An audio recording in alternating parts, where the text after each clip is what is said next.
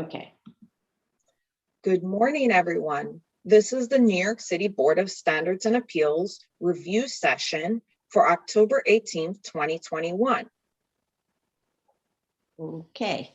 Thank you. I just wanted to make a general statement about our hearings. This is for, let's say that not specific to any case, but something that I've been witnessing in the last, actually, couple of months. In this last couple of months, the board has had to endure on occasion the rude, disrespectful behavior of several applicants and their representatives. Hence, I feel that I have to announce here, and will do so again as necessary, that such behavior will not be tolerated. Applicants and consultants are not to attempt to manage the hearing, nor to speak disrespectfully to any board member or BSA staff member. And any such outbursts will be immediately silenced by the Zoom mute button during our remote hearings. And if the applicant escalates their behavior once unmuted, then the case will be adjourned or closed for decision. So I plan to take this very seriously. I will no longer, I never did, but I will not tolerate rude behavior by the applicant community or the representatives. Okay, so let's begin then. Thank you. Thank you. Morning, everybody. Sorry for being late. I had a problem with the hardware. Okay, thanks. Go ahead, Joe. Thank you. We will begin with the adjournment. Item number 1, 2018-26-BZ 79-03 Roosevelt Avenue, Queens. Okay, before you go on with that one, I want to say, so this application was filed in February of 2018 and was last heard in January of this year. And this is their third adjournment requests. So we need to send a dismissal warning letter to them. So council, please note that, but we'll give them a lot of time to address the open DEP issues. It's just that we can't keep adjourning and adjourning. So if the applicant could give us an idea of how much time they'll need at the DEP, then we could set this for a future date for a continued hearing. Okay, next one. Item number 2, BSA calendar number 2020-45-BZ and calendar number 127-15-BZ 135-35 Northern Boulevard, Queens. Okay, similarly, this application was filed May 20th, 2020, and last heard February 9th, 2021. And this is their third adjournment request. So again, we'll need to we will send a dismissal warning letter. So council, please note, but we'll give them as much time as they think necessary to address their open issues. So the applicant needs to tell us how much time they need. We do understand it's a complicated issue, and perhaps they can give us a projection. Another option is to withdraw the application and reapply when they're ready, because I realize that it may be that kind of situation here. I don't know without more information from the applicant. I believe they requested an April hearing, but I can look into that. But yeah, they requested an April hearing, but based on the reason for that request, it may not be enough time, and I don't want them to be pushing April when it's really not realistic. So because it's been too many adjournments. Okay. Thank you. Thank you. Item number 3, BSA calendar number 2020-55-BZ 1284 East 19th Street, Brooklyn. Okay. Okay, you can go on to postponements. Thank you. Postponements. Item number 4, BSA calendar number 837-85-A 166 78 73rd Avenue, Queens. Okay, this is being postponed for failure to notify, and we're going to work with the applicant so that, who's not a regular applicant here, to notify in time. Deferrals. Item number 5, BSA calendar number 528-71-BZ 133-40 150th Street, Queens. They just need more time to make the improvements. Withdrawals. Item number 6, 2017-317-BZ 1693 Flatbush Avenue, Brooklyn. Okay, so then they sent us a letter requesting withdrawal. So for a motion to withdraw, Chair Perlmutter, aye. Vice Chair Chanda, Aye. Commissioner Otley Brown, Aye. Commissioner Sheta, Aye. Commissioner Shabeta. Aye. This is withdrawn. Item number 7, BSA calendar number 2018-13-BZ 30-32 Village Road, North Brooklyn. Okay, so this one is on the withdrawal list because the applicant verbally requested a withdrawal, but we cannot withdraw unless we have a written request for a withdrawal. And then we subsequently, I think it was just on Friday, received a letter saying that they're requesting an adjournment. So actually it's adjourned. Okay, this is adjourned. Yeah. Decision items. Item number 8, calendar number 2017-100-BZ 412 East 90th Street, Manhattan. Madam Chair, I must recuse. Thank you. Okay, so as requested, we received what's described as a summary of the contents of the zoning lot development agreement. It's actually a lot of the zoning lot development agreement, but with sort of the more, with certain things just taken out for being complicated. So, but in addition, there's a cover letter with an assurance that there's no light and air easement that benefits the neighbor. And so I would like to make a condition of approval that there be no light and air easement benefiting the neighbor. They do have temporary access easements for construction of the adjoining building. That's normal, but for me, the concern was a future build on top of the school building where they would regret having granted a light and air easement to the neighbor. And so we're told it was taken out, but you can't really prove a negative, right? Unless we had seen the final zoning lot development agreement recorded against the property and read every inch of it, you couldn't actually prove that it's not there. So without that, so anyway, I would like to make a motion to grant on that condition. Yeah, Chair Perlmutter, aye. Vice Chair Chanda, Aye. Commissioner Otley Brown. She's recused. Oh, yes, that's right. I'm sorry. Commissioner Sheta, Aye. Commissioner Shabeta. Aye. Okay, this item has been granted on condition. Item number 9, BSA count. Maybe someone could call back. Oh, Yes. she's here. Oh, okay. Item number 9, calendar number 2017-261-BZ 527 East New York Avenue, Brooklyn. Okay, there was no submission on this and no conditions, so motion to grant. Chair Perlmutter, Aye. Vice Chair Chanda, Aye. Commissioner Otley Brown, Aye. Commissioner Sheta, Aye. Commissioner Shabeta. Aye. This item has been granted.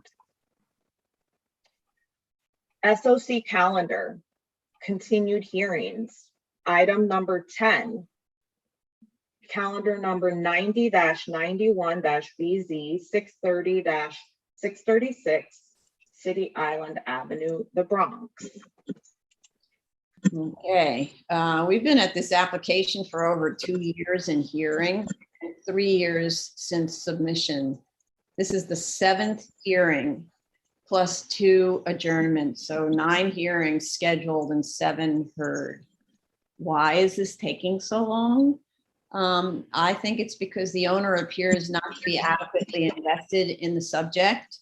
At the last hearing in May, all commissioners expressed their frustration that the work was still not complete. Kurt, I'm going to mute you because I'm hearing background.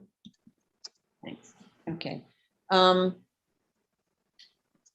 Since the very first hearing in July 2019, commissioners' comments were that the site was in terrible shape with trash everywhere, cars parked randomly, trucks parked on site, landscaping a mess, fences broken and needing replacement, lumens too high at the property line. In short, as was stated at that hearing, the site is a blight on the neighborhood. Over these many hearings, we were led to believe that improvements had been or were being made since we were shown select photos taken at just the right angle to indicate this. Such photos were shown to us at the last hearing in May on the Zoom screen, so it's very hard to inspect those photos. And then either they or others were submitted to the agency in preparation for this hearing. However, at the urging of our deputy counsel, Chase Vine, and based on the September 29th, 2021 photo submission by the applicant, our compliance officer, Ted Ricketts, went out to the site last week and took a detailed series of photos. Those photos showed the site garbage strewn, overgrown with dying shrubs, cheaply not installed residential grade garden edges instead of actual curbs around the planting areas, bent and broken and incomplete fencing, a poorly installed trash enclosure with open chain link fence and visible to the neighbors, which I realize now in comparing that photo to the one submitted in August 2019 is the same relocated, bent and broken trash enclosure that had been leaning up against the fence near the ramp in 2019. So we were led to believe they installed a new one, but actually they just disassembled the old one and badly installed it in another location. So I have to say, I'm actually shocked by that behavior. I don't know why, because we do have other applicants who are uncooperative like this or put on a show like this. We shared our compliance officer's photos with the applicant, who submitted a few new photos a couple of days later to argue that all is improved. The owner didn't seem to notice because he's in the photographs holding a newspaper to show the date. He didn't seem to notice that he is standing in front of bent and broken fencing and that the cheap border trim used instead of properly installed commercial grade curbing will be kicked out of place in a few days. In applying the old adage that cheap is expensive, the owner and perhaps his tenants went the cheap route in an attempt to appease this board. If you'll remember back in 2020, after over a year of hearings, photos showed planting beds were crushed concrete with an attempt to plant shrubs in crushed concrete. So cheap is expensive has been the model being used by this applicant. So now it will be even more expensive because none of the so-called improvements as we see them now are acceptable to me anyway. The bent chain link fencing indicates that it is smashed into by cars. How do you prevent that from happening? By using residential grade metal picket fencing, which we see in the next application. That's exactly what they're installing. And this is a site surrounded by residential uses here. And so that should be the standard of the fencing. How do you improve the bent and terrible looking trash enclosure that is supposed to keep out vermin? By building a finished cement masonry block or concrete block with a solid steel door. That's how. And proper curbing around the planting beds that we have required on every application of this type for years. I'm also shocked that the applicant's representative has not given any direction on this to the client, or perhaps it was that the client has ignored those directions. In October 2019, the direction was a masonry trash enclosure with a roof. And on applications like this one that go on and on, I am forced to go back and look at what we discussed in the past. So I look at my notes and I listen to the hearings. The ADA parking space, if you look at the drawing, I asked, can a person in a wheelchair really get out of their car and get to the ramp? It looks like the ramp blocks access from the space adjacent to the ADA parking space. Like, how do you even get a wheelchair around the car and get to the ramp if the drawing is accurate? I don't know about that from the photographs. And I didn't ask Ted specifically to take a photograph with the tape. So probably we're going to need him to do that. There are trucks parking in this lot adjacent to residential properties in an R3A district. We said, move the trucks off site. So it's not okay to have trucks. So I want to know what's going on with the trucks, because the explanation from the owner was that one of the tenants is a construction company. That doesn't make it okay to have trucks parked here. So we never did get details of the planting beds, although we requested this many times.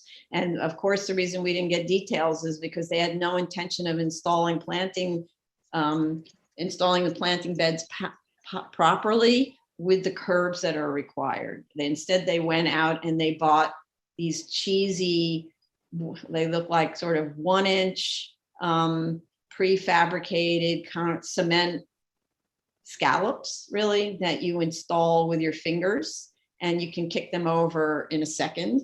The lumen spread diagram shows that they're high at the property line and then drop to 0 over the property line. I don't understand how that happens. And as far as I can tell, we never got a field lights on, lights off lumen spread diagram. And I don't think we ever really cleared up the required parking question that has been posed at every hearing so far. So, so those are my comments. I'm like running out of what to do other than what we do sometimes with badly performing or non-performing applicants. But I don't want to suggest that at this point, even though it's too many hearings and it's very frustrating. So Vice Chair Shanda. Madam Chair, I understand your frustration. I think, yes, when we do see cases for so long, it does bring back the old notes and issues. And I've been concerned about this site. My only thing on this site and is that it is just, I was there actually on a site visit, and for whatever reason that day, the site looked good. Yes, there were overgrown vines. I'm not sure if those overgrown vines were, from the site itself or from the abutting sites that were encroaching onto the thing. I didn't get into those details, but overall the landscaping looked decent. The parking spaces were laid out. There were no haphazard parking. I still have some question with regards to the ADA access as to how a vehicle parked on ADA parking space 2 and 3 would be able to access the ramp. So that to me is still not clear. And, and given the pandemic last year, and this area is not an area that gets a lot of foot traffic. It is an edge of an island with very select set of people that come to this area. So I'm not sure how much of business or it made. So I do have some element of sympathy for the owner and ability to finance all of this. But at the same time, I understand that our comments should have been taken a lot more seriously and acted upon in a way that it wouldn't have required the applicant to come back over and over again. But you did see the photographs that Ted took. No, and that's why I'm saying when I went there, I did not see this much of like things on the ground. I did not see it, and the planting looked good. There were like 4 or 5 cars that were parked there. They were all parked in the designated spots. Honestly speaking, I didn't go and look at every corner to see if anything was out of place or anything like that. But overall, it looked fine to me. And my main concern was the landscaping, how it was blocking the parking area from the adjacent residential building, and whether that was, whether that had grown in a sufficient way to provide a visual buffer. And it has. Remember when we had a lot of concern when those were really tiny little things, whether they would even survive. So I was pleasantly surprised to see that they had grown, or they were new ones, whichever way it was.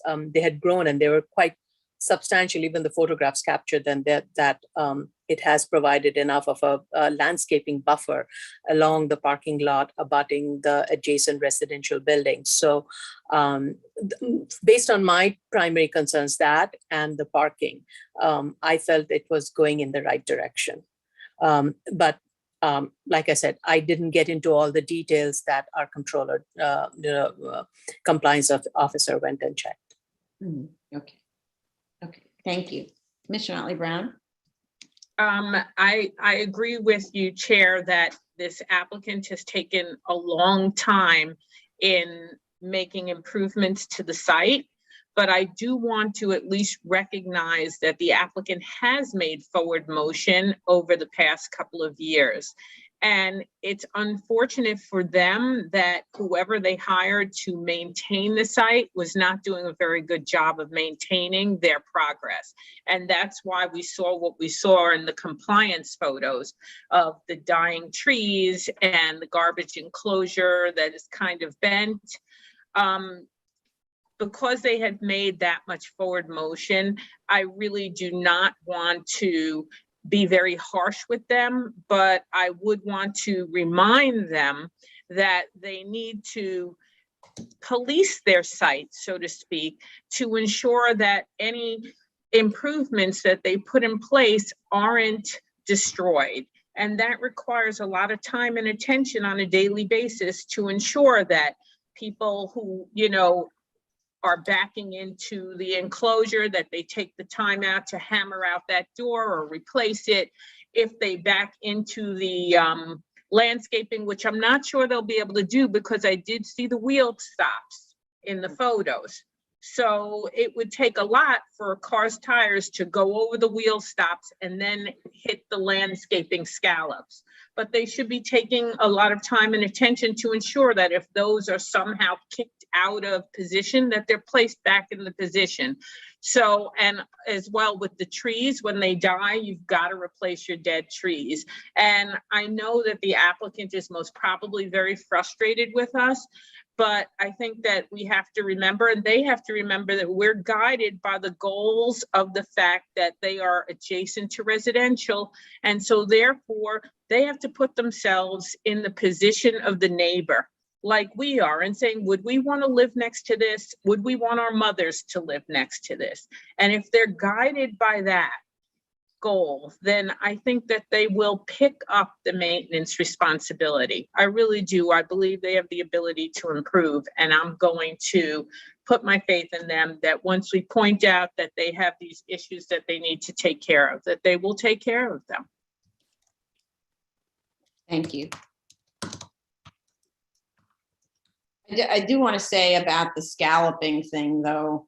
Those scalloping things, they're designed for residential use where you have a little bit of a garden bed and you put it in, and every morning you go and you adjust your little garden. This is a commercial use, and anyone who gets out of their car or has something who kicks it, that's why they were all down. They got kicked down. You don't need a car to drive over it. The cars would break them, actually. If the car drove over it, they would be crushed.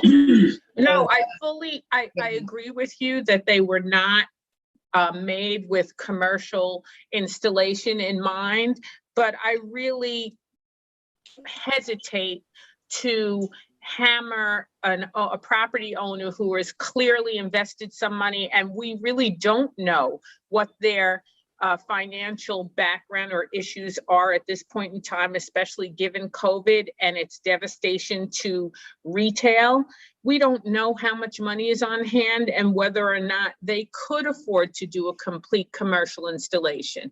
That being said, if you do use something that probably isn't up to the task, it is more important for you to manage that and make sure that, okay, it's a little cheaper, you did it by hand, but it's got to look good all the time so that we could be convinced that even though it is not up to our usual standard, it's being maintained in such a good way that we could overlook that. And that's not the case here.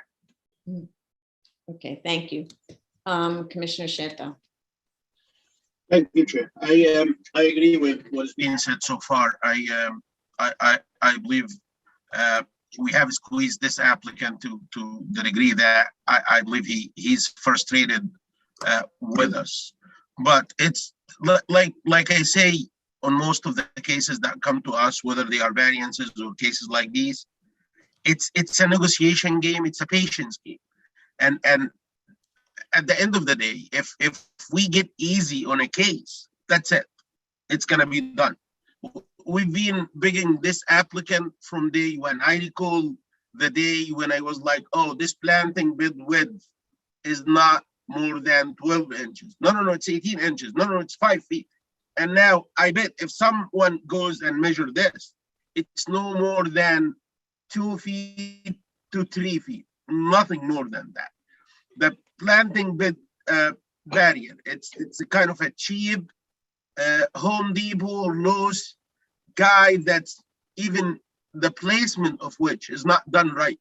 To put something like that, you have to dig probably like 2 inches or 3 inches in ground and then embed them in ground and pile dirt like right behind them so they do not overturn. From one side, they are supported by the pavement. From the other side, you pile some dirt in front of them. So even if somebody hit them with his shoes or something, they are not going to be like out of place.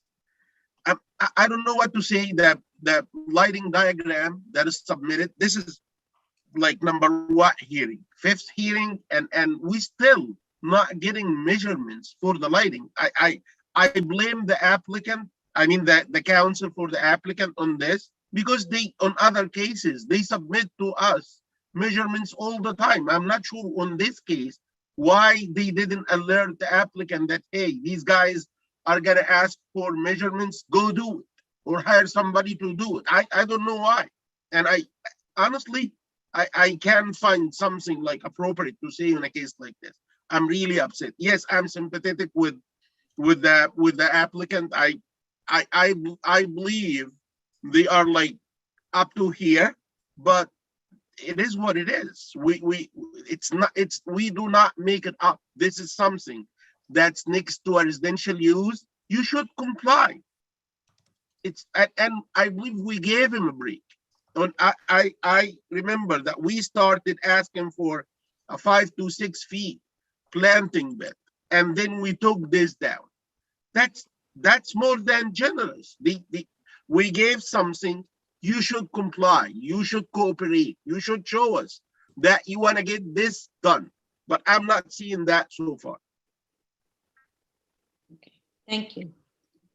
Commissioner Shibata. Thank you, Chair. So I hear your statements, Chair, and I do agree with them. And I also am sympathetic to the statements made by Commissioner Otley Brown about the potential financial difficulty that this applicant may be in. I think that it's either one thing or the other has to happen. Either there needs to be a substantial upgrade to the quality of the installations and spending more now, or there has to be continuous maintenance. And I think that's something that just the testimony that we had here today so far, but the statements made by the commissioner so far and the photos, Commissioner Shanda did go to the site and said her own observation that the site was clean at the time she went. I'm not sure the day that she went. The photographs, although by our Mr. Ricketts, show a different site. So either they need to give us an operational plan that shows a continued maintenance of the site, or really invest in upgrading the site, as you stated. Right. Okay, thank you. And I don't know if Ted's on now. Somebody could text Ted to come. Yeah, oh, you're there. I'm sorry. You know what? I was looking for your name and I see compliance officer and said, sorry, Ted. So I would like you to go back out on no specific day so that there's, it's a, what do you call it? Unplanned visit, and take as thorough photographs as you did the last time. And also, if you could go out with a tape measure and measure the distance between the front of the ramp, the bottom landing of the ramp where a wheelchair would end up on flat surface, and the beginning of the access to the to a car that's on the ADA parking spot. You have a floor plan, right? A floor plan. I just want to make sure. So the distance between the entrance to the handicap ramp and like the first parking stall that's closest to it? Yes, the parking stall that's marked ADA.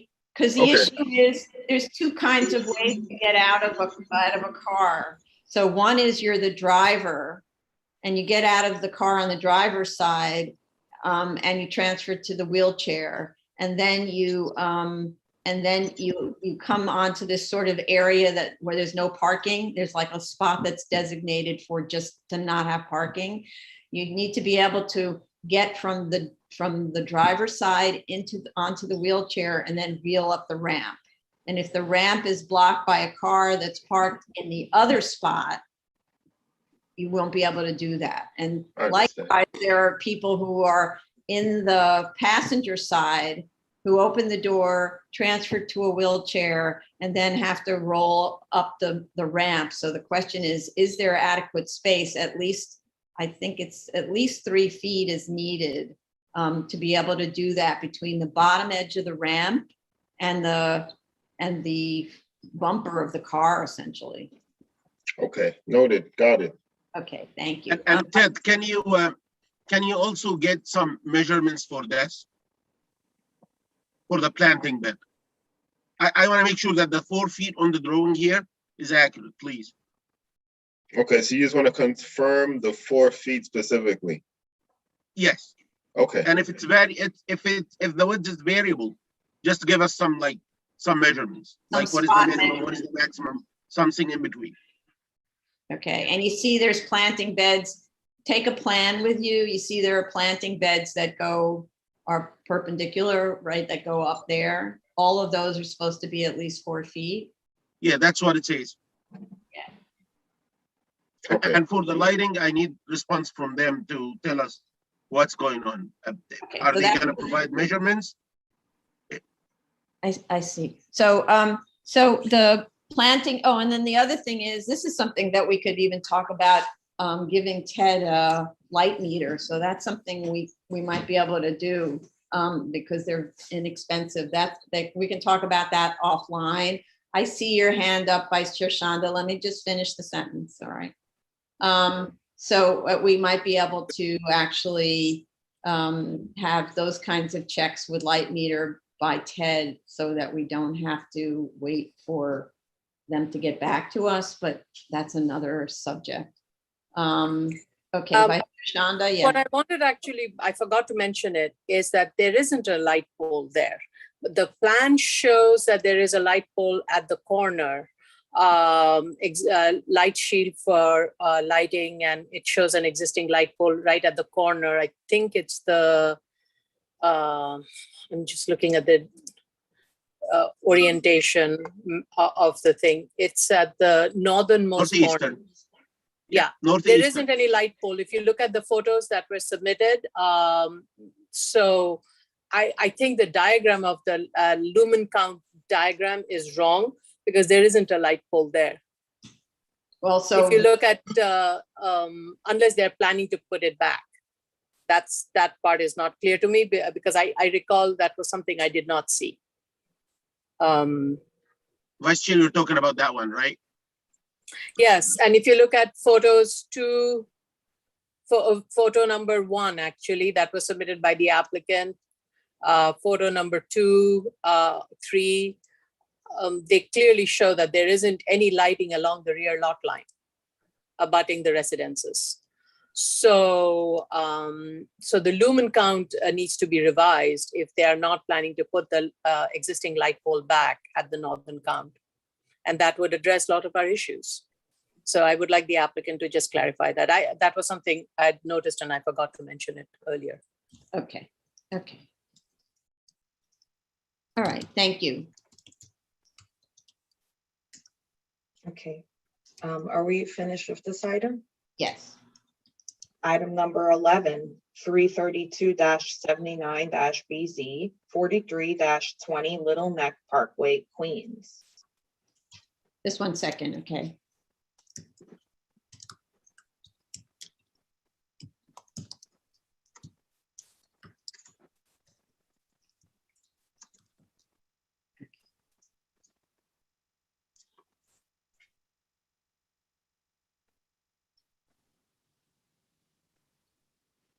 All right, this is another application that's been in hearings even longer than the last one.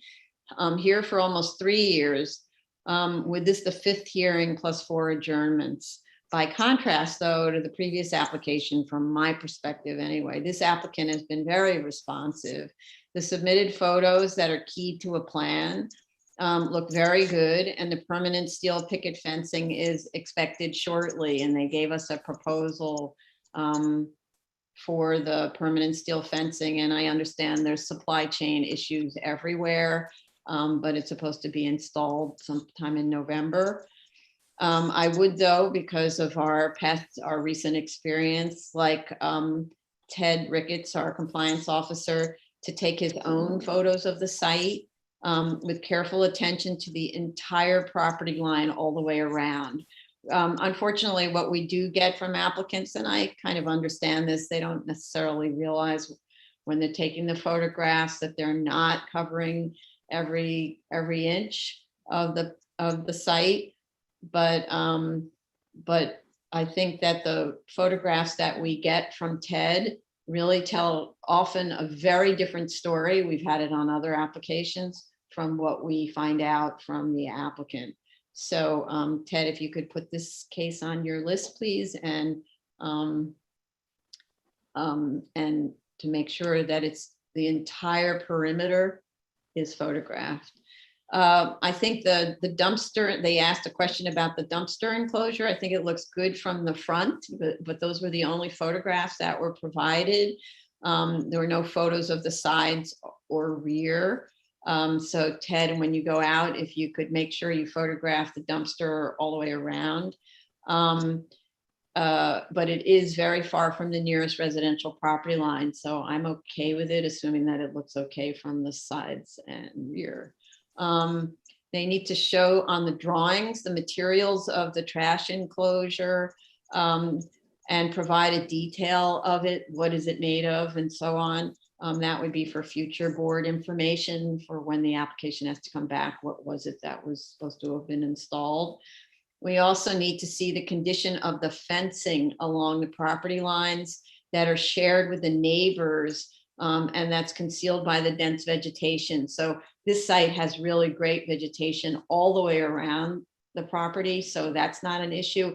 I'm just, there's a fence, there are fences that are shown on the plan, and if those fences are in a collapsed state on the residential property line, then that would need to be something that the owner takes care of. So I would ask the applicant to take those photographs because it means going on to neighboring properties, and I don't want tend to have to do that.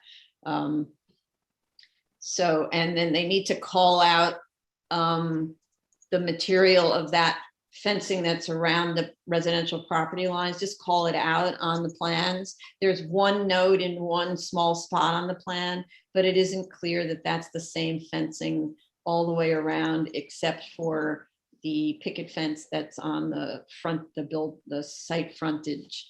And then as for the light readings, this is something I didn't really understand. Those lux readings don't indicate whether it's lights on and lights off. And if with what the readings are shows they're very high over the property line. So I'm not really sure what those lux readings were intended to show. And when you look at the sort of the diagram, which is what they're using, the cut sheets from the lighting company tells you what the light spread is going to be, what to expect from a light. And so when you show that light spread, which is this irregular shape, it shows there's significant light spread onto residential lot 45 based on the cut sheet diagrams, or the diagrams that use the cut sheet diagram. And that seems to be borne out by that lux reading that on lot 45, which is residential, there's uh-oh. Have we not been recording? I just got a recording in progress. Have we not It was been? recording all the time. It was recording.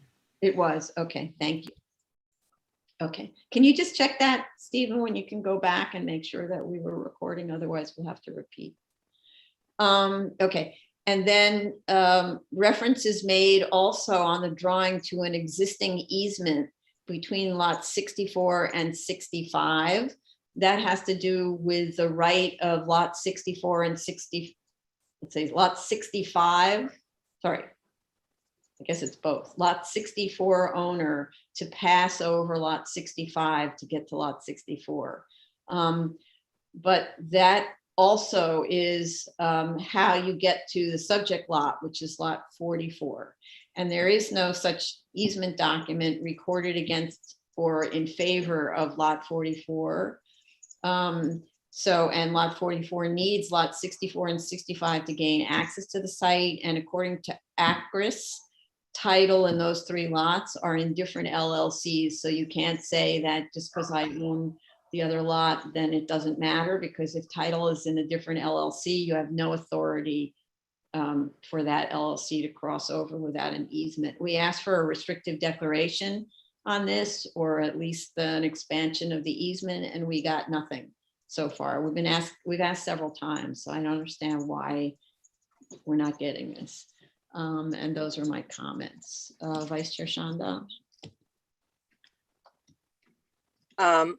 I have to say I'm very, very appreciative of what this applicant is doing and the initiative that the applicant has taken. It is one of the largest accessory parking space that I have ever come across thus far in our reviews of such cases. And it is an enormous site with a lot of lot lines. So it does require a significant amount of improvement, lot of asphalt to pave, lot of area to cover with lighting. With that said, I think the applicant has done a really good job of responding and correcting and improving the condition of the site. It has been resurfaced. It's an enormous site, like I said, which has been resurfaced. The parking spaces have been restriped. The fences along the Little Neck Parkway, that entire frontage that was in pretty bad shape is going to be repaired. And the the trash enclosure has been built. Additional landscape wherever there was gaps in the landscaping, that has been provided. Overall, it's really in good condition. My question is only with the lighting, where the applicant says that new light fixtures have been added. I don't recall what the existing height of these light poles were, if these are the same heights And if they're planning to retain that, just change the lighting material and put some shields. If the applicant could clarify that and indicate it in the plan, the height of the light poles. And also in the plan, specify the height of the fence, which from the documents that we have received from the fencing company, that the height will be 4 foot. So that should be indicated in the plan. This is for future boards and other documentation purposes. And I'm overall very, very, very satisfied with the improvements made. And barring any other things, I think it is on its way to be closed if that can be granted. Okay, thank you. Commissioner Otley Brown? I was pleased with the progress made on this site. I agree with the vice chair that it was very challenging because the site is humongous. It's very large. And it also doesn't seem to be utilized as much as one would expect it is. But that being the case, and I do remember when the owner came before us and actually spoke about their financial hardships. And given that they did have financial hardships, they did find the money, the financing to be able to do those improvements to the site. And so I have no additional questions. Okay. Thank you. Commissioner Sheta. Thank you, Chair. The only comment I have, and before that, I want to appreciate the work's done so far. Really was long shot for this project, a huge site. But on the lighting issue, I believe we discussed this with the applicant professional before, and we told him that what he's doing is kind of like superimposing the lighting diagrams from the cut sheets on the plan. Number one, on the plans, he has to specify which one is which. Let me share my screen because I believe it's either there is something incorrect with the superposition or I'm missing something. But if you look at, this is the plan that they submitted, and take a look at this diagram here. And then I'm not sure if you're gonna see this. Did my screen change or no? Yes, yes. Okay. First of all, these are the cut sheets submitted, and here is like blocking these two. My understanding is that these are the two that being utilized. The 160 watt showbox type 3, 25 feet high, and the other one is type V.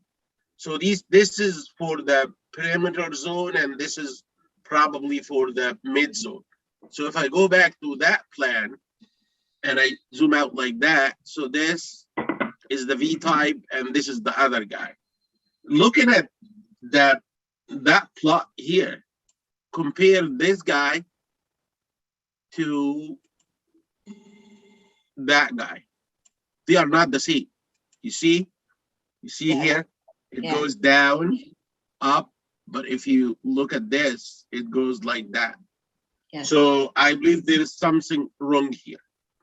The second issue for me is, if you look, this is like the key for what these light poles produce. That's my understanding for it. This is the legend. And it says that if you're far away, if you're at 40 feet or so, you just get 0.1 foot candle. But if you're very close here, you get 5. Is it really 5?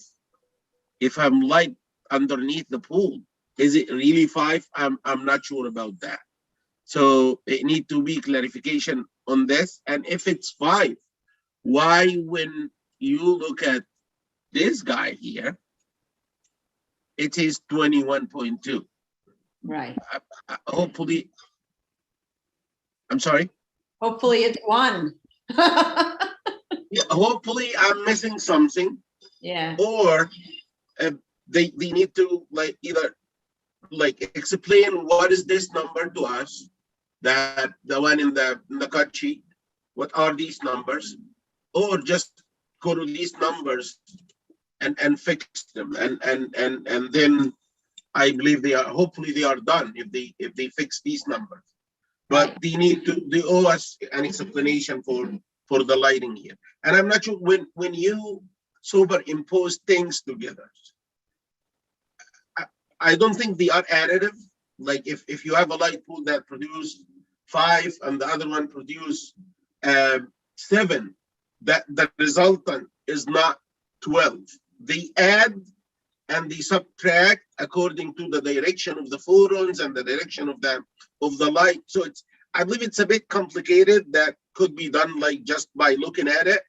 But this is, like I said, this is the lighting engineer, or he just put aside the cut sheets and go do some measurements and prove it to us that they are not exceeding, and you're done. I think this is a much easier solution personally. You know, we see how much those light meters cost, for example. The one we had on a previous submission, I look, every time they show us what the light meter is that they use, I look up how much it is to buy. They're like $150. So you go to the site here and you stand basically at the property line like we always talk about, and you take the reading, and if it's 0, you're done. You don't need to go through this elaborate analysis with cut sheets, right? And yeah, I believe the numbers on the plan, the numbers that highlighted in yellow, I'm not sure if these are measurements, because if they are measurements, I believe they are concluded based on the single light pole diagram output. The numbers shown on the legend. But if they are the numbers shown, I have 2 issues with this. If they are the numbers that are coming from the legend, number 1, why they are not consistent? Why I'm seeing 20 plus here and over there it says the maximum spot? This is the second issue. It shouldn't be coming from the single light pole diagram because of the interference between the different light poles. And even if we assume that they are so far from each other that no interference would happen, then just do some measurements and get peace of mind. Do not complicate. It's not complicated. You don't need. I believe the cost for printing that diagram with that entire plan with these many diagrams inside could be more than doing the measurements and just be done quickly. So right. Okay. I hope they will do it. Okay, thank you. Commissioner Shibata? Thank you, Chair. I was glad to hear that the owner was able to make the steps that he's taken in the progress of the site. It is a very large site, as stated before. I do have some questions with regard to just the clarification on the lighting. I think your suggestion of getting a meter to read it on location might be a very quick fix to this, and I don't have any other further questions. Okay, thanks. Vice Chair Shanda? No, that is something. I was looking at the photos that the applicant submitted, and I was looking at the lighting analysis. And what I found interesting is that if you look at photos such as view number 9, view number 3, there is so much of, as you mentioned, there's so much of dense landscaping, and these are not low rise, these are quite high, and they're taller than the lamps, the light poles. So I'm wondering if this lighting analysis that's been done is realistic to the site, because I don't think the light would spread beyond the property line given the height of these trees. If you look at view number 9, which shows the light pole that's located at the furthest corner of the site, there's no way there can be any spilling along the rear lot lines. And similarly for, if you look at view number 3 or 4, there too, there are such tall trees that there is no way it would, like view number 5 is a really good one because it shows the entire perspective of the parking space. So I think they are doing themselves disservice. I don't think, given the dense amount of landscaping and tall trees that are there, I think the lumen spread into the residential is probably 0 to nil. And that should be reflected. Excusing the pun. Yeah, I believe the trees would help, but this is during the probably the spring and the summer, but during the winter when the leaves fall, I don't think the cover is there. This is one. And number two is we don't want to open like discussions like these because we hear this before from applicants with sound. When we started talking about sound insulation and when we asked people to put sound walls, sound barriers, and they started talking about, oh, we have trees, the landscaping will help. And thanks God, at the end of the day, they got something from the manufacturer of these barriers that, and I believe it was one from the manufacturer of a menu board that said landscaping shouldn't be considered in sound insulation or sound blocking. Same thing here. I don't want to count on the landscaping. I'm not saying they have a problem. Probably if the numbers in the legend are correct, they're gonna be done in like in quicker than they think. They just need, my point is, sometimes you have the solution right next to you, but you keep looking 100 feet away. It's right underneath your feet. Just look at it. Complicating things is not usually the right way to go. Right. Okay. Thank you. All right. Thank you. Let's move on to the next. Item number 12, calendar number 6-04-BZ 7118 to 7124 3rd Avenue, Brooklyn. Okay, this case was last heard in February with one requested adjournment since. Fire department had serious objections, and we had many issues with the submission that needed to be cleared up that had to do with just how the submission was kind of constructed, not specifically with the site, with the request. There is a March 31st, 21 submission of a set of photos taken by our compliance officer, Ted Ricketts, who accompanied the fire department on a site visit on February 24th, 21. The photos in summary indicated many illegal conditions that resulted in fire department violations being issued. Unfortunately, fire department violations don't show up on BIS, and I frankly can't figure out how to find them on the fire department website. It would be great if fire department and DOB could work together to get them to show up on BIS so you can find your violations all in one place.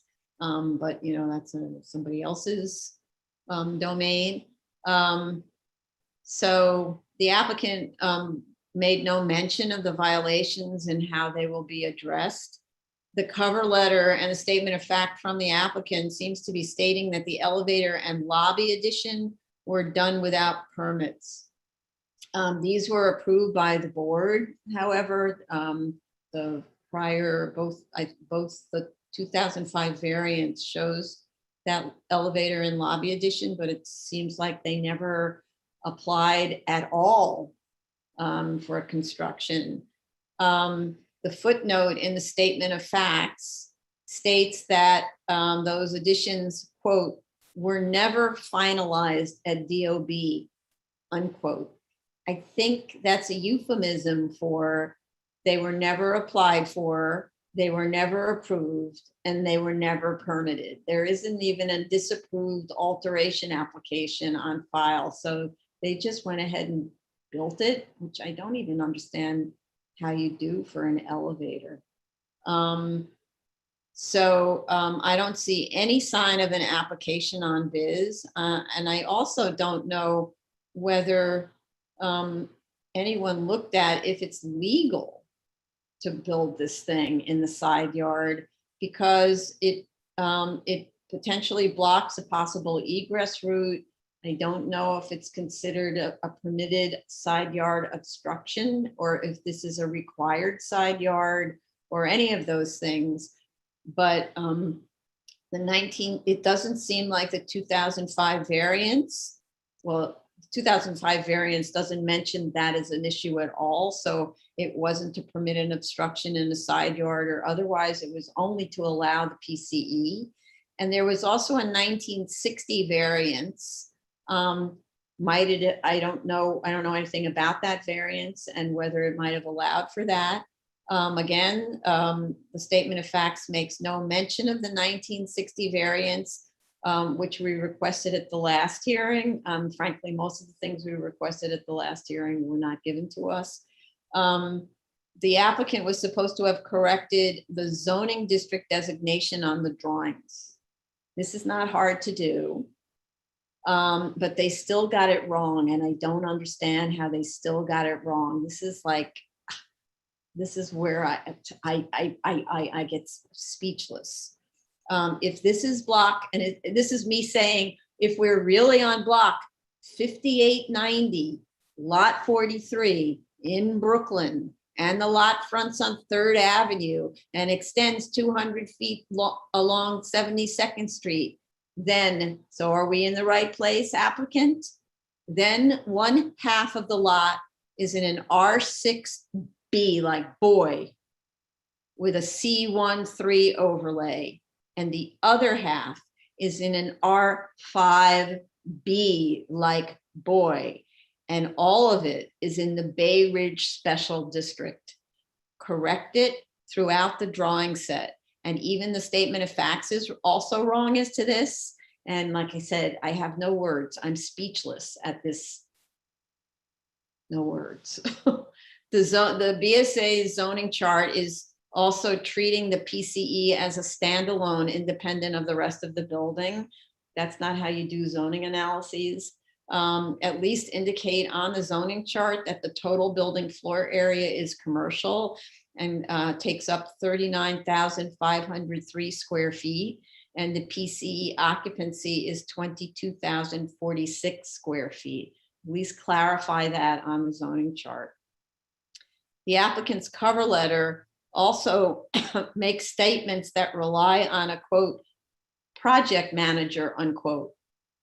What project manager? Who's project manager? What kind of project manager? The PCE's project manager? The Department of Buildings project manager? BSA? It can't be BSA's project managers. BSA is not a fact witness, so it can't be BSA project managers who provide an applicant with filing data about a project. It's about the alteration type 1 application. So I hope it's not relying on a BSA project manager's statements. At least, so please explain what you mean by this, correct the statement of facts, so it, or correct that letter that just talks about some random project manager. And at least the areas on the 3 floors now match the approval figures.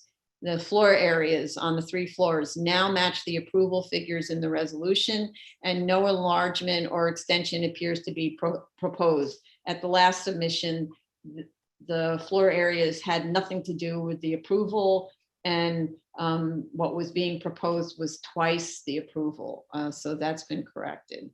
At the last hearing, I asked for clarification about the office space at the 2nd floor that is labeled now, quote, not part of PCE, unquote. I'd like to know how it is not part of the PCE. The cover letter says it's not occupied. So how is it not occupied? Is it sealed off? There's no such thing as non-occupied space unless it's sealed off. It's in the, I mean, apparently it's leased to the PCE. If the PCE isn't using it, it's part of the PCE. I mean, I don't understand that statement. They need to provide photos if it's blocked off. It's just not really credible, because the only way to get to those office spaces is through the PCE. We also asked the applicant to provide photos of compliance with the conditions of the grant. The applicant certainly doesn't make it easy for us when they submit these materials, but there were some photos that show no curb cut on 72nd Street, I guess, and no cars in the side yard, which is what I believe is the courtyard that the community board referred to. I didn't see any no parking in courtyard signs, which was one of the conditions. I also didn't see a measurement of the pedestrian gate that's limited to 40 inches, which was also a condition. So not sure how those photos actually established all the conditions are present. There's also graffiti on the gate. Please paint over the graffiti. Really, take a photograph that you hand to the board and there's graffiti. I mean, go get a can of paint, really. So I do understand that some of these issues are the landlords, but BSA has conditions for approval that benefited the landlord's ability to rent the space to a viable user.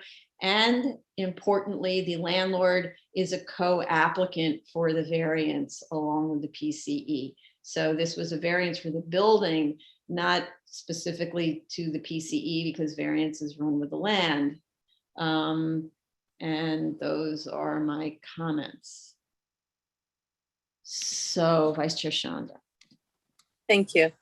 Madam Chair, as you pointed out, the zoning districts, what's funny is that it has been corrected on sheet EP4 to R5B, but the first page, EP1, still shows R6B, which is what you pointed out.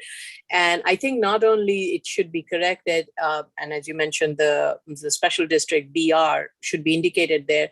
The distance of the C13 overlay from the street should be indicated. It just shows the 200-foot length of the lot.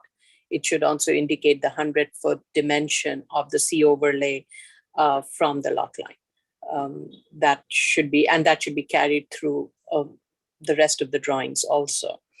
I just want to clarify, there are many drawings that are still incorrect as to the zoning district. Yeah. So it's not just one page, because knowing this applicant, he's going to correct one page. All the drawings have to be checked. Only one of them was right, and I'm not going to tell you which one. So you have to correct all of them and look again. And I can't believe we're having this discussion about this. Crazy, but thank you. Yes, yes, it should be looked through every document, every plan, everything. I agree with you. The office space doesn't seem to have its own independent access. And in the prior approvals, it seems that the office space was counted in the floor area. Because if you look at the second floor size in the previous approval, it was of a different dimension compared to what it is. So I'm wondering why it is being eliminated. And if there's a separate access, that's fine. Or if it is shared access for commercial operation and you just go your own way, then that needs to be clarified.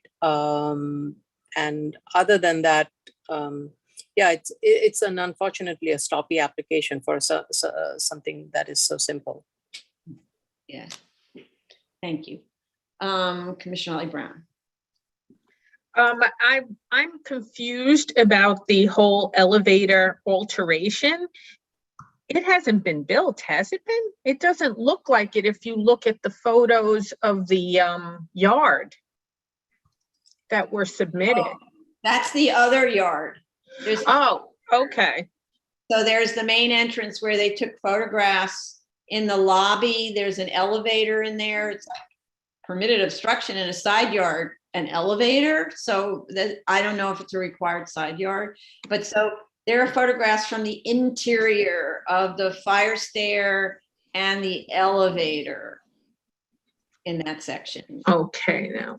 Because that I didn't see. I saw like 3 photos of the interior without being able to tell exactly where they were.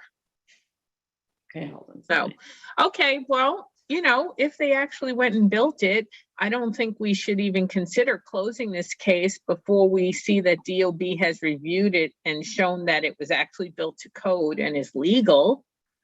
Right. I mean, shame on them, but I mean, this is a situation where the applicant really needs to get in touch with the owner's lawyer in order to help resolve this issue. Because the other part of it is, thank you. The other part of it is, if it's not legal from a zoning perspective, that should have been a waiver considered by the prior board in 2005, 2008, or 2005, because it's shown on the drawings. Otherwise, if there are fire code or building code issues about egress through that area that's blocked by the elevator, that's a whole other subject for them to work out with DOB. So, okay, thank you. Anything else? No. Thank you. Okay, Commissioner Sheta? Thank you, Chair. I have nothing to add, but just saying one thing. I'm really, every time I read a submission like this, first of all, I thank God for my English, because I'm not a native English speaker. So I got to, sounds like I got to a really good position compared to others. And I really get upset because we don't have to struggle to understand things. If I'm writing something to somebody else, I need to think that this guy need to understand, or this other person need to understand. It's a kind of communication. If you do not communicate right with us and we don't get you, that means that case delayed, more expenses to your client, which is not good. So I don't know, just one sentence here. There was a partial permit issue, comma, then an audit, comma, revised documents and disapprovals. So what? That's all. Thank you. Right. Thank you. Commissioner Shabeta. Thank you, Chair. I share the same frustrations as the board does. I am curious to know when this application for the approval of the elevator was filed. Was it recent? It just states that, oh, that's been current. Well, quoted. That an application to obtain the necessary approval is now in process. I'd like to know a bit more. I do agree with Commissioner Holly Brown. I don't believe that we should can grant this until such time that is approved, if it is going to be approved.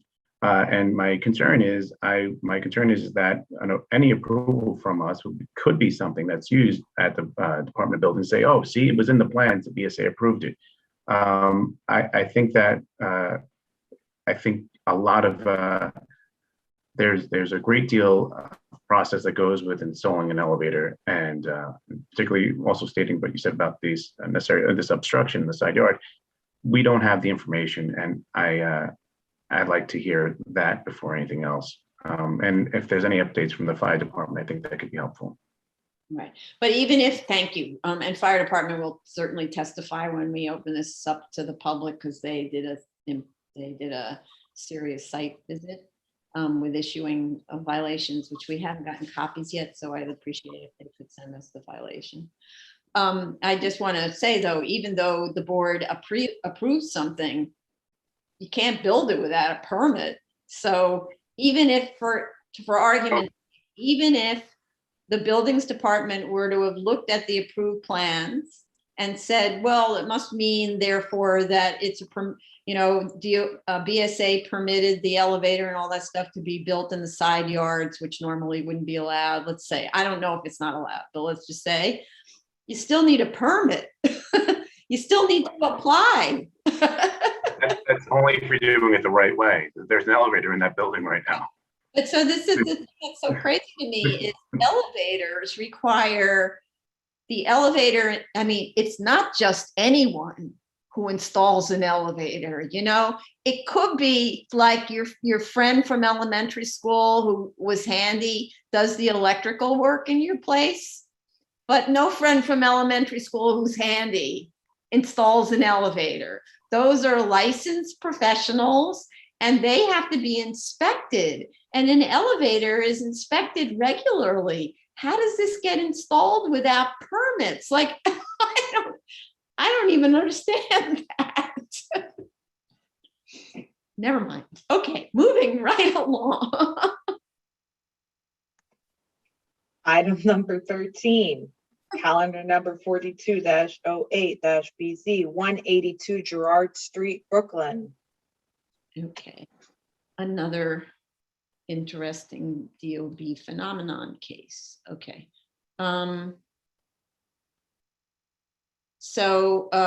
The open issue for us had to do with DOB's review of whether that attic constitutes more floor area than was being represented. And also we never review because it's not part of our special permit, we never review whether the rooftop is really penetrating the sky exposure planes and things like that, because it's sort of not our domain, and it's also quite complicated to do on these houses. We received on October 15th directly from Department of Buildings at our project at Darrell Ruffin's request, a copy of the ZRD1, which denied the applicant's request. The denial states that the attic floor area as proposed is 1,586 square feet, not 1,266.5 square feet as shown on the drawings. And therefore the total floor area for the building as shown would be 6,558.4 square feet and 1.05 FAR, not 6,239 square feet and 1 FAR. This is an R31 zoning district where the maximum FAR as of right is 0.5. And this board has long not permitted increases in excess of 1 FAR in these districts. So in addition, the ZRD1 indicated that the attic plane heights are non-compliant with the regulations, so the attic needs to be redesigned. So I'm not sure in what way. It's not that I completely understood how this would work physically, geometrically, but I think it will affect the floor area in the attic. So the floor FAR must be brought down to 1 and the attic reconfigured to comply with the plane heights as stated in the ZRD1. Vice Chair Shanda. This was helpful, the analysis, the thorough analysis that the ZRD1 that was provided. Complicated, but it was helpful to understand how how DOB analyzes it. And yes, the attic height has to be reduced. I think we always, from the very beginning, we had concern with the way the attic was high and was not being used because of various ways things were jutting in and out into it and other things. And I think the height can be reduced. The spring of the height can start from the second floor, and that would still give ample height to the bedroom areas, because many of the bedrooms have double height. So I think even if you spring the roof at a lower height from the second floor, you can still achieve the higher roof heights on the bedrooms, and this would bring down the attic plane height and also the floor area. Mm-hmm. Thank you. Commissioner Otley Brown. I have no comments. Thanks. Commissioner Sheta. I have no additional comment. Thank you. Commissioner Shabeta. Say that again, please, louder. Nothing further from me on this. Thank you. Thank you. Okay. New cases, item number 14, calendar number 914-86BZ, 19 Eastern Parkway, Brooklyn. Okay. We have proof of service of initial application to officials and of notice of hearing to officials. I believe the neighbors were also notified. Community board recommends approval with 1 opposed and 1 abstention. This building was the subject of an appeal before the board for a concert venue that was withdrawn in 2021, just as an aside. The fire department had comments, and there are violations against the building, including the PCE space. There are just one second. Here, yeah. Sorry, there are over $20,000 in ECB violations for the building, which is the Union Temple. The applicant here is jointly Union Temple, who's the landlord, and Eastern Athletic as the PCE lessee. And they've historically been joint applicants for this case. The reason I bring this up is because when we have usual PCE special permit applications, we don't hold the PCE to maintain the building, for instance, because they're just tenants. But in this case, because it's a variance like the previous one, the variance runs with the land, therefore benefits the property owner, and therefore they do have to comply with the conditions of grant and maintain their own property, which includes ECB violations in this case. The statement of facts indicates that some of the requested changes will benefit the Union Temple landlord also, and that's why I was bringing that up. So I'd like to know what prevents those violations from being cured, and what are the open issues preventing renewal of the certificate of occupancy that expired 10 years ago. Proof of continuous use is provided for the PCE is provided by copies of bank and credit card statements, which I'm sorry they actually submitted because it's telling the public sort of far too much about their operations. Really all we needed were maybe Con Ed bills or local equivalent, or maybe suppliers invoices, you know, one every once in a while to show you're getting a towel delivery or something like that. I just, yeah. The statement of facts really needs to clarify, though, what it means by the PCE being in a commercial and residential building. The 1998 C of O doesn't indicate there is residential use in the building. The PCE itself is in a community facility building, and the lobby of the PCE is on the first floor of the adjacent residential building. The 2010 resolution actually did a much better job explaining this, and I had to use that to find out what was going on because the statement of facts made no sense. And so, you know, comment on why are we reading a statement of fact that makes no sense when someone else wrote already for you in the resolution. All you have to do is copy paste. It's not, doesn't take a lot of time, but it does take like a willingness to care. And so this is always frustrating to us, hence the comment previously from Commissioner Sheta about communication skills. The resolution also clarified that the board was aware that the tax lot had been subdivided to permit the development of the apartment building next door. That was something I was concerned about, that the variance, that the tax lot configuration had changed and there was no acknowledgement of it, but the prior board was aware of it. So that's noted in the resolution. That should have been mentioned also in the statement of facts. So I don't ask the question, it's already answered. I'd like the applicant to explain the statement at page 5 of the statement of facts that the landlord is, quote, actively pursuing approvals for the previously completed alterations, unquote. What was that work all done without permits? Is this sort of similar to the prior one? You get an approval to do it, and then you don't apply for a permit to do it. Don't get it. Okay. Is there a proposal to enlarge the size of the PCE? I don't think the statement of facts mentions this, but if you look at the drawings, it looks like there is.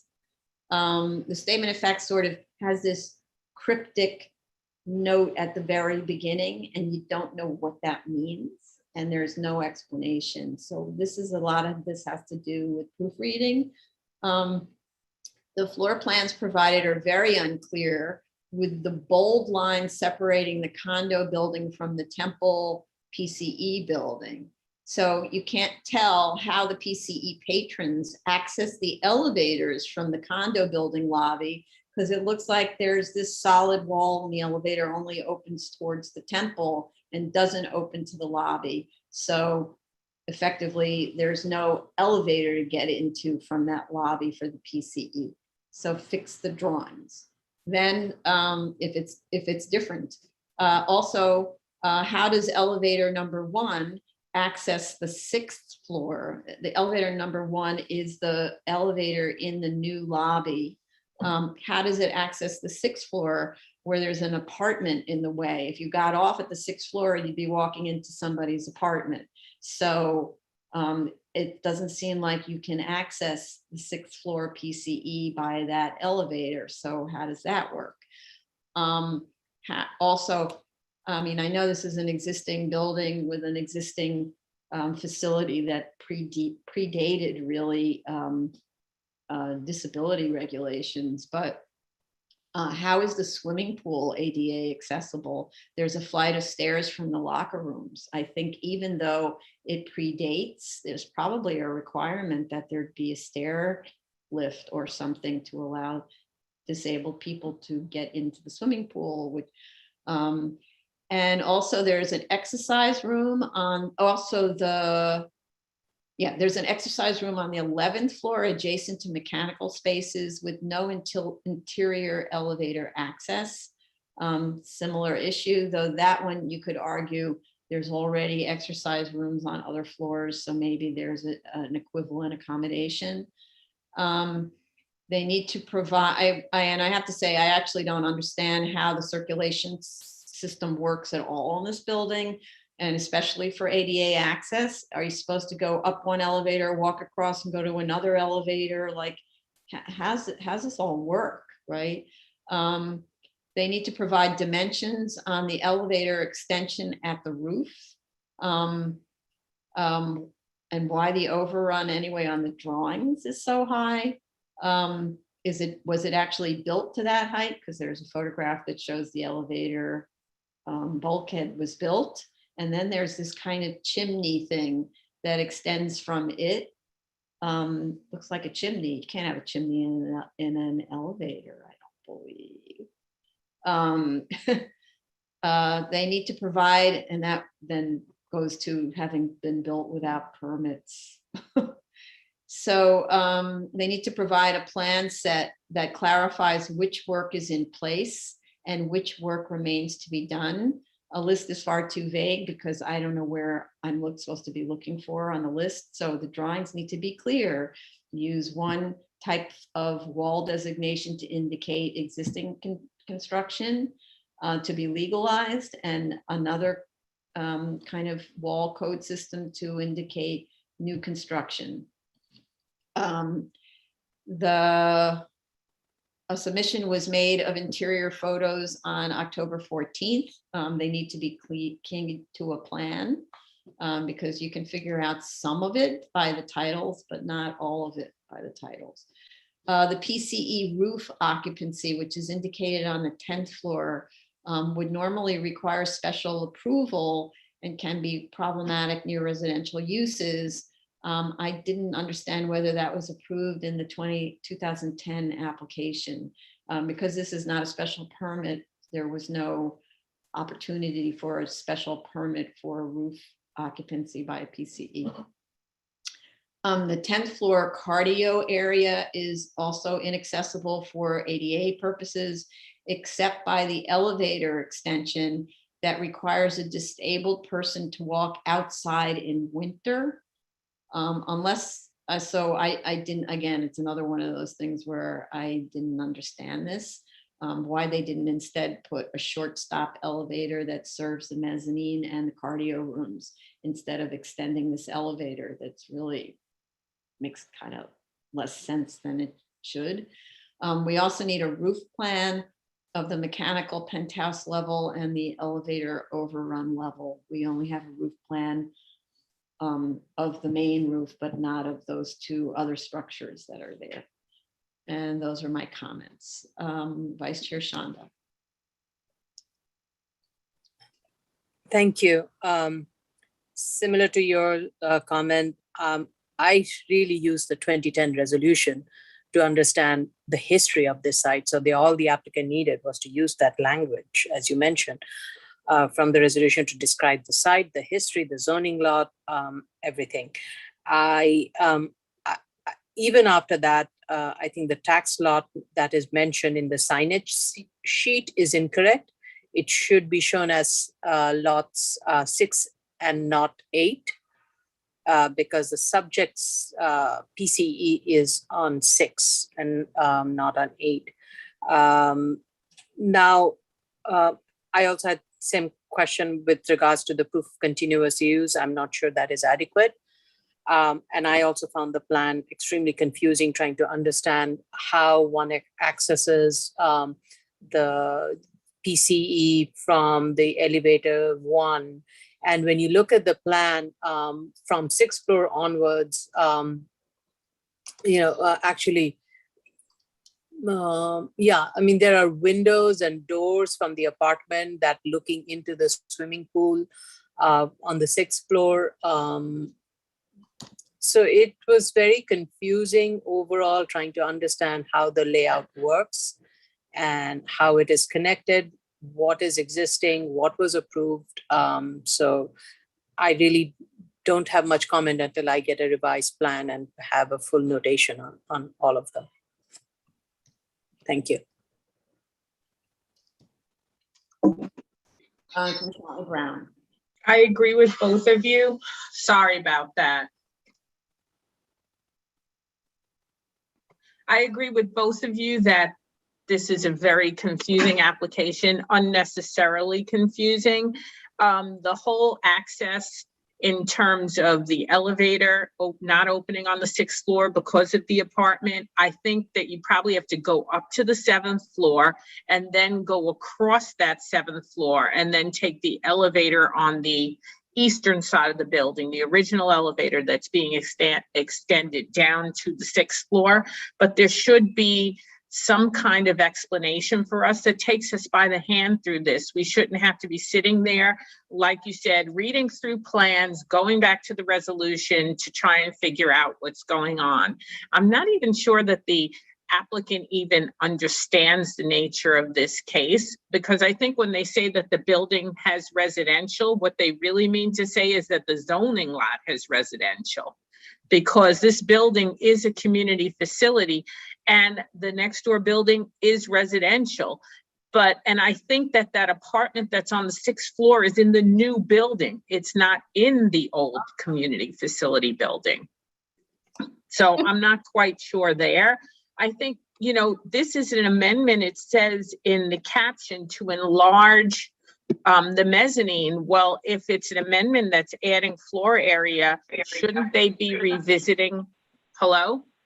Yeah. Oh, shouldn't they be revisiting the 5 findings? And so they do somewhat say something about the 5 findings, but they're talking about the 5 findings as if they're the PCE, and it really needs to be the property, and how the original variance was not the minimum variance for the property, not for the PCE, because it reads as if it's a PCE programmatic needs argument. Especially when you look, it says the B finding is stated to be the feasibility to the PCE owner, but the PCE owner is a co-applicant, but they're the tenant, and it should be about the property owner. They talk about the character finding saying the PCE has been in place since 1987, wasn't a problem then, and it isn't a problem now. That says nothing to me about meeting the C finding, where you should be talking about how your amendment is not affecting the character of the neighborhood. So, and I don't think that they properly address the minimal variance either. So I'm not sure whether we would be requiring a financial. It's kind of difficult because the owner of this portion of the zoning lot is a community facility and it's a not-for-profit. However, they're somehow incorporating a profit-making venture. So that, that's my state of confusion. And then the photos that they submitted of the interior show a site that's, fairly well maintained considering it is an old building, but it's not clear where the photos were taken. in relationship to the building, because I couldn't find a photo location chart to just give me a guide. So those are my issues. Just on the, I couldn't figure out where the enlargement is. Is it an enlargement or an expansion of the PCE into the existing space? I actually couldn't find it. I only saw that there, on the drawings, there's a number added, but I don't know where it is, what it, did you find it? No, and it was hard for me to understand whether or not this was already built out or already approved previously. I'm not quite sure. I just found it really confusing. And I also agree with you, the other issue about the elevator opening up onto the roof, and people have to walk across the roof to go into those spaces if they need an elevator. And it's, you know, anybody in a PCE could need an elevator. You don't have to be in a wheelchair to not be able to make it up and down stairs. So, you know, it's likely to be used more often than not, I think. So it's an issue. Why would we want to walk out in the rain across a roof, get all wet to go into a class? I'm not even entirely sure. Agreed. Okay, I see Jella's hand up. Let me go through the other commissioners and then we'll finish. Okay. Commissioner, thank you. Commissioner Shaitan. Thank you, Chair. Just very quickly, I looked at the certification, the certificate of compliance, and it says everything is nice, fully complying. Just check mark on it complies. And then the statement of facts on page 5 indicate 4 non-compliance elements. So if this is the case, I believe that in the certificate, it should have been, the other box should have been checked, and then the non-compliance is at least cited like very brief there. So this is one thing. The other comment I had is regarding the existence of residential. I wasn't sure whether the building has residential or not, but the statement described the building as a mixed-use building. So my comment was, if there is a residential, please indicate the relative location of the PCE with respect to the closest residential unit. And if there is any residential, are there any complaints with regard to noise or vibrations? But if there is no residential in the building, I would recall this comment. Thank you. Thank you. So there's a residential next to the swimming pool. It's like strange. Okay.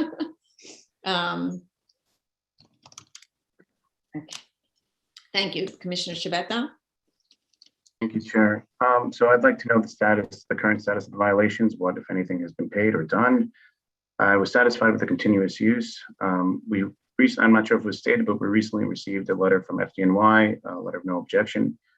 I had, along with the other members of the board, I had confusion with regard to what are we amending? Where is the space that is being enlarged, or I don't know. I couldn't find it. I also had the same confusion with, is there a residential in this building, or was that a typo? I tried to put the photos against the plans, and I was a bit confused. Perhaps the photos are poorly taken, but it seems like the sizing and the locations of rooms are a bit off with regard to the plans. I just couldn't make while the photos themselves said where they were taken, it just didn't seem to fit. And I do think that they have to address the e-finding with regard to the entirety of the project. Just going back to the fire department, my letter that I have from the fire department is not really an LNO. It's more like it goes through all the violations. That's the older letter. Oh, there's another one that just came in? Yes, there's a letter that just came in today.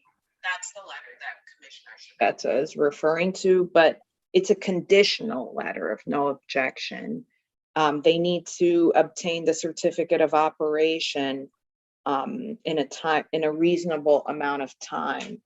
And the violations described in that older letter, it appears that they are referring to certificate of operation violations.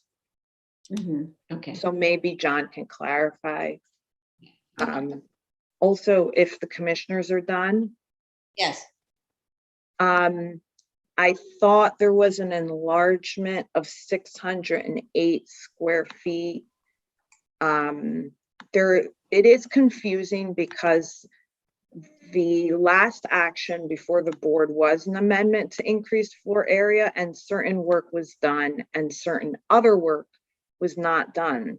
So, but there's also the approval in 2010 was for 32,624 square feet.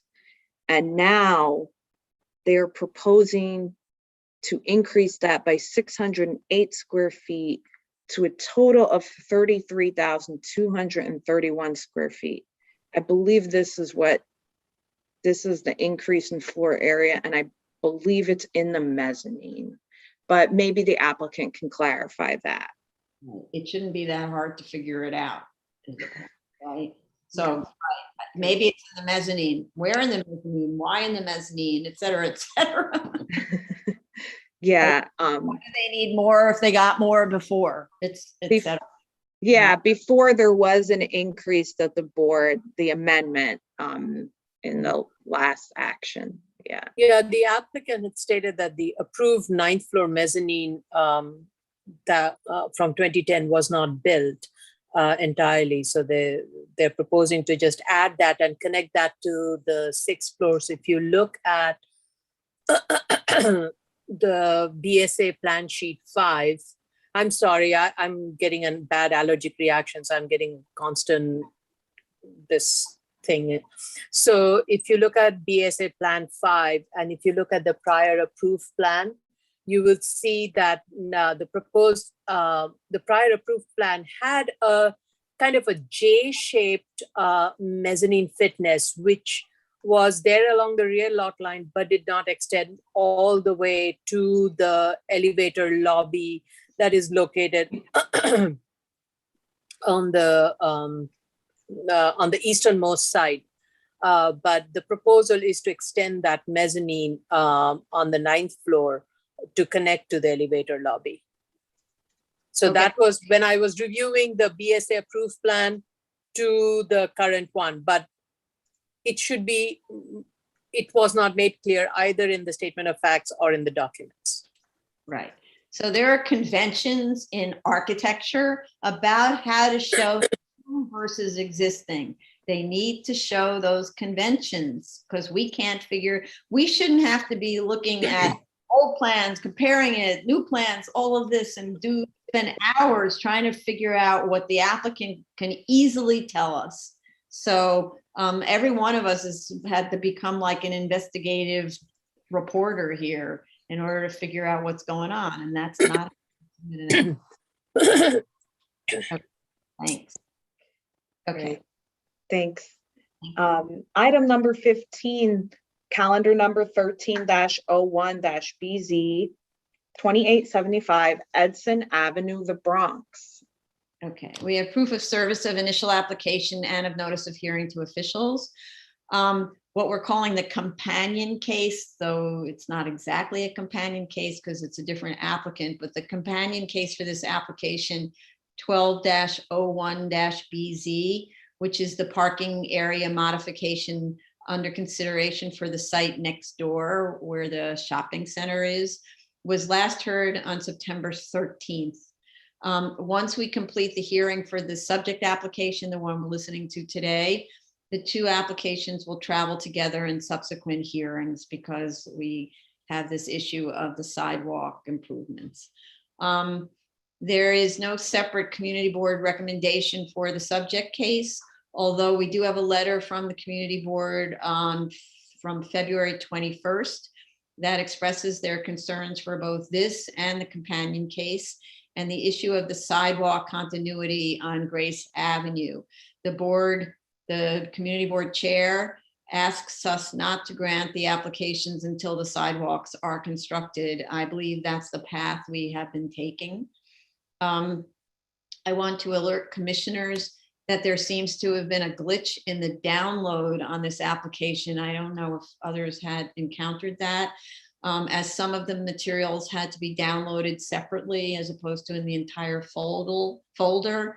That wouldn't have been an issue if you worked with the materials online, but if you download them, then you would have had that problem, I think. I didn't find a set of BSA approved plans for the subject building. The elevations in the set provided are for the shopping center across the parking lot. There, however, is a useful comparison set with photos that compare the approved versus the current conditions. That was submitted on March 24th. That comparison set shows how landscaping is always avoided once out of the board's control. So they just never bothered to install the landscaping. We see a lot, which is one reason I always want to see it installed before our eyes. The comparison drawing also shows an accessory business sign is mounted higher than permitted, than was permitted by the board. The board permitted 48 feet, and it's shown on the new drawings as 60 feet. This is an R4 zoning district and is adjacent to other R districts. The C1 maximum heights, which is usually we use C1, are 25 feet. So obviously the board at that time considered another standard using 48 feet. But the C1 maximum heights are 25 feet. Right across Bartow Avenue is an M1 zoning district where a maximum illuminated heights are 40 feet and non-illuminated heights are 75 feet. So this is just to put it into context for board members to consider their request to essentially allow a sign that was mounted a lot higher than what was permitted. The sign is also located above the roof, and in C districts, no sign may extend above the height of the parapet wall or the roof. The sign does both. So in C districts, that wouldn't have been permitted. I didn't look actually about what M districts permit. M districts may not have a limitation, but I need to check. Let me see. No, I'm sorry. M districts say in all districts, permitted signs shall not extend to a height greater than 40 feet above curb. No, sorry, that's not about roof.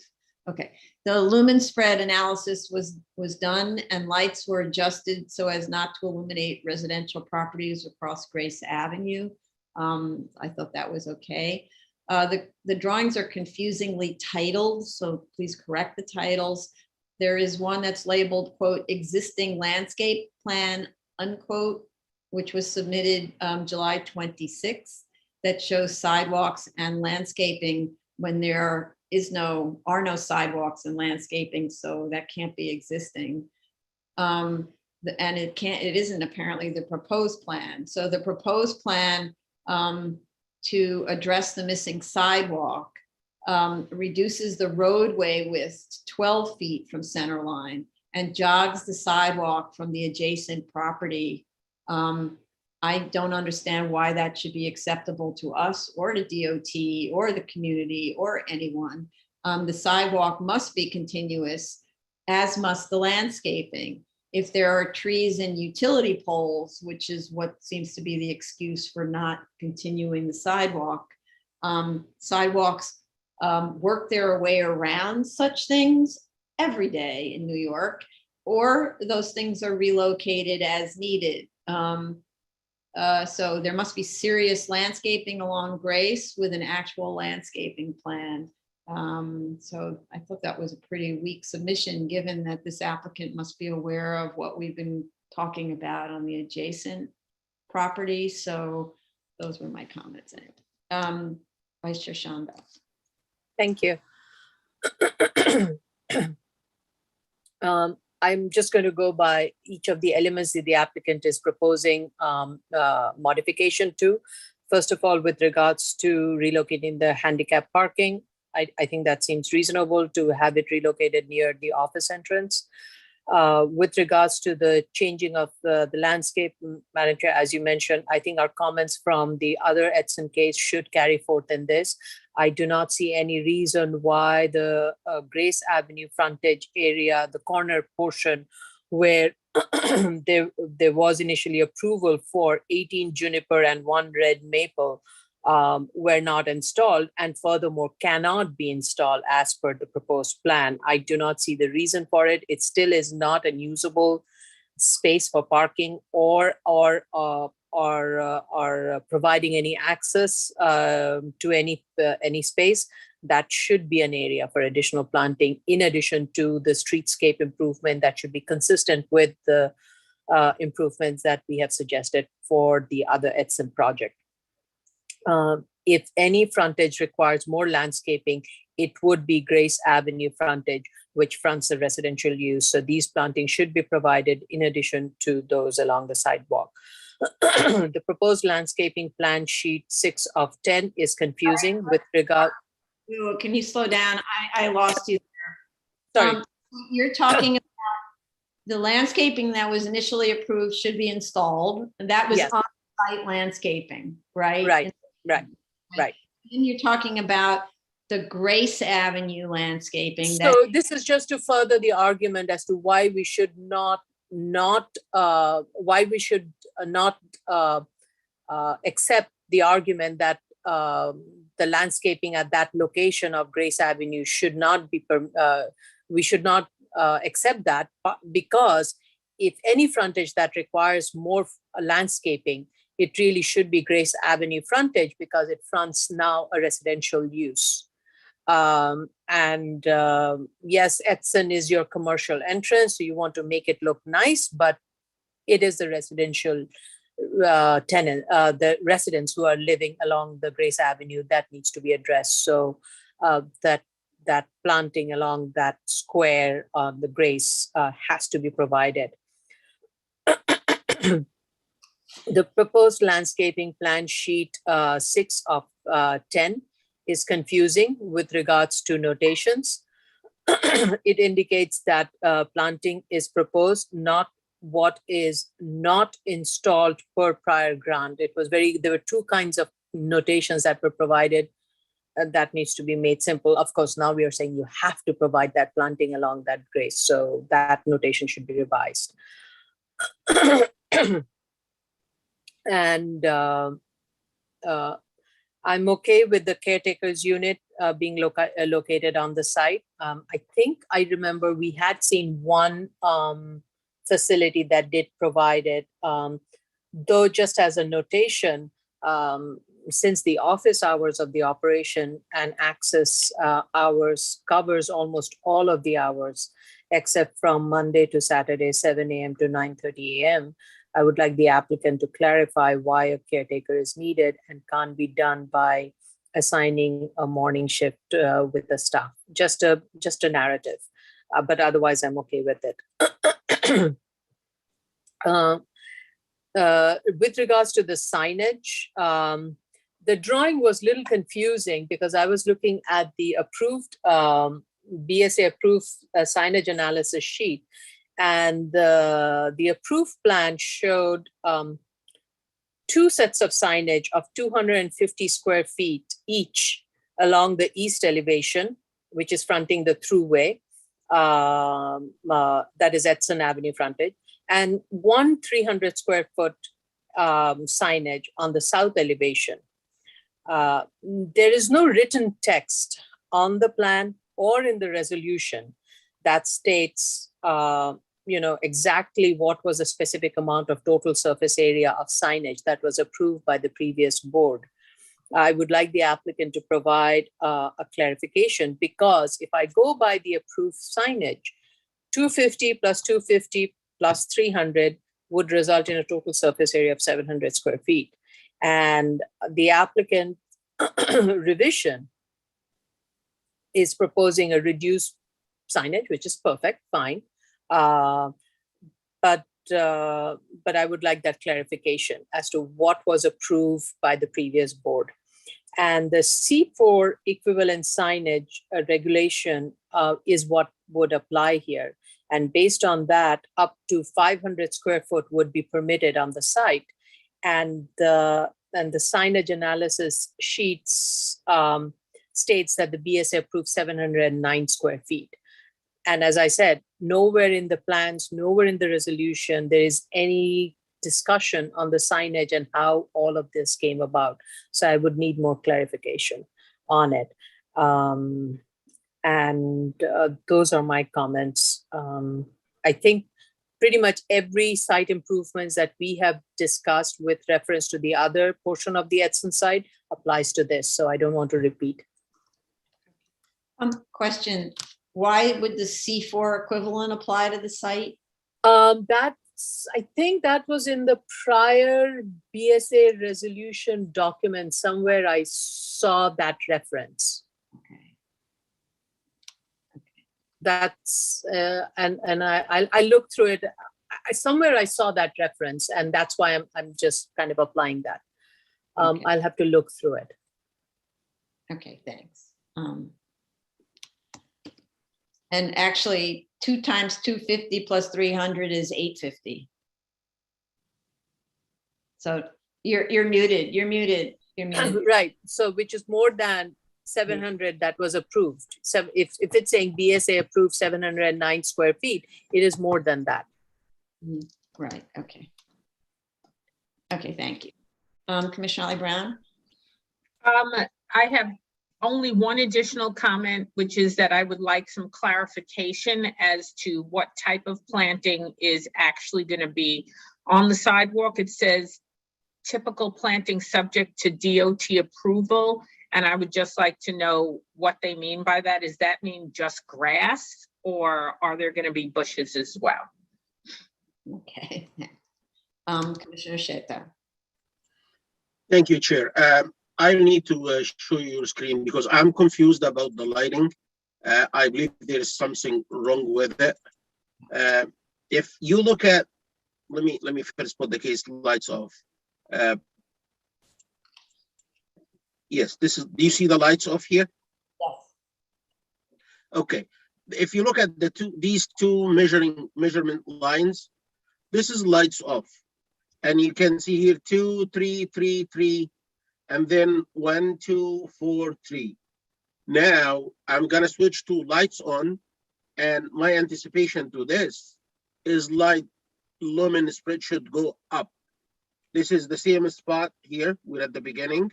So I will switch to the other one. This is lights on. Now look at this. 2, 2, 2, 2. 1, 1, 0, 0. So they went down. So I'm not sure with the this light pool configuration. I'm not sure why it goes from this 2, 3, 3 and 1, 2, 4 down to that 2, 2, 2 and 1, 1, 0. It should be something wrong unless I'm not missing something. I understand that sometimes when you put two light sources with the specific configurations, light beams could kill each other. Like they could like interfere. You could get some. These are kind of wave additions. It's not like 2 plus 2. So, but with this kind of configuration here, I cannot imagine that that situation for that light pool would make it, when it's on, would make the lumen spread go down. So we need explanations on these, and I believe we're missing some plans as well. I like went over the drawings like 2 times, and I believe there are some at 0 level and at 3 feet level. There are some missing data on these plans. So either they explain, or if they need to revise, we're okay with that. Okay. Anything else? Thank you. No, thank you. Okay. Commissioner Shibeta. You're muted if you're.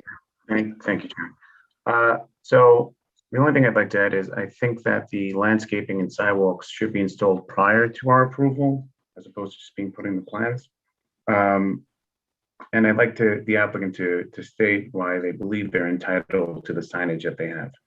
And that is the only statements I have in addition.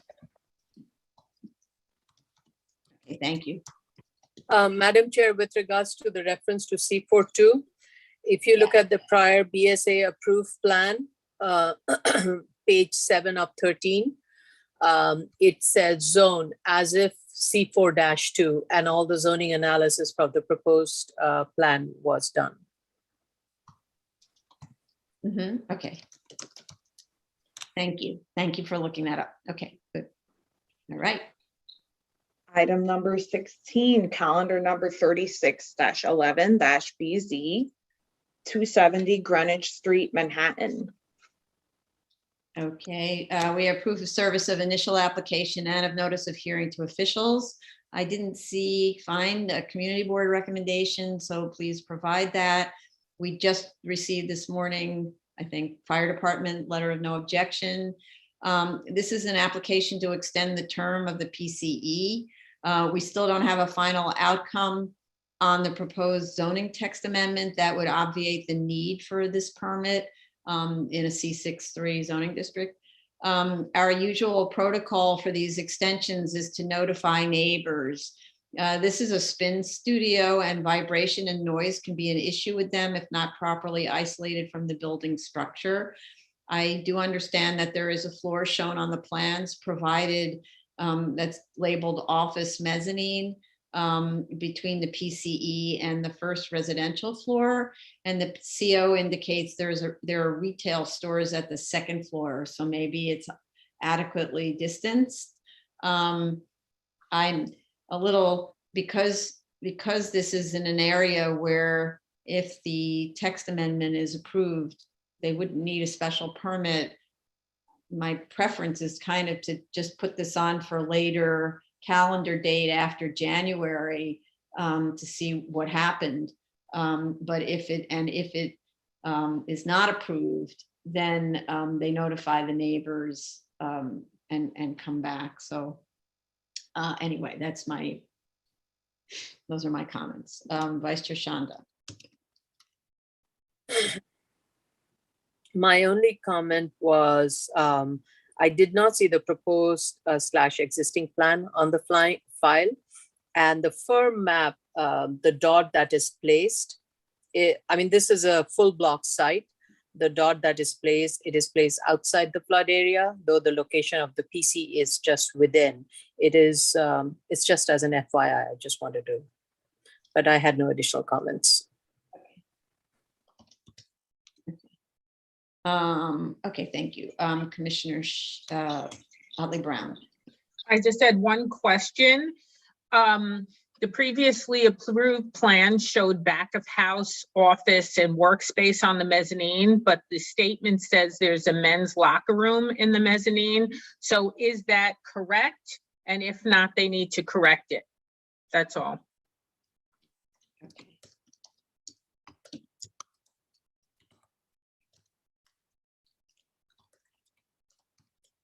Thank you. Okay, thank you. Commissioner Shetta. Thank you, Chair. One thing I know that they said no noise-related complaints have been issued to the PCE since the original grant. I did read this in the statement of facts.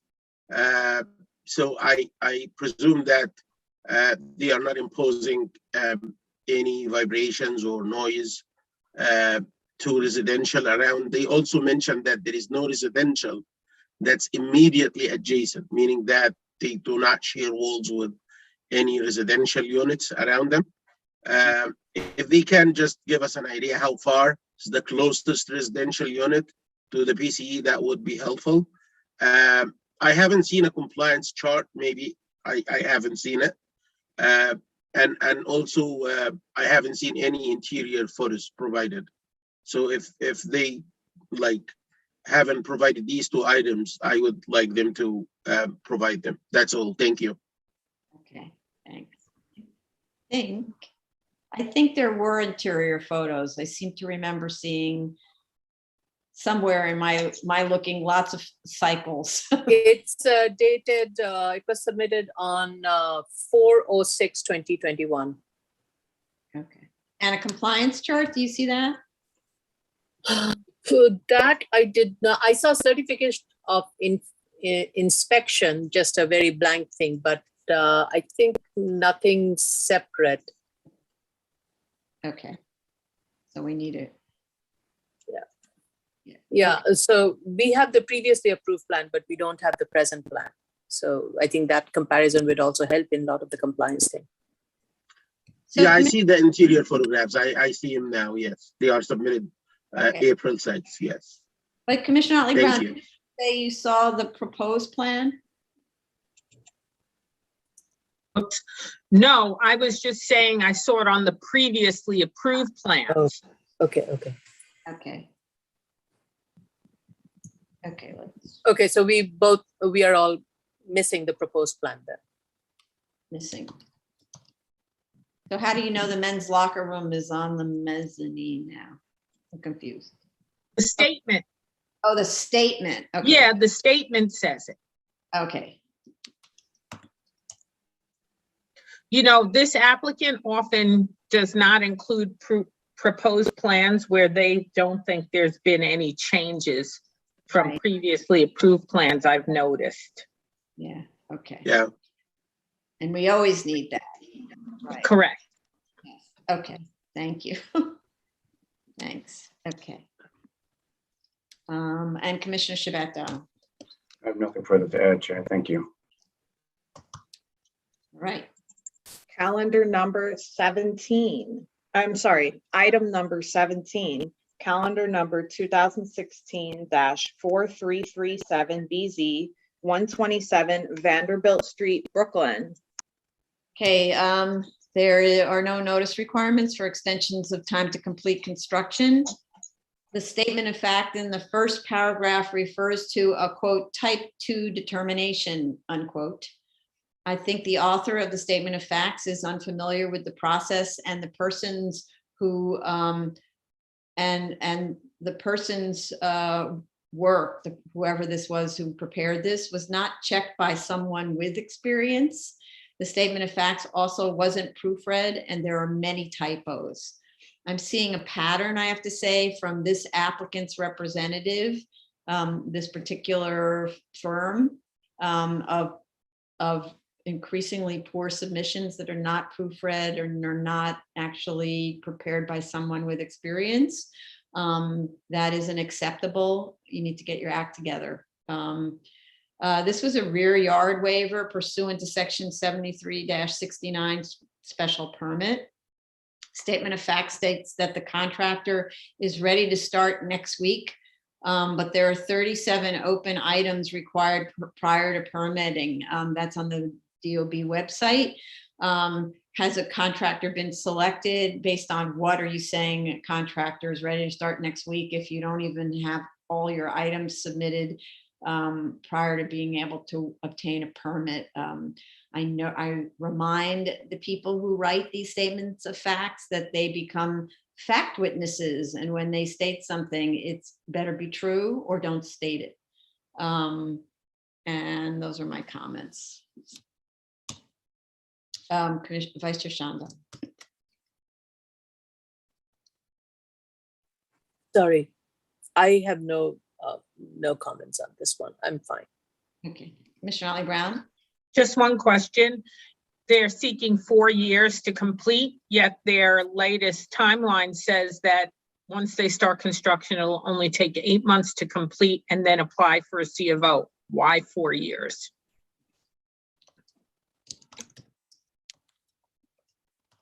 Thanks. Commissioner Sheta. Thank you, Chair. I have no additional comments for now. Thank you. Okay, and Commissioner Shabeta. Nothing additional from me, Chair. Thank you. Okay. Hello. This concludes the review session for October 18th, 2021. Thank We you. will, So it's 10 after 12. Our choices are 30 minutes for lunch or a 10-minute break, and then we take lunch at another time, like 1 o'clock. So let's see preferences on faces. 30-minute break or 10-minute break? What's that mean? Nobody has an opinion? Somebody tell me what you want to do. 2 o'clock. We'll take break later. Okay. Is that okay with everybody? So we'll take a 10-minute break now, back at 12:20, and then we'll have lunch later. Okay? thank you. I thought Sal said go to lunch. So if he needs to go to lunch, I'm okay with that. It's fine. I'll be fasting. It'll be fast. So we will take a 10-minute break and come back at 12:20. Thank you.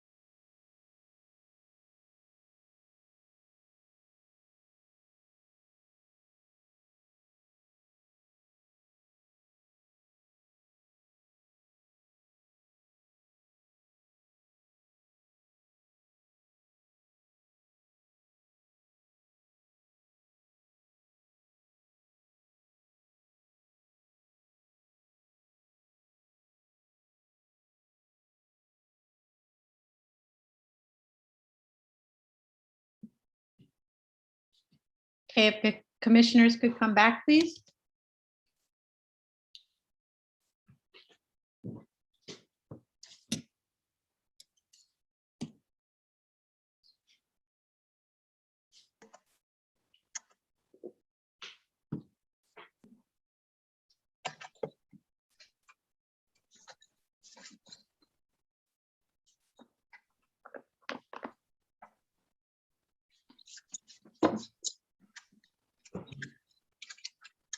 Okay, we have a quorum anyway, we can get started.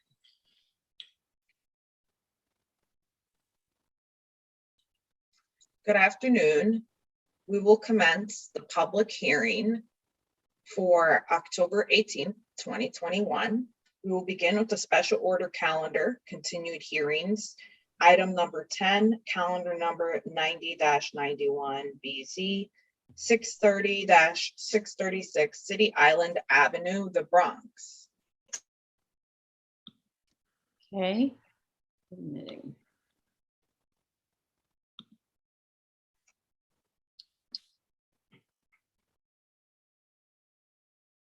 Okay, we have, I think, the owner and representative in, so you can swear them in. Please raise your right hand. Can you, by the way, are you on video? Can you reveal Please yourself? turn on your video.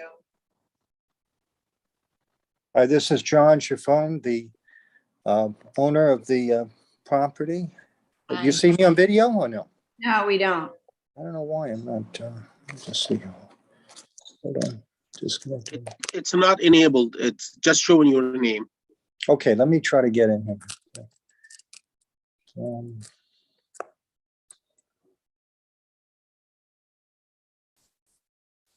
Should I Any- start? Well, you could start with the attorney, I guess. Okay, please raise your right hand. Do you affirm to tell the truth, the whole truth, and nothing but the truth in your testimony before here it this is. board, and to respond honestly to board member questions? I do. I think we just lost Ms. Mr. John? Oh, no, there he And I'm is. here. I think you see me on video, right, Commissioner? We do. Yes. Okay, go ahead. Good morning. Amanda Iannotti on behalf of the applicant. We heard the board's comments this morning and acknowledge that we have been at this for a while. We certainly want to bring this to a resolution, but we do acknowledge that we're happy the board acknowledged that there has been improvements made from the beginning of this process. Although there have been several setbacks, there has been improvement made. The applicant is working to get the parking lot in a condition that is acceptable to the board and is maintained well long-term. So I'll let the applicant address the board first, and then I was hoping we can go through the comments and discuss each condition so we all know moving forward what's acceptable, what needs to be changed, and what the board's looking for in the next submission. Okay, thank you. Go ahead, Mr. Chiffon. All right, good afternoon, Commissioners, Madam Chair, Madam Vice Chair. I want to just go back because I know Madam Chair Perlmutter was upset or kind of angry at the start of your description. And I was taken back, with all due respect, Commissioner. I just want to go back to the very beginning. We purchased this property several years ago, from the seller who committed to doing all of this and never did. And we were faced with a parking lot with no plans for shrubbery, a parking lot with no delineated parking lines, a parking lot that was, the fencing was all crumbling and it was a mess. And we, we did the best we could. And I'm not going to say we're the model here, but I do not agree with some of your assertions that I purposely delayed this, that I haven't been complying with the situation, that the material we use is not reputable or quality, doesn't have the integrity. Let me just address these issues. The scallop pieces. They were there at the last hearing. No, there was no discussion, no criticism as to those scallops, which were in the prior photos of the prior hearing we had. I have no problems changing it, but it was never an issue until today, this morning. You know, I wish I had the resources of R&R Real Estate, Tishman Spire, the Durst organization. I don't have that. I'm a single person, and in COVID times, have not been able to collect rents on the premises. It's not the issue of this committee and this body. I'm not asking, but I want you to understand, while I have an obligation to comply fully with your requirements, there's no agenda here. I want to make it very clear to you, Commissioner and Commissioners, which I respect all of you. I want to make something very, very clear.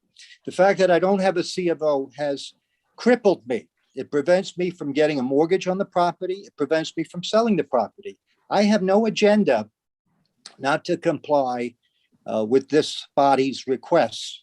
No agenda, no premeditated disposition not to comply. I want to get this resolved. I want to get this off your calendar.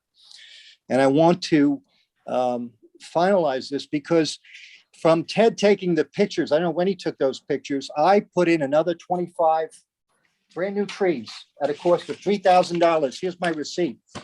$3,000 I took out of my savings account to change the trees there. I want to address several things that I think have been, some of the commissioners were right on the money, like Commissioner Shanda, the vice chair, if I'm pronouncing it correctly. At one point, the property was probably pristine. I think it was close to the last hearing, when we had the last hearing. And I want to bring you back. The last hearing prior to this one, there wasn't enough trees. I had left a section of the property without trees because they just didn't have any trees. And we would adjourn, the commissioner, the chair adjourned it for me to get those trees, and we did get those trees. Needless to say, it was a hot summer. A lot of those trees, some of those trees died. We have replaced them. I moved let's go back to the garbage bin area with the gate. I moved that 3 to 4 times. 3 to 4 times we moved that. And yes, it gets bent. And the reason it gets bent is the tenant, a garbage company must bang into it. I just don't understand. They just bang into it. And that's why it's banged. Commissioner Chair, you said that it should be metal doors, an enclosure. I'm confused. That was never discussed to me, brought up by either my architect or my attorney or this committee. And I've attended, I think, every one of these meetings. I've been in attendance. I never heard that before, where I had to have an enclosed structure in the garbage. Is that what you want? If that's what you want, I'll have to do that. But I want you to understand that the fencing that I have in that garbage area contains the garbage, closes, may not look great. We had to get that material that doesn't look great. It's like the that green stuff, because the stores, we checked several stores, don't have the other material that we would generally use to cover the gating. So we had to use that material. I put in 70 trees, then replaced another 25 trees. We spent a lot of money and a lot of time, and I know it's not looking great, particularly if you look at Ted's pictures, but look at my pictures that I submitted after that. And I only point that to you because we did go back in there after he took his photos. We did change 25 trees. We did clear up the vines that are not my vines. They protrude from the property that's adjoining me, as the pictures that Ted took says. There's the property line adjoining me. I can't be responsible for their vines, but we did take the vines off on our section. I never heard anything about ADA accessibility measurements. We painted the lines, we painted the areas for the ADA accessibility, but I was never told by my attorney or by my architect, square footage, this, what. I don't think the committee ever discussed it up until this morning. I have no problems complying, but don't criticize me and say, you know, you're dropping the ball on that, because that's the first time I heard of it. Just like it's the first time I heard about the garbage has to be completely enclosed with a roof, a metal door, and steel gating. You know, I was at yesterday, Saturday night, I went to Terrace on the Park in Queens, which is owned by the city of New York, which leases it to a private caterer. And I should have taken pictures of their garbage. It would have shocked you how they maintain their garbage, but that's neither here nor there. Commissioner, I want to emphasize a couple more points. Commissioner Brown is 100% right. This is a matter of policing the property. I unfortunately am not living at the property. I'm an absentee landlord. I do have people that maintain my property, but unfortunately, there are individuals that dump. We all know that. They dump outside my house. I'll find beer bottles or beer cans and bags on the floor.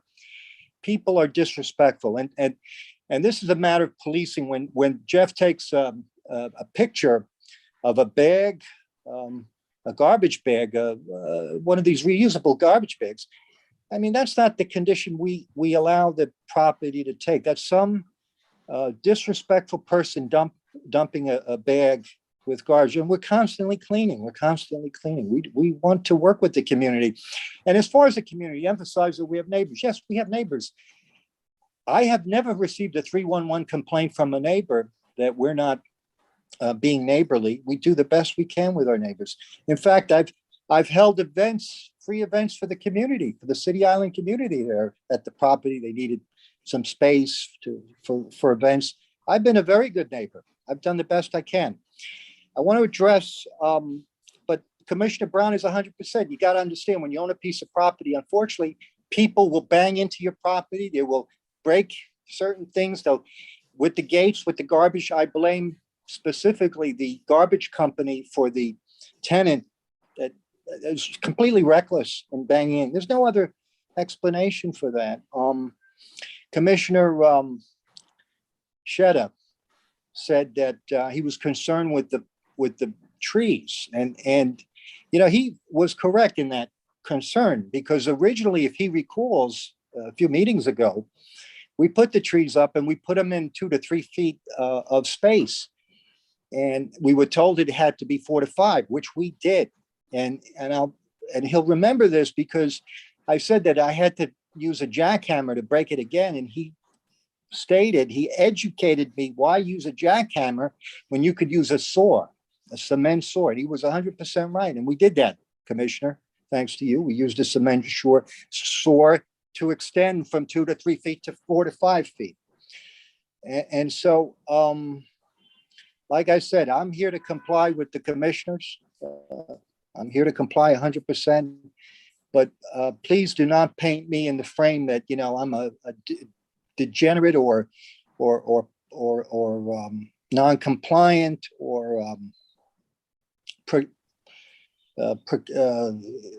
lackadaisical person. We want to comply. I would love nothing but to hear the commissioner say, grant it, and so we could all move on. There's just something else I want to discuss. I made some notes. It's been a difficult, yes, I'm frustrated, like you commissioners are frustrated with this, but we've persevered, we've pushed, and I'm willing to get rid of the scallops and put something else in. I'm willing to make changes to the garbage area if needed. Hey, John, I think we should just go through each condition and discuss whether it is acceptable or should be changed and what the next submission will look like. Regarding ADA access, unfortunately, there was an yes. Before we do that, but the Okay. first thing is, I never said, I'm sorry, but please don't. I never said that you were, that the owner is a degenerate. What I was disappointed with is there was no denying the set of photographs that we got from our compliance officer. It was a shocking set of photographs. And I think that, and so the only way that I could interpret going from 1 week to another with such a terrible set of photographs was that the site was being neglected. And the reason that the scallops hadn't been noticed before is because they weren't in a state of total disarray to be able to find them before. And the photos that were submitted to us by the applicant showed the scallops already kicked out of place. And then when Ted went and took photographs, they were even in worse shape. So, and I'm aware that a lot of this work is kind of do-it-yourself work, which is kind of been the history of the site. And I understand why you do it yourself work. It's less expensive. It's expensive to do everything here, right? But I have an interest in two things. The other commissioners expressed, or not all of them, some of them, the idea that how do you do this unless you have regular maintenance? And if the regular maintenance isn't daily, we're going to end up having another day of Ted going back and taking photographs where the site is not maintained. And then to say it doesn't look great, it'll look terrible. And so the better way of addressing these things is either you really do have to be every single day you drive by the site and you give instructions to the people who are supposed to clean up the site, which is incredibly time consuming. And I'm assuming that if you're not present at the site all of the time, you're not going to be able to do that. Or you install things that are of better quality that don't need so much intense maintenance. That's why we do have standards. So the curbing, for example, is something that's a standard that we've been requiring for years already on these planting beds. And it's a professionally done curb, which on the next application, you can actually see photos of the planting curbing. And so had the planting beds been done properly from the beginning, you would have gotten the curbing. Now with those little scallops, you know, one wrong move and you kick them over. And so that's going to be like every 2 days you have to go over and upright the scallops. You really want to spend your life uprighting scallops? I mean, it just doesn't seem like a good business decision. So the scallops previously were kind of just balanced. And at the end of last week, they were dug in a little bit more now between the concrete and the planting bed. So I understand from John that they've been made a bit more secure. So a bit more secure, like I said before, these are things you install in your house, in your cute little garden in the backyard. That's what that's for. They're not intended for commercial use, where there's some really pretty heavy duty use on the site, and not every single place, like where there's this one of the photographs that we have of Mr. Chaffone standing in front of, there's no wheel stops there. So those are the kind of places where all you need is the dumpster or almost anything to roll against it and it'll knock them over. That because they're really, you put them in your house, you don't put them in a heavy duty situation. So my recommendation is you put in the right thing so that you're not going to have to spend your life going back every few days to upright some scallops. It just doesn't make sense. And then in terms of the trash enclosure, I do have in my notes that at one point I mentioned doing an enclosure with steel doors. However, we do have, because this application has been going on a long time, when it first came here, the board standard wasn't exactly standard. What we were seeing all the time were fence enclosures with the slatting. So I was, with this case, I assumed the fence enclosure with slatting would be okay until I saw that it's bent. And so now you have to come up with a solution for how to not have it be bent all the time. Maybe the door itself is changed to something else and you leave the sides as the chain link, because they're not being smashed in by the haulers, but that the door to the fence enclosure is a different kind of a door that's not so easily damaged. And you know, the mixing and the matching, I'm not actually sure what the solution is. What we've been requiring since since we've been seeing this kind of thing on new applications, we've been requiring masonry enclosures with steel doors, both from a vermin protection point of view and from a durability point of view. But my recommendation is don't take the fence down every 3 days and hammer it flat. Replace that door with something that doesn't bend and look terrible all the time, and an opaque door. So you don't need to use those slats there. And the sides of the enclosure can be, I see that in the photograph that you actually have some sort of opaquing material that's hung on the fence enclosure on the sides. So that should be all the way around so that it's not visible to the residential neighbors. And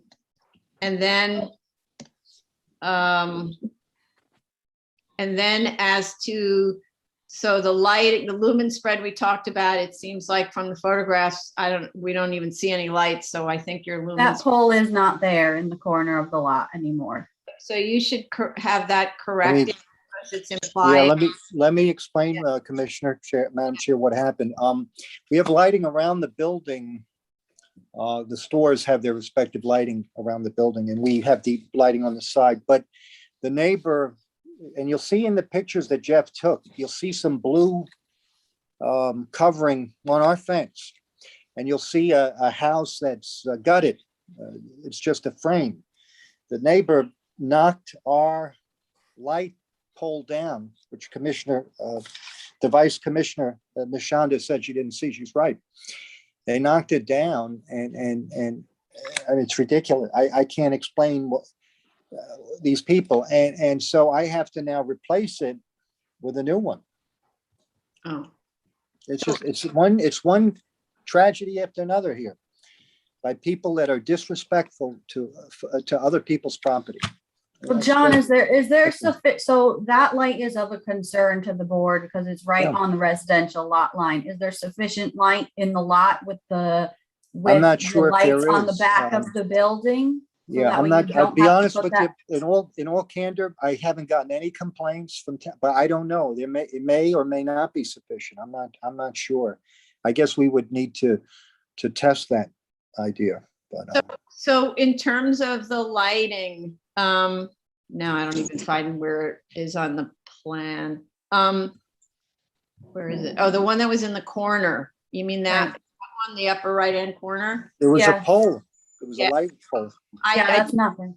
I don't know how high that pole was, but obviously if you're going to replace the pole, it might have gotten knocked down because someone was angry about the lighting. You never know, right? I agree with you. I agree with you. There are people that don't like lights, at night. Well, on their property, it's not no lights at all. But so I don't know how high that pole was. If you're going to replace it, you need to make sure that you're replacing it with a pole that's a lot shorter and that the lighting is shielded. So there's no light that shines on the neighbor's property. That's the critical issue, right? And Yes. You might even succeed with a low light that's kind of more shrub height, like you have high shrubs there, right? Yes. So Trees. like lower than the shrubs, and that might help plus the shielding, right? And that might accomplish your task without shining on the residential property, okay? And then, what else? So there's no, you brought up that there was trucks parked in the lot. There's no longer any construction vehicles parked in the lot. There was a couple of commercial vans I noticed in Ted's photos, but there's no construction vehicles there. Okay.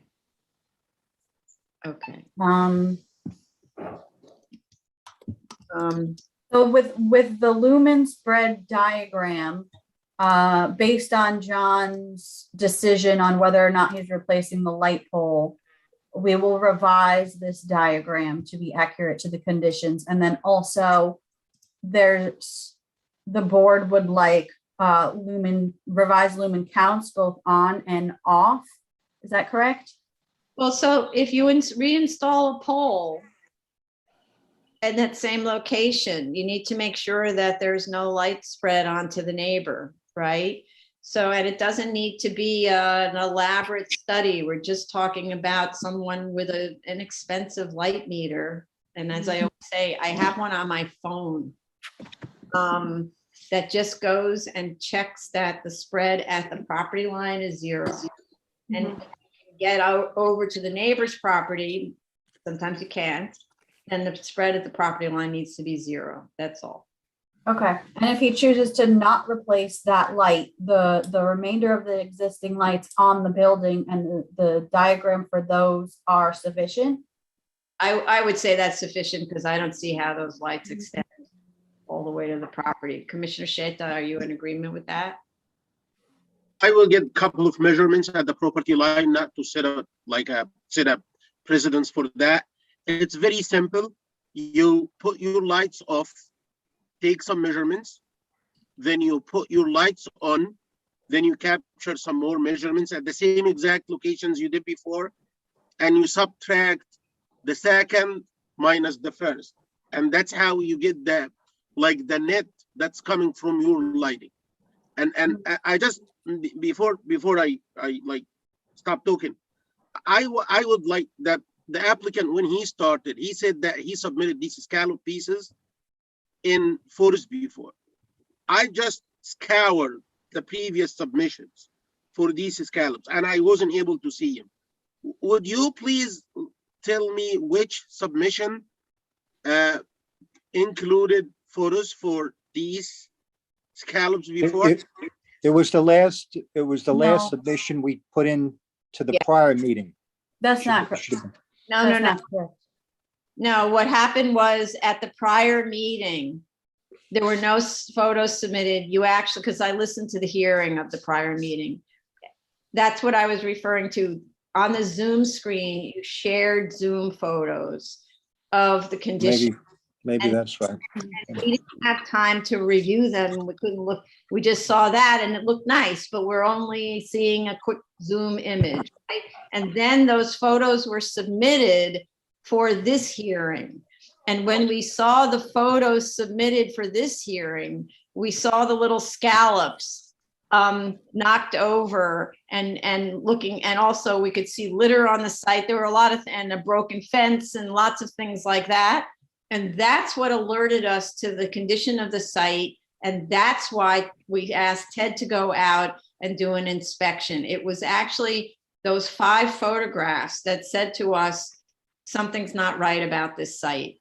And so this is the whole thing about, the disadvantage of chain link fence. It gets bent. And if you don't, one of the other things we noted, which you do need to go back for, because one of the reasons the chain link fence gets bent is it's not being properly attached to the uprights. So if only one of the rings on the uprights is connected and someone hits the fence, that'll bend the fence because it has no resistance at all. So you need to make sure that all the rings are attached to the uprights on the fence. And then yes, the area that's bent. So you need to address the bent parts of the fence. Right? You're talking about around the garbage when you're talking about the fence right here? No, well, it's also that we can see that the way the gate is attached to the fence, to the trash enclosure, it's not fully attached. So that's why the doors sort of hang like this. But I'm also talking about the fence on one of the property lines where you can actually see the fence, where where one of Ted's photos revealed a bent fence. So I need to go to those photos. But that's At the entrance? At the entrance along the driveway? So I'm just looking at, so yeah, it must be the entrance along the driveway. That whole fence is collapsed there. Okay. Right, so that's, it's called fence in, well, it's called fence in parking lots on Ted's drawings, Ted's photo. So, that's part of the problem. If things are collapsed, then you have to upright them. And why would it collapse? Because there are not enough uprights. And so, Mr. Chaffron, I'm trying to in the end, doing this will save you time and money, Absolutely. I agree with you. right? But Mhm. the idea of you having to go there every check isn't going to save you time and money, because it's just going to be a source of constant aggravation. Because you're going to discover these things and become, you know, like obsessed with every little detail because the thing, Sure. right? Okay. Yes. Okay, about the ADA access. So unfortunately, the architect had an emergency and couldn't join this morning. So I'll have him confirm that the spots as laid out and as painted comply with ADA. I'll note just on the site plan, there is that 3-foot wide kind of diagonal hatched access way in front of actually all those spaces 1 through 7. Is that the 3-foot access way you were looking for?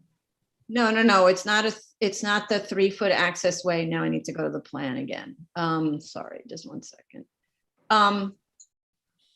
If you look at drawing A001,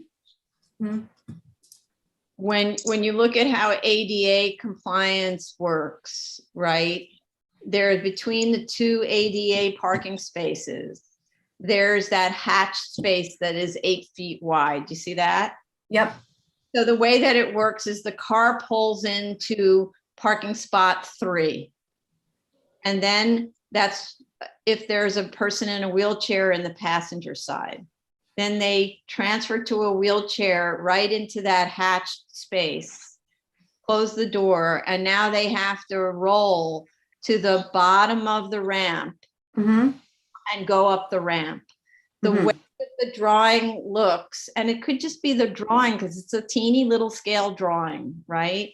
Right. The way the drawing looks is there is an adequate clearance from the bottom of the ramp to the edge of the parking space. So like where the car would be parked, for a wheelchair to clear between the car parked and the bottom of the ramp. That's just the drawing. That's why I asked Ted to go and measure. To go measure. Okay. Maybe it's fine. And Okay. it's a drawing that's kind of more or less, it's kind of like this, right? All right. So we'll review when Ted comes back with his findings, and I'll also review with the architect. Okay, fine. That's good. Okay. I think we've addressed everything. I would just want to list them out again, if that's okay with the board. Yes. Okay, so regarding the trash enclosure, the remaining 3 sides can remain as chain link as long as they're opaque, but you would like the doors changed to something more durable and also opaque. Yeah. Okay. We'll repair any bent fencing around the perimeter of the site. The planting bed must be changed to a landscaping curb all around. Yes. The details of the planting bed will be added to the plan. There's already a tree planting detail on A011. I'll add a curb detail as well to that sheet. Yes, so it's the planting bed and curb detail. Jella, I believe we have now, we got from one of the landscape architects, we have a good planting bed with curb detail. Can you send that? Sample. Okay, so we will put that on A11. And then we will follow up with the revised lumen spread diagram and whether or not the light pole will be replaced. Right. Yes. And, you know, I want to underscore, don't go crazy with the lumen spread diagram. We're not asking you to do one of those things where you do a grid every 5 feet and then grid and you stay up all night and all of that stuff. That's not what we're asking you to do. These are spot readings taken at the property line, just sure that lights on, with lights on, that there's no spread. It's not greater than 0 at the property line. Okay. It's not to be one of those things that where you hire a special lighting engineer and all of that kind of thing. Okay. All right. I think we understand, John. Do you understand? I understand. I understand. Yeah. Okay. Okay. Okay. All right, let's go to the public.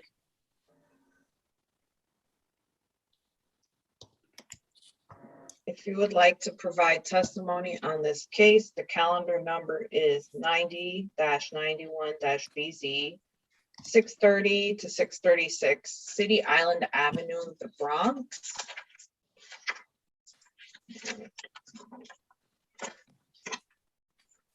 The webinar ID is 924-7143-4542.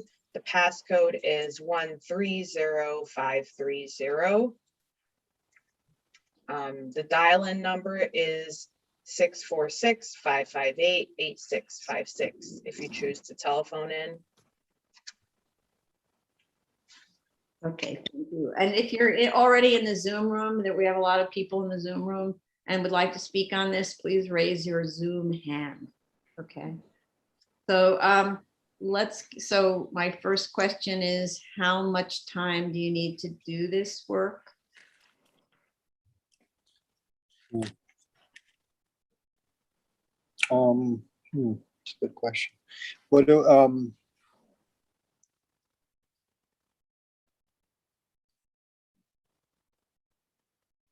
I don't know how long the lumen testing is going to take. I don't know what.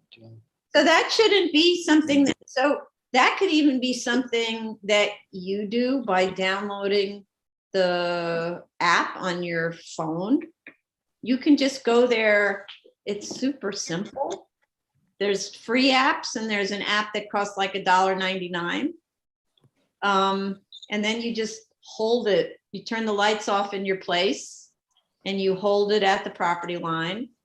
Like 3 feet off the ground and 5 feet off the ground. And you write down the number and the approximate location of where you took it, you mark it on the drawing. And then you turn the lights back on and you do the same. You can do it yourself. And luckily now, I mean, you could say by 7 o'clock, it's dark. Yeah. You do this at 7 o'clock at night. So that's. But all the lights would have to be shut on the outside of the building. Yeah, so if you don't spend a lot of time doing it, you tell your tenants you need 10 minutes.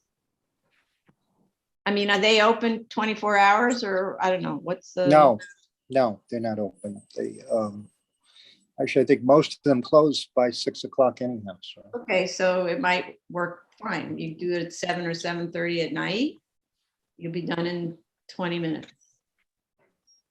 So I recommend not hiring a special consultant to do it and all of that. Okay. Okay. We'll speak with Mike about it. I don't think that'll be hard. I think the key is going to be the ADA accessibility. So how much time, all right, that it will take to find out whether that parking spot is ADA accessible or not, right, is one of the key pieces here. No, so that just requires somebody with a measuring tape. Like park a car at the spot, or have a car be already parked at the spot and measure the distance from a car parked to the bottom of the ramp. It's just a measuring tape. So and the solution to that would be the architect either eliminating one of the ADA spaces. Yeah, I think that's the way it would have to be, like moving the wheel stop to make it bigger. I think that's a solution. But again, it's just on a drawing. If the drawing's wrong, you don't have a problem. And I think perhaps the person who was doing the drawing wasn't kind of focused on that and would have been more careful to show the bottom of the ramp, because it may not be at all an issue. And we don't have a photograph of the ramp in any of the submissions. So you can't even kind of eyeball it from a photograph. I thought Ted took a picture of the ramp. I don't think from that angle. Let me look. Yeah, maybe from the other angle. Yeah. So from my perspective, the longest thing is doing the curb. Mhm. I mean, I guess 60 days, I don't know, 60, 90 days, whatever you want to grant, Madam Commissioner. Okay, I'm gonna write 90, so to give you enough time. But the other thing, okay, Amanda, Ms. Ionati, is that all right? Yes, yes, that's fine. Okay, so, but what I will do in understanding of this whole story is close the hearing so that the only thing you need to do is show us this, and Ted will do an inspection. Show us that you've responded to these comments.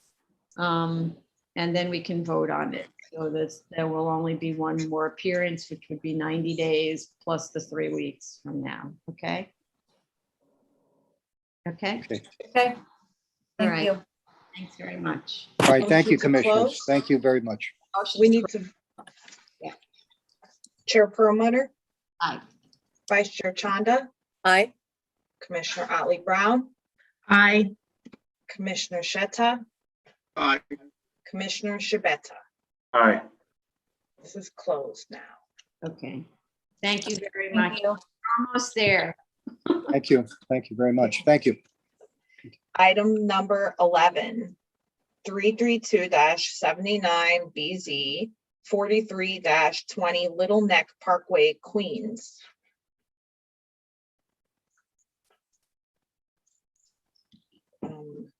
So Todd Dale is in the waiting room.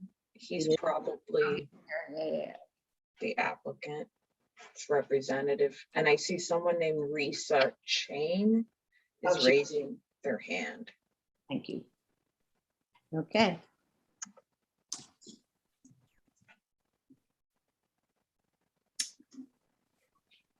All right, go ahead, Mr. Dale, when you're ready. Oh, I need to swear them in. Oh, right, true, good point. Please raise your right hand.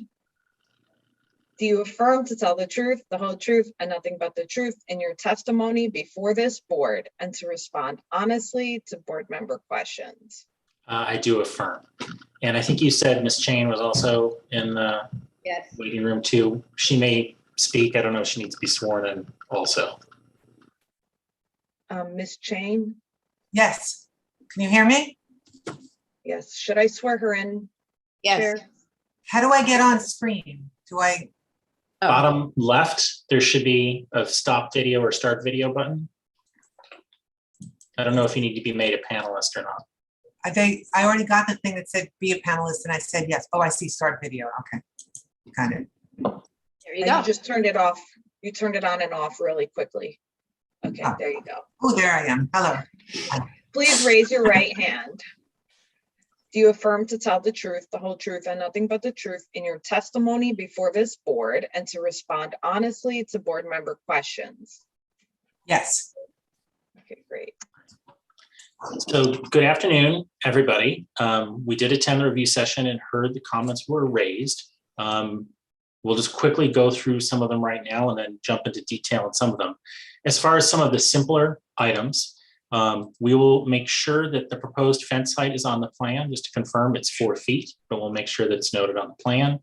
The light poles are 20 feet. We'll make sure that that's noted on the plan.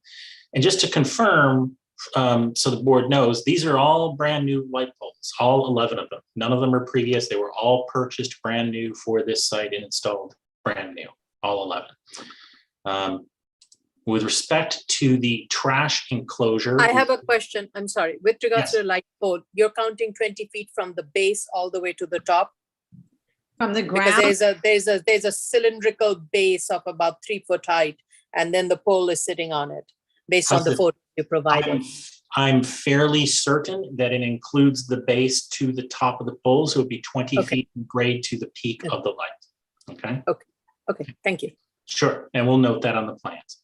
The trash enclosure, we will note the materials on the plans. And also with respect to the fences, the other fences that separate the residential site and the subject lot, We'll provide additional details as needed on the plans. And also, Chair, I believe you mentioned about taking photos. We'll see, we may already have some. We took a lot of photos. We may already have some, but we'll provide additional photos. Some of those fences are actually overgrown with like ground cover that has grown up. So they're pretty solid and in place, but we'll provide more detail about those. The question is only whether they're collapsed onto neighboring properties. That's really. Okay. I can say that having been at the site myself a number of times, they are not collapsed, but we'll confirm that for you. Okay. And the trash enclosure, we actually did have photos from all sides. I'm sorry, I just sent a few, but you know, we can send it a couple more, I think, of the other exposures that weren't done if you want. I also know you mentioned possibly having Ted go out and take photos. If that's your preference, that's fine. Our office is like a mile away. We can submit even more photos than we did, whatever you prefer. Right, okay. Okay. So you know what, in the realm of photos, more is more. So the more you give us, if it's key to a plan, especially, you did a nice job of keying. right. So if it's key to a plan, then more is more, because at least we know exactly where it is. And then it's not like, what about that one little corner over there, right? Understood. I mean, we actually did try and provide a lot of photos this time, but I've got even more saved on my drive. So it's really your preference. If you still want to have the visit, we're happy to have someone come visit because we think the site looks great. But we can also, if it saves time, I can probably get these photos sent to you like by the end of the week, even additional photos from even more angles. So your preference. I'm okay with, if everyone else is okay with Ted not visiting, because everyone seems to be familiar with this particular site. So, and its condition. So, okay, yeah, if you could just send us your more is more. 100%. And what I'll do is I'll take a look at the current plan that we provided with the photos, and I'll take photos from all angles that are not currently on that plan. So you'll have, between the two, you'll have everything. Okay. Okay, and additional. So we can definitely do that. So I just want to say to Ted, so you can take this one off your list, okay? Got it, Chair. Thank you. Now, with respect, it seems that the most confusion was with respect to the light study. So I apologize if some of the materials that submitted seem confusing or contradictory, but just to provide some clarification here.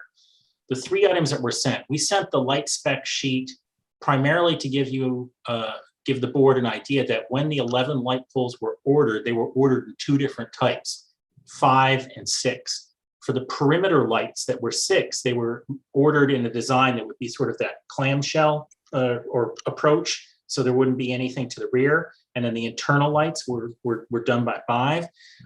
Those spec sheets gave a rough idea of what the spread would be. Then the architect had originally prepared a theoretical light spread plan. I am not 100% sure that they took the exact thing from the light spread, or excuse me, the light spec, and put it on there, but they did like the design of like the square versus the oval.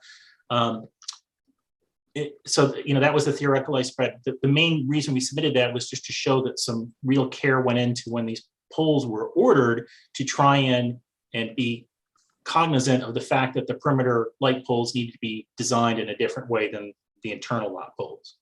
Now, with respect to the light study, to confirm, Ms. Chain actually bought a light meter and took those readings herself. Those light meters, yeah, there's the light meter that you see. So bought the light meter, took those readings herself. What those readings are, and I think there may be some confusion because when I took those readings, I just picked what I thought would be the easiest plan and included the light spread plan. There's really no correlation. I probably could have taken a plain site plan, but those readings were done. Lux was the measurement listed on the light meter, which is my understanding that the ratio from lux to foot candle is 1 to 10. We're learning a lot about lights as we do this, but those were done with the lights on. And really what they were designed to show was that when we did the readings, that the reading, for example, in the inside of the lot, you know, was on average like 10 times what it was on the outside of the lot, I guess is the best way to describe it. So for example, when we look at what would be the west of the lot, like that one reading of the pole where it says 188, that was with the lights on during the evening, standing like directly under the pole inside the lot. And then the reading of 11.82 was the reading that we said when you were outside of the lot looking in towards a lot. So there was in our estimation, I think this clearly showed that the light pole designs that were selected really, minimize the spread of the light from the inside of the lot to the outside of the lot. And no readings were taken with the parking lot lights off. I didn't know that we needed to do that, but we were really just trying to show the contrast between the measurements you would get in the lot and the measurements you get out of the lot.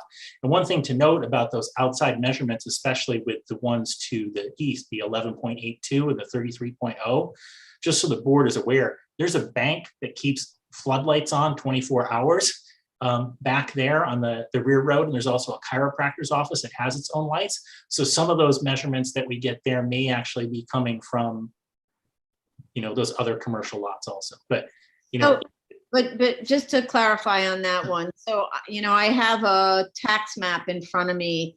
okay. So the lot, which is 64 and 65, those are the known commercial lots. And then there's lot 76 right next to that. That's also a commercial lot according to like the data and the aerial imagery and all of that. That is a bank. That is a bank. So that's the one that has a lot of light. Yes.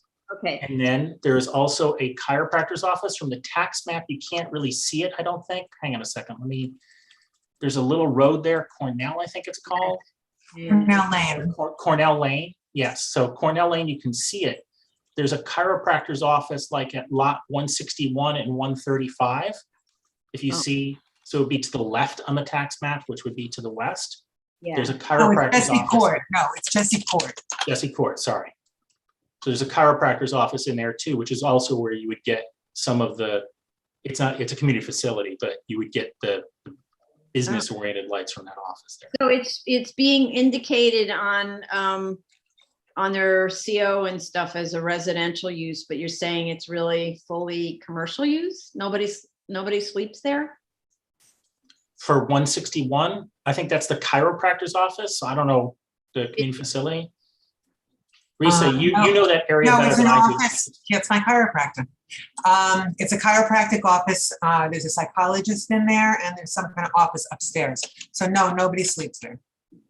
Okay. So, all right, so that has an effect on our concerns. I mean, maybe what would be helpful is to submit more specific uses. I'm just relying on when I go on Zola and it tells me what the certificates of occupancy are for the given sites. So 161 and 136 or 135 are both shown as residential. Okay, so 161 is residential. The chiropractor is 168. I see. So, but 168 isn't adjacent to your property. Oh, okay. So 161, though, I want to say that the bank on 76, that floodlight is so bright that the house on 161 is lit up like it's daylight. Wow. Okay. It is incredible that I don't know of any complaints or anything. I've never seen anything so bright. So when we were out there taking, I never saw it before or noticed it. I was out there at night taking the readings and it was just blistering. Wow. Okay. So, wow. All right. So, that would have been I don't know if it's possible, given how you operate, to turn all your lights off for a little bit. But Another thing, you can't turn them off. They're all set to go on with daylight and go off. Oh, I see. Okay. That's what I want. Okay. So now And just to clarify also, first of all, as we said, the light reading we had shows that it's really significantly less once you're off this subject site, even with the bank. But to provide some context, the lights that are nearest the residential uses that we were just discussing, view 10 of the photographs, you can see there's a huge tree that I think must be 40 to 50 feet high that dwarfs this 20-foot light pole. So we picked the light pole that was designed to minimize spread to the rear, but there's also this natural buffer there of a massive tree providing some blockage. So I would say that if those residential uses to that side are getting any light spread from adjacent uses, it is the bank and it is not this parking lot. Mhm. Also, the arborvitae are, they're always green. They don't lose their leaves. Right. So, and we don't have any, there's really no difference in the wintertime. So in short, with the light measurements we provided, we have the light meter, we can provide additional, readings in different locations, but the primary thing that we wanted to show from this is that there was thought given towards these light pole designs, that there is natural screening, and that the measurements we took with a light meter that was purchased show the significant drop off between the figures of standing under the light, the parking lot, and then actually going off the site into the adjacent sites and getting the measurement that, the difference between the two is very significant. So, are we saying that the readings that are shown in the submitted plan are high because they are coming from adjacent property lines? Is that what is being said? What I'm saying is that from the light meter reading that we have, that was like, for example, the 188, that was standing under the light pole with the light meter, and the 11.2 was standing with the light meter facing the lot from the residential. So there is a significant drop off. As far as that 11.82 lux, I, would say that level is coming from other sites, like that's coming from the bank or something like that. That's not coming from, from our side. Are you supposed to measure to light on, light off, and that's how you eliminate whatever is coming from adjacent property? This is point one. Point two, I'm concerned actually about the readings that you submitted, because if you look at the one at the center of the site, the 182.3, do you see that? Yeah. This supposed to be far away from any impact from adjacent property lines. Do you agree? So the 182.3, that's taken directly under a brand new light pole that was installed. So that is all in the parking lot, and that 182 is standing directly under the light pole. Yes, this is yours. And 182.3 lux means that 18.23 foot candles, correct? Sure, my understanding, again, I'm not, we're using the measurement that we had from. Yeah, lux is 10 times the foot candle. But if you look at the cut sheets that you submitted, and you look at the model 160W, shoebox type V square, 25 feet high, do you see that? So I'm looking at the lighting spec sheet. Sure, and they have the rough measurements of what they're supposed to be. These are manufacturer provided figures, correct? They are from the spec sheet. I don't dispute that. Yeah. If you look at, do you see the legend? Yes. The legend describes the red line at the maximum that you could see as 5 foot candles. So that's my point. That's what I indicated during the review session. How come it's 5 here, but with your own measurements, when you took a reading right underneath that guy, it was 18.23 or 182.3 lux. Right. I am not a lighting engineer, and we provided the spec sheets primarily to show that different designs were taken in order to take it into account. As far as the legend and the 5 foot candle, I don't know when they talk about these light poles, I'm not sure if these are what height that those are on. I don't know if there's an adjustment that can be made one way or another.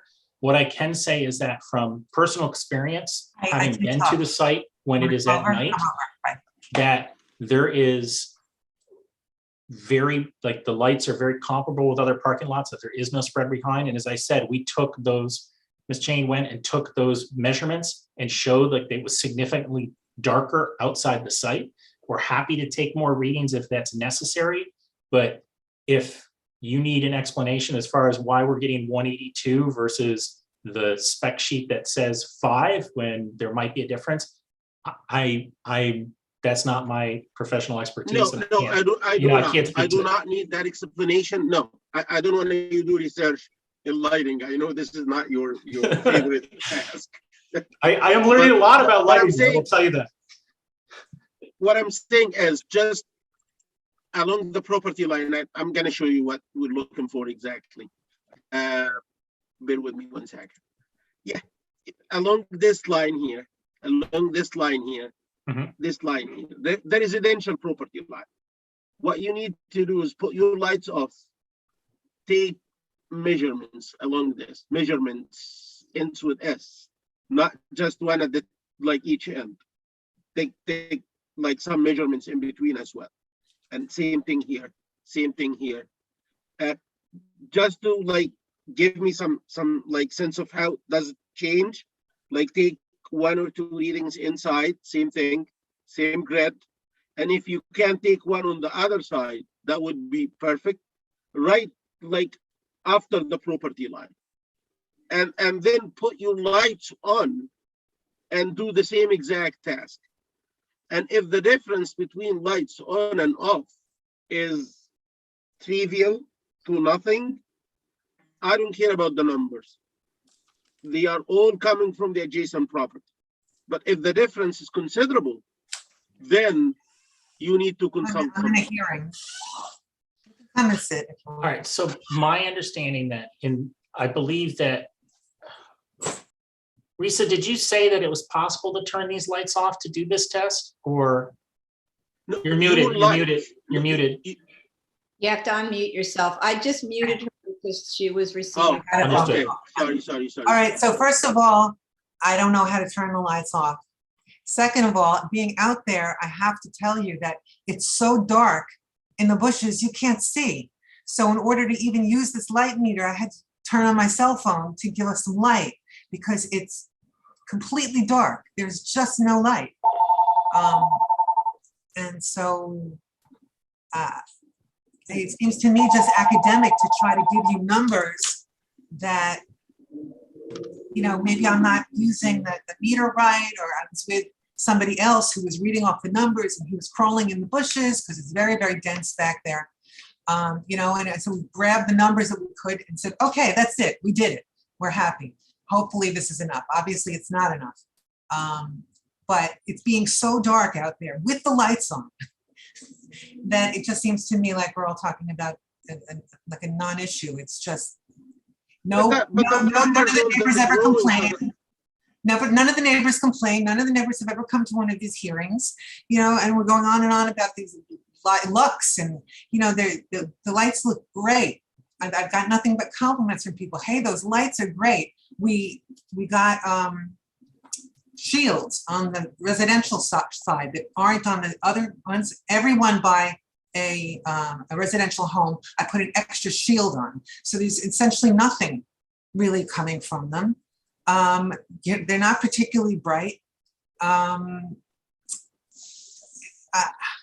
don't know what else to say. I mean, I want to, you know, hire an engineer to go out in the middle, you know, to spend money that could be better spent elsewhere to get somebody to give you a bunch of zeros.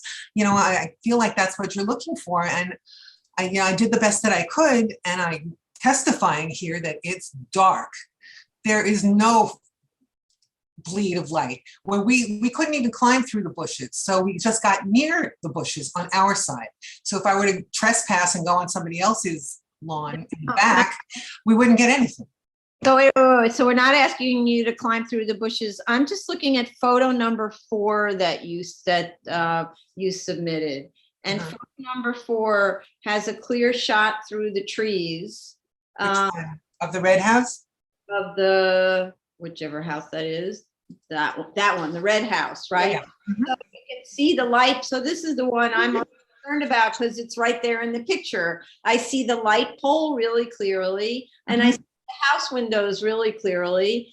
And I'm not asking for you to climb through the bushes. The question is whether if you just, you know, stand on that curb, like opposite where the red house is, and hold the meter like arm's length out, what's the reading there? And So on that study, the reading was 152.9 standing under the light and 21.2 when we were in the bushes. Right, but that's with the lights on as opposed to, so 21.2 in the bushes, wherever that is, because you're showing, you're locating your 21.2 already on someone else's property. And No, whether- no, it was closer. I didn't get that close. It was so dark that we did it just on the other side of the light. Okay, so what it does is it gives the impression that it's 21.2 on someone else's property, more than the impression. That's what it's showing, right? So that's where we're alerted, but it's also because that's with your lights on. And if there's light spill from some other source, it's not being taken into account, right? Maybe no other possible source here, because that looks just like a residential property, and in the dark, maybe that residential property doesn't have lights on, but you can see that shield doesn't have, it only has a shield at the back. It doesn't have a shield at the side, right?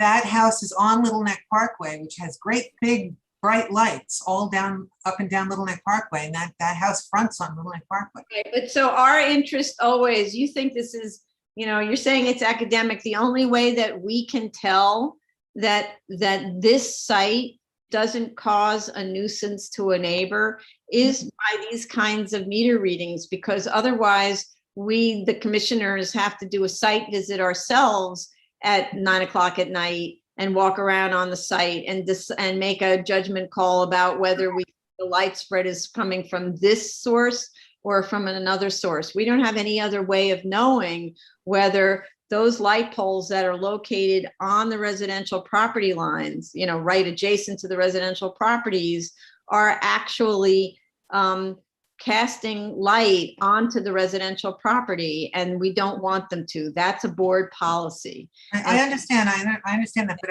I can't turn the lights off. How do I do it? So you have an electrician, for sure. You have a main, for sure. I mean, and the fact that these lights are on some sort of timer, definitely there's a main, and you must have a maintenance person who takes care of these things. That no, I don't.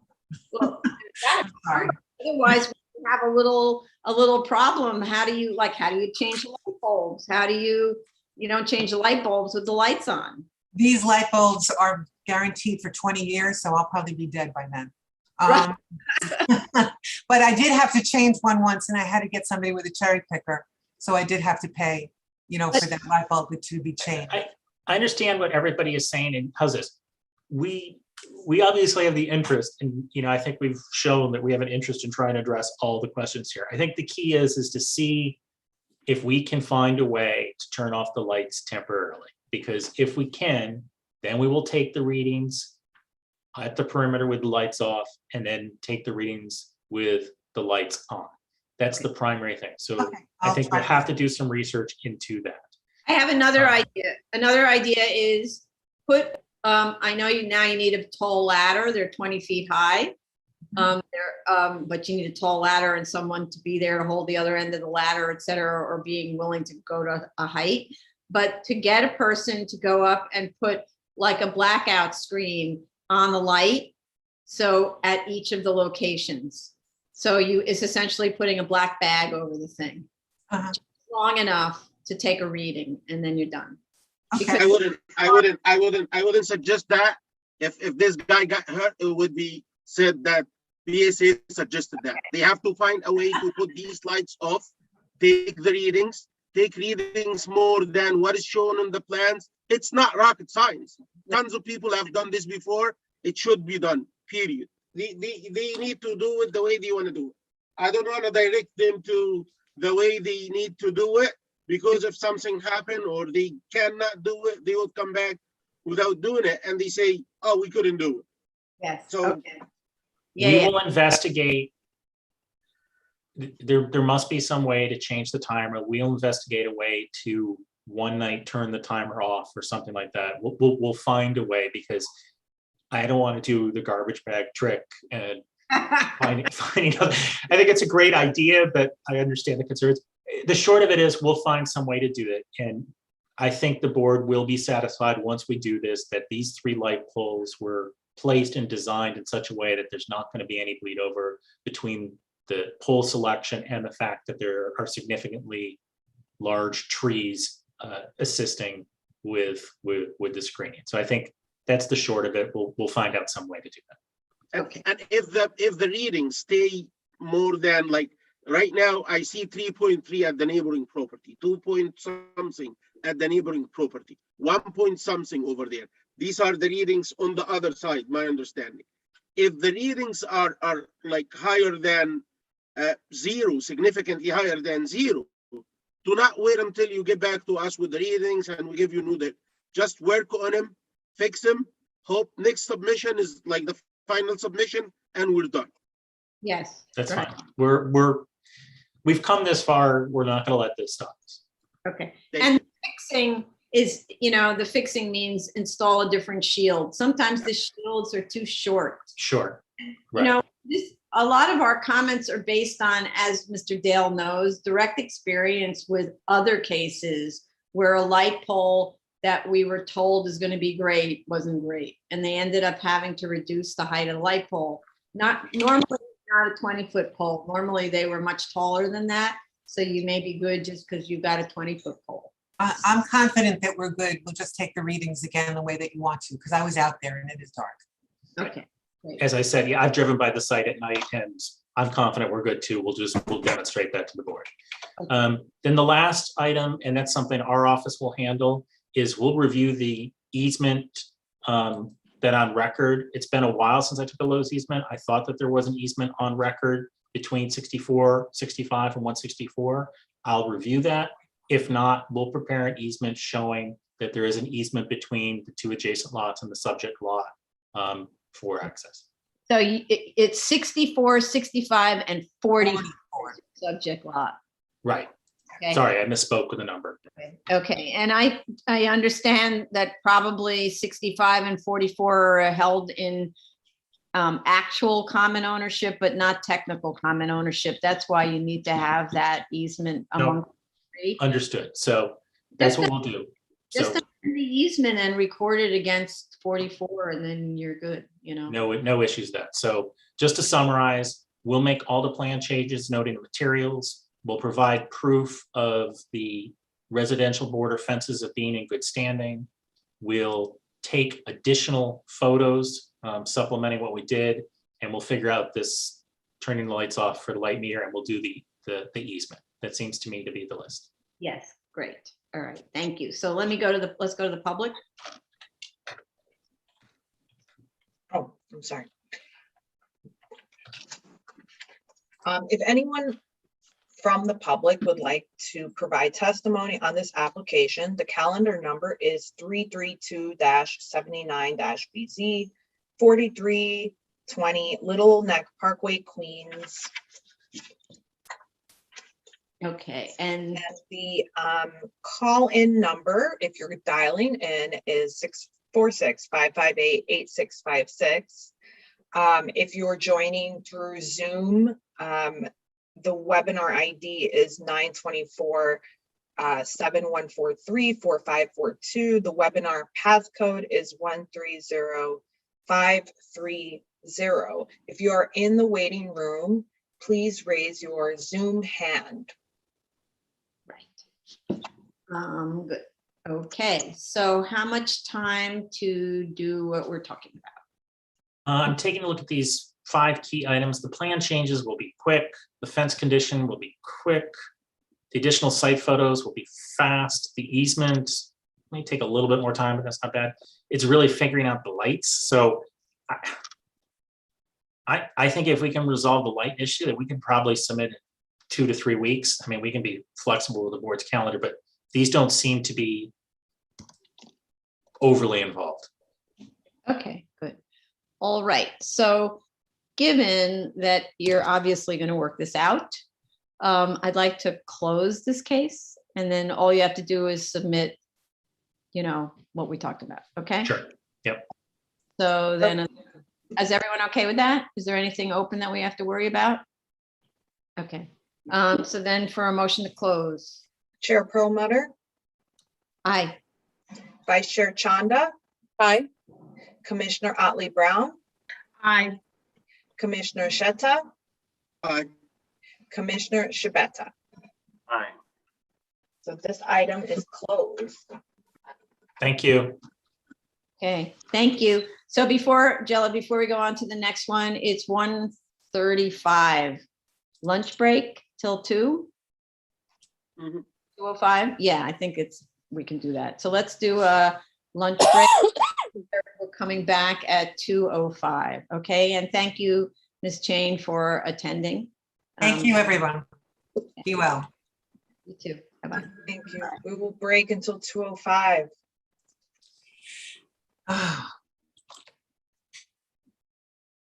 Done. Dun, dun, dun.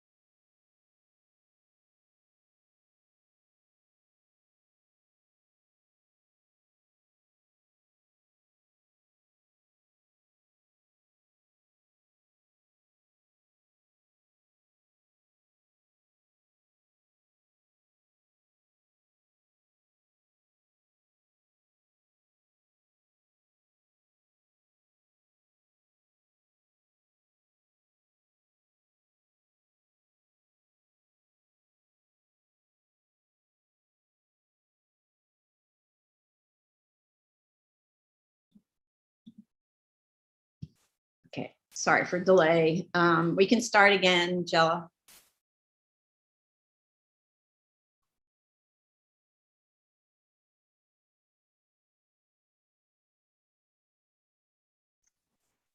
Okay, hi, I apologize for the delay. We will resume the public hearing on October 18th, 2021. The next item is item number 12, calendar number 6-04BZ 7118 to 7124 3rd Avenue, Brooklyn. I just admitted Mr. Becker.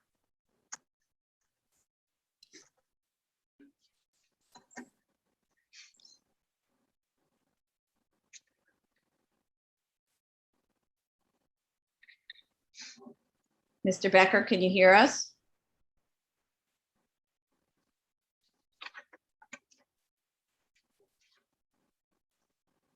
Can someone, maybe he might have just been stepped out of the way, out of the room. Can someone text him? Just let him know whose case is this?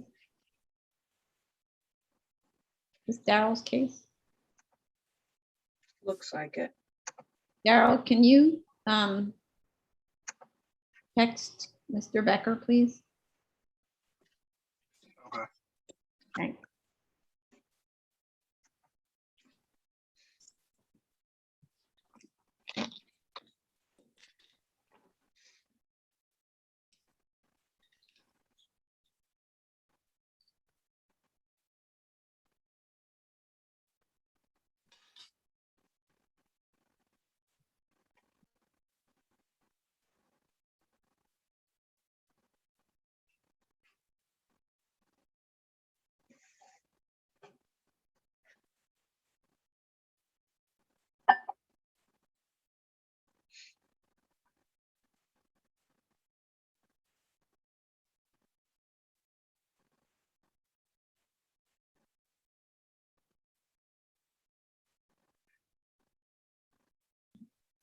Otherwise, we have to put this on for second call.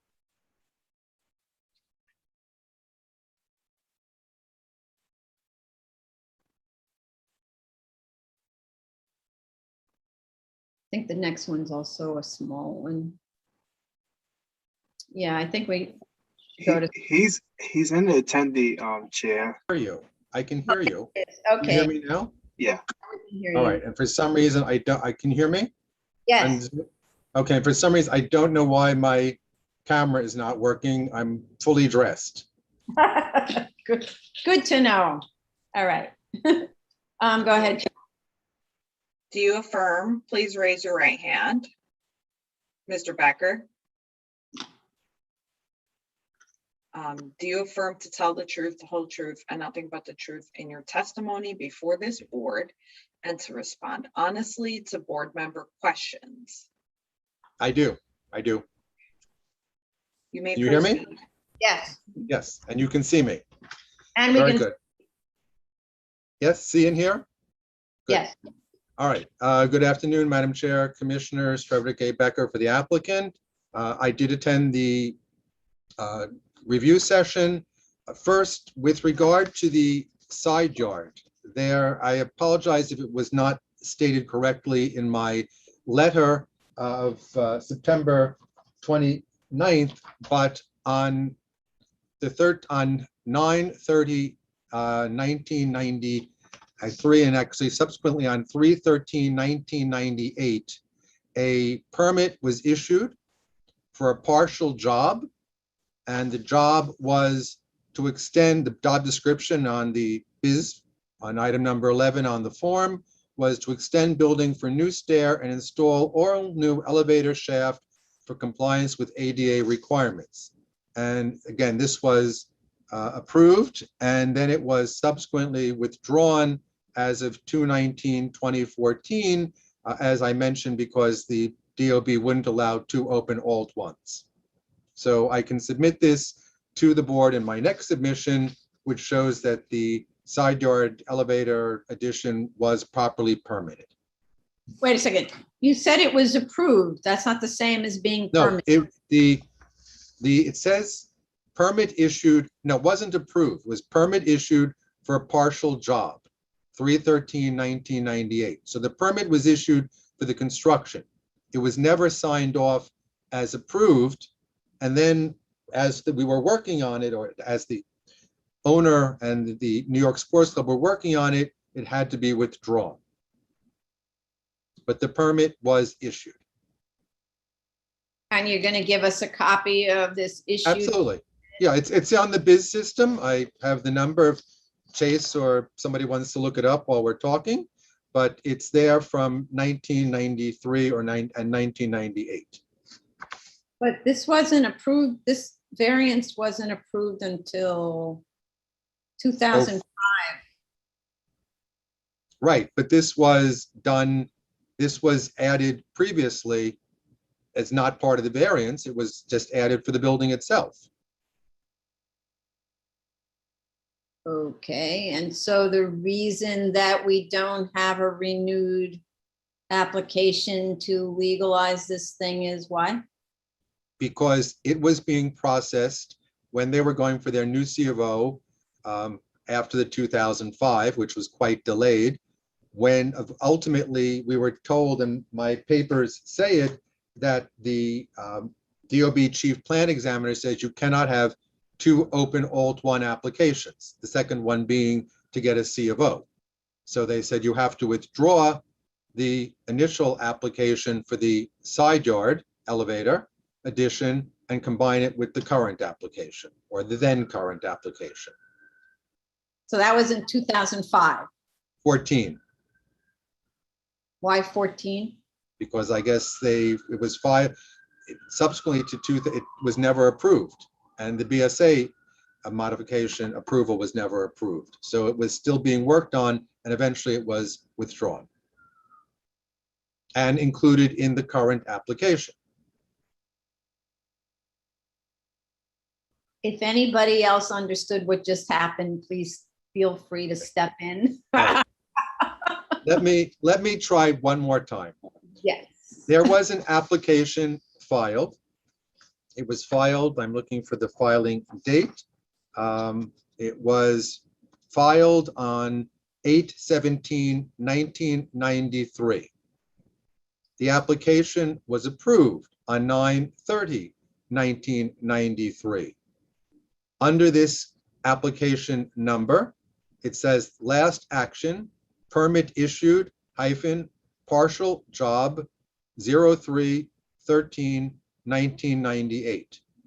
On the same biz system printout, it says job withdrawn as of 2/19/2014. Okay, and what does it say? What's the job description? The job description under item 11, to extend building for new stair and inst hyphen all new elevator shaft for compliance with ADA requirements.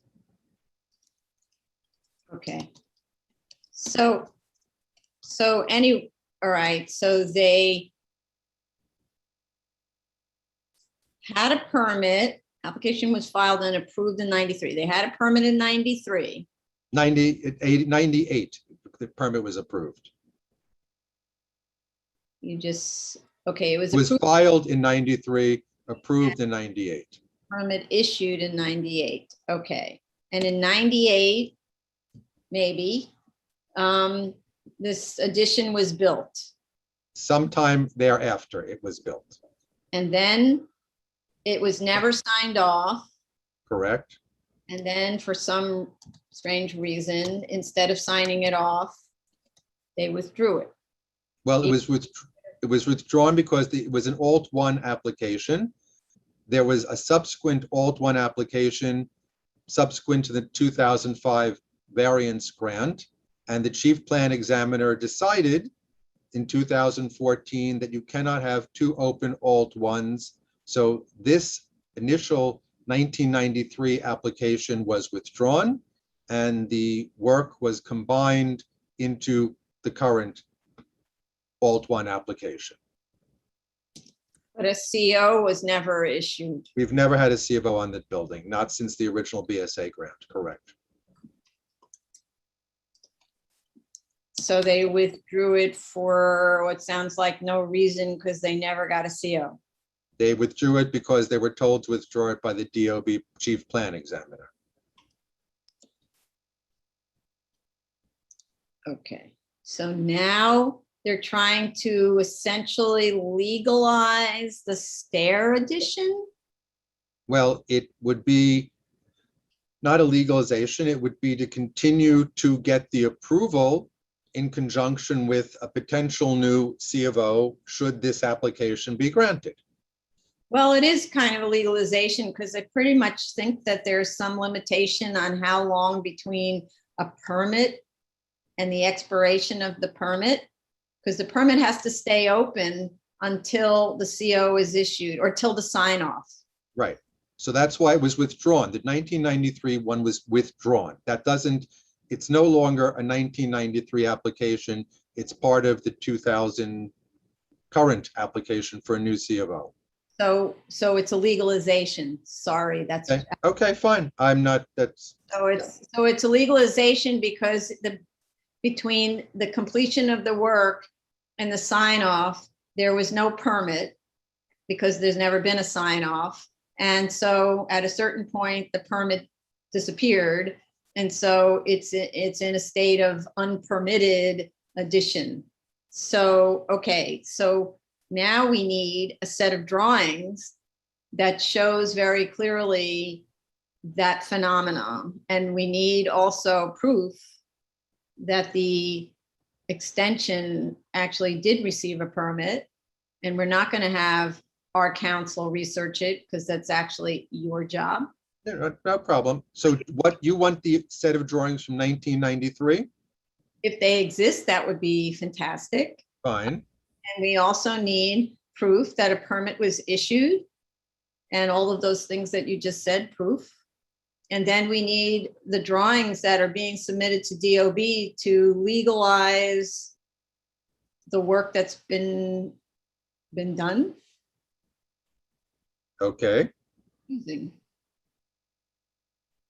So we obviously commented about, is the architect who did these drawings with you?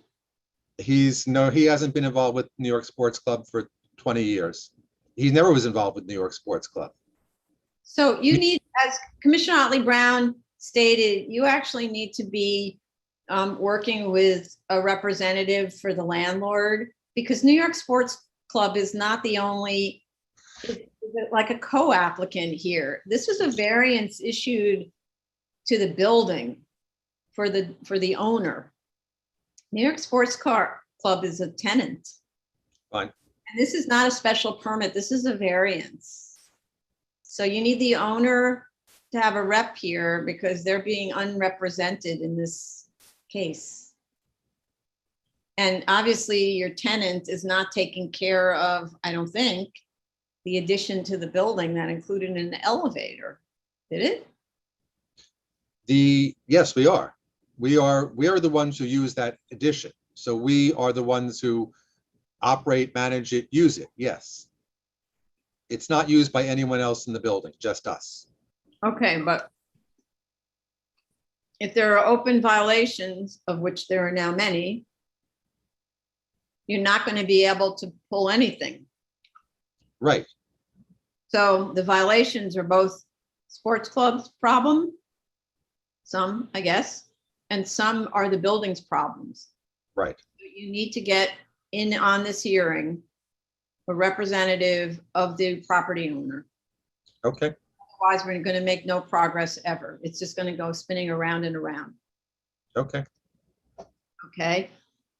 And the owner submitted an owner's authorization to proceed here. So yeah, we need something. We need the owner's participation and the owner's architect. I assume there's an architect somehow involved in this. The owners, it's our architect, not the owners. So this architect that you haven't talked to in 20 years? No, the prepared CO is no longer involved. We are the only architects, I believe, that are involved. And the current architect is not the architect who has been involved prior to this application, prior to the pending application. So the drawings that were submitted to us are the same drawings that are the drawings from the original approval? So No. is- Well, No. they're the same drawings, different architect. well, There, that's- this is the third architect who's working with New York Sports Club on this property. Okay, you need to have the architect in on these hearings so we can have a conversation with the architect. These drawings are really confusing, Got it. okay? So like, we can't tell, for example, yeah, so this whole thing about the use of the offices. Right, so that was the next issue. The office space was something that was imposed upon as part of the lease, even though, as stated, we are not using it.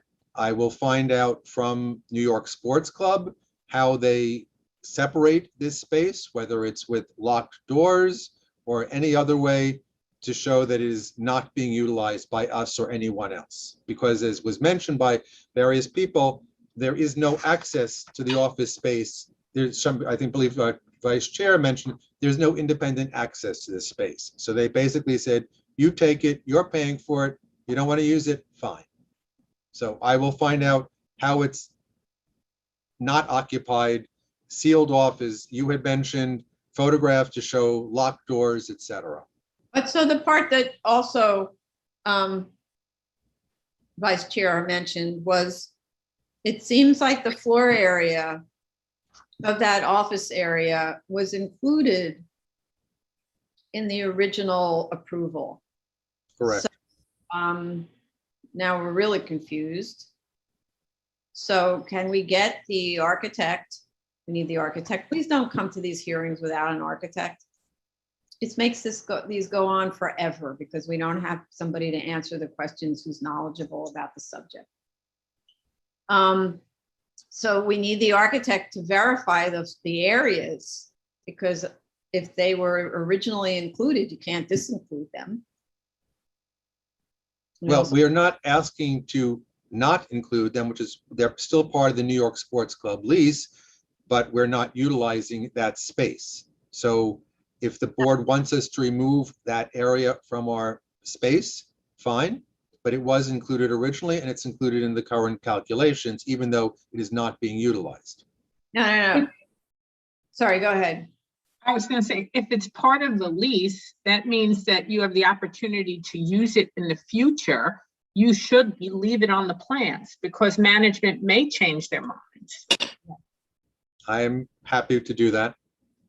Okay, so if it was included in the original calculations, which it seems like it was, because it's on the drawings, it's being shown as part of the PCE and the original drawings, according to the drawings, then I don't understand why it's being taken out now. There is no hatching out of that area on the previously approved set. Why are you hatching it out of the area now? Because since the original set, the space is no longer utilized, is what I am told by the current individuals who are the current New York Sports Club project manager. But the point is that it has a permit, or let's say a variance, to be operated as a PCE.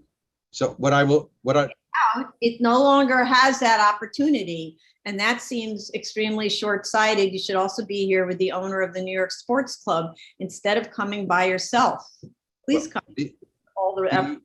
I will remove the hatching and I will put a note on the plans that says this area not being utilized, which is the only thing I can say because that's it. No, that's wrong. It was approved to be the offices of the PCE in the last approval. The drawings show it as offices. Okay. So I will speak to New York Sports Club. I'll leave it as offices, and whether or not it's occupied, that's up to them. Correct. I think that will clarify it entirely. And I see Commissioner Otley Brown shaking her head vigorously, yes. So we will unhatch it, put it back, leave it as offices, and that's it. Yes. That clarifies, I think. Hallelujah. Yes. Okay. Yes. I heard, I should say, the the comments on the zoning calculations and the plans, we'll go over them with a fine-tooth comb. The issue, though, about the rear yard, and this is, you asked about the curb cut. It's hard to prove a negative when there's no longer a curb cut. And if we can put up a sign that says no parking, but the landlord will think us crazy. It's one of the conditions in the variance. Well, I would ask that it be removed. Why would the landlord think it's crazy if the landlord was the applicant of the variance? Because since 2005, that gate has been changed, the curb cut was removed. So therefore, since the curb cut was removed and the gate has been modified, the only way to get a car in there is to airlift a car. And so here's my question to you. You're going through the compliance. It says condition A, condition B, condition C, condition D, right? And rather than saying condition A no longer makes sense because we removed the curb cut, you say nothing about it at all. How are you helping us figure out what the result is? So, you're asking the questions now. I would ask, why didn't you ask the question at the beginning when you started to look at this application to take it off, right? So the other part of the question was, where's your proof that the door is only 40 inches wide? So you didn't provide any proof of that. Do you know why the door was supposed to be only 40 inches wide? No, I don't. I can surmise, but I'd rather not. You don't want to guess why the door. If I can guess, if I won't get yelled at for guessing, yes. The answer would be handicapped accessibility for someone to get to the rear yard, or it makes easier access for McDonald's, who uses the rear yard, to bring their materials in and out. New York Sports Club has no access to and no use of the rear yard. Okay, so I'm not going to yell at you, but let's just say there was a curb cut. There was a no parking sign. How do you make sure for sure that no one parks inside of the gate? Right. So, but you said, why is it 40 inches? And I'm saying it's 40 inches now because they removed the other gate and put in a gate that's large enough. Okay, Fine. I'm not going to go into detail. I'm just going to ask you to please formally request that the 40-inch maximum width is no longer, it's a maximum width, right? It's not a minimum width. 40-inch maximum width be eliminated because there is no longer a curb cut and it's therefore not possible to park there, that condition. Or maybe commissioners prefer that we keep that there just to make sure that the curb cut doesn't reappear magically someday and there's parking there. That's another option. We just leave it. I'll take out the conditions and the signage. So let me ask the commissioners, what do they think? Because obviously the reason for it was to disallow parking. I'm okay with it, but I think shouldn't the property owner be notified of it and get all the clarifications? I'm assuming that's a given. Yes. No. Okay. All right. Yeah. So a lot of this is, as the vice chair said, this is the property owner, affects the property owner. And that's why we should be having this conversation with property owners council. Okay. It was the property owner I know who put up the new gate. I was informed of that. Okay, but you're not representing the property owner, so you can't represent their interests, okay? Unless that authorization was to represent their interests, but that wasn't my impression from the authorization. Okay. And you would have a retainer agreement with the property owner if you were representing their interests. I'm assuming you don't. No, I do not. All right. If I get a letter from the property owner, will that be sufficient? They need to engage you. You need to be the person who's representing them in this case. No, if I ask them to various factors, they can provide me with a letter without representing them. They can go to their counsel and see if they'll sign it. That would be acceptable. No, we need to see their interests represented at the hearing. Because otherwise you're representing their interests without us knowing if those are their interests. But if they have a signed letter saying we hereby authorize to do the following without we advise the board of A, B, and C, that's coming directly from them, not to me, but to you, and they are giving that response without having to get their own counsel. They can look, their own counsel can review the letter. And I'm just providing them to take a look and see if you want to sign it. That's all. Other questions for the owners? You can't answer their questions. Okay, I'll speak to them. Okay. And they were the. Madam Chair, Okay. in the 2005 resolution, Yes. page 1, one of the whereas, it was the community board's recommendation. Mm-hmm. Right. So I guess the owner did take it upon himself or herself to remove the curb and restore the curb and. No, the 2007 variant, the 2005 has it as one of our conditions. I understand, right, but that is stemming from, I'm just kind of connecting the dots. It's stemming from the community board's recommendation. That's But all. the community board didn't want that little court, what they called the courtyard, to be used for parking. So the BSA made it a condition to make it impossible to park there. No curb cut, no gate big enough, no parking. So, I mean, we can keep the no curb cut, no parking, and then eliminate the condition on the width of the gate, I guess. Plus the sign. Or just leave it alone. The gate we can leave alone and just Yes. fine. Now we leave the condition of the gate and we just eliminate the sign and then that's that. Yes. Okay. All right. Please clean off the graffiti off the gate. The landlord is, reaching the landlord is difficult. We'll do it. We have to, if we have to do it on our own. Hence the reason the landlord has to have a representative here. Can't even reach him. Okay. All right. All right, so what else is there? We obviously have some serious fire department issues. Which So- you mentioned and I'm not familiar with. Okay, because again, the violations go to the property owner, not to your client. Okay. All right. So let's go to the public so that way we can hear from the fire department. Anyone from the public would like to provide testimony on this application, the calendar number is 6-04BZ. The address is 7118 to 7124 3rd Avenue, Brooklyn.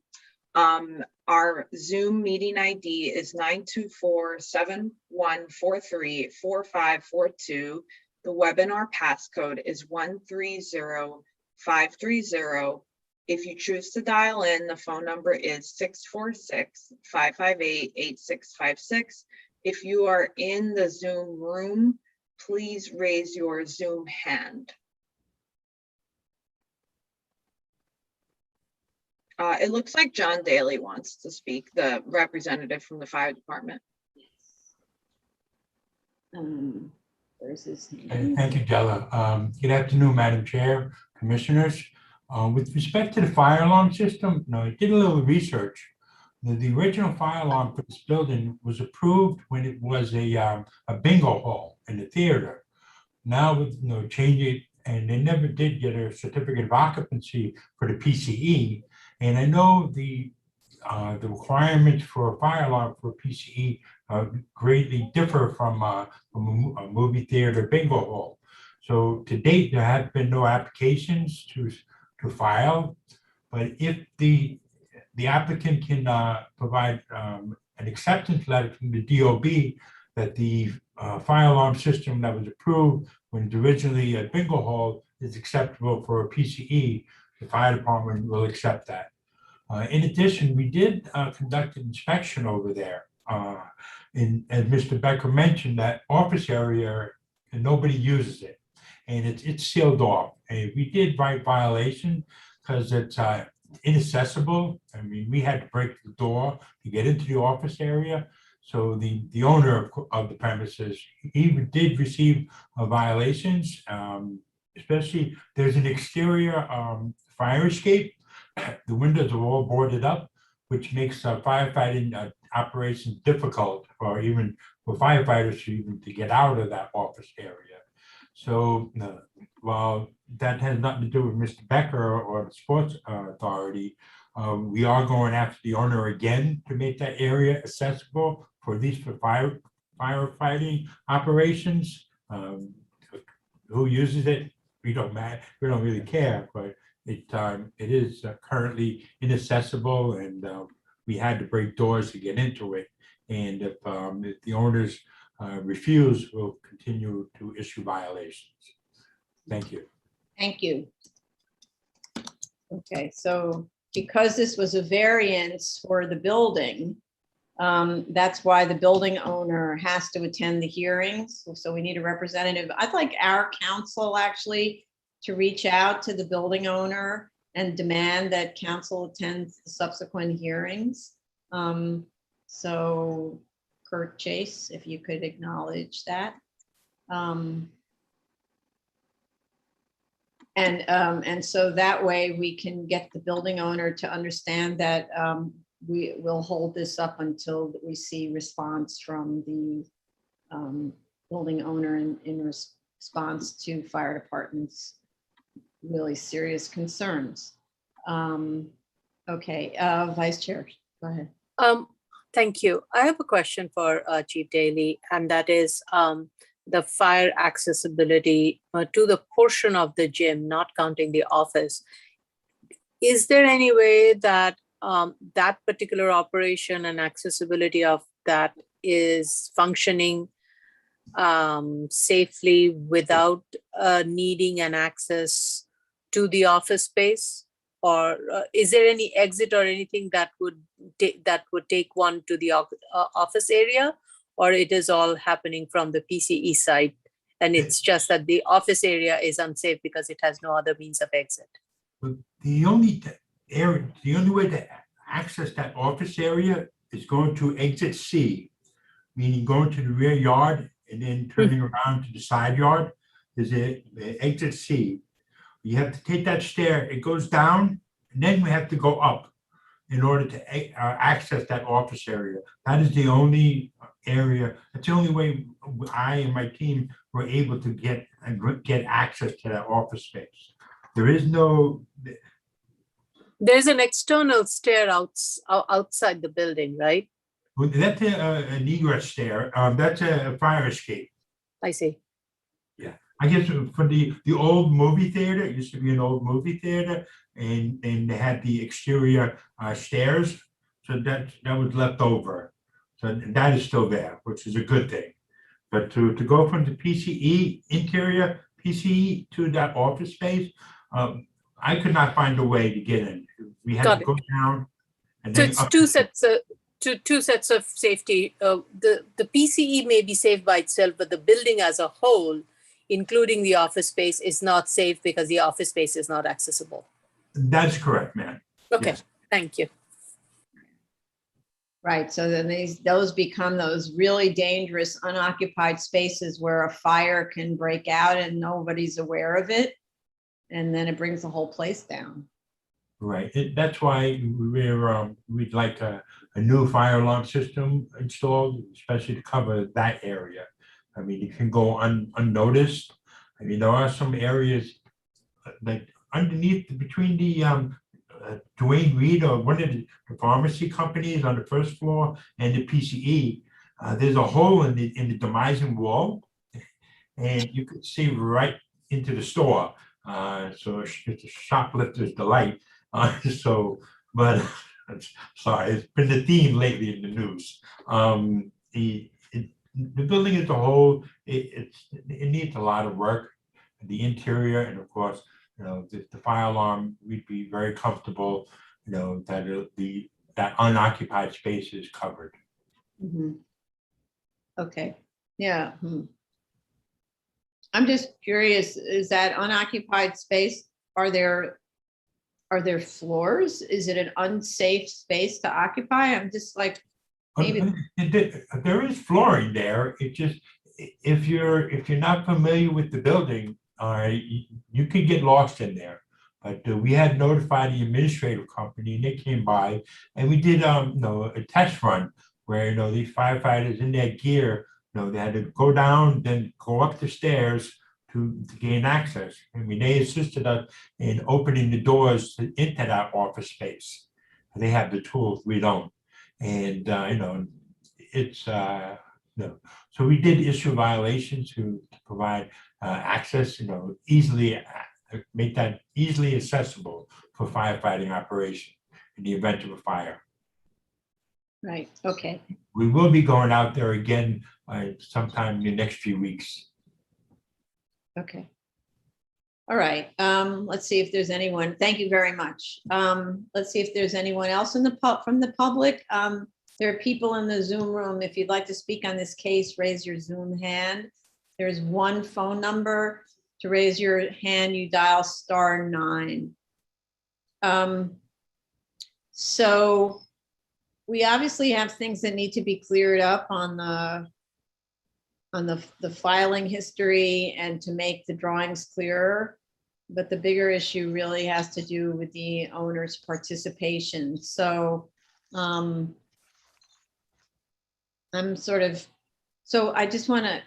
I just need confirmation from one of our council that they will reach out to the building owner and send them a letter requiring that they attend the next hearing. So I need probably. We can do that. Yes, okay, good. I think, yeah, good. Okay, thank you. So in order to allow them time to bring in counsel and so on, I think we should give them 2 months on this.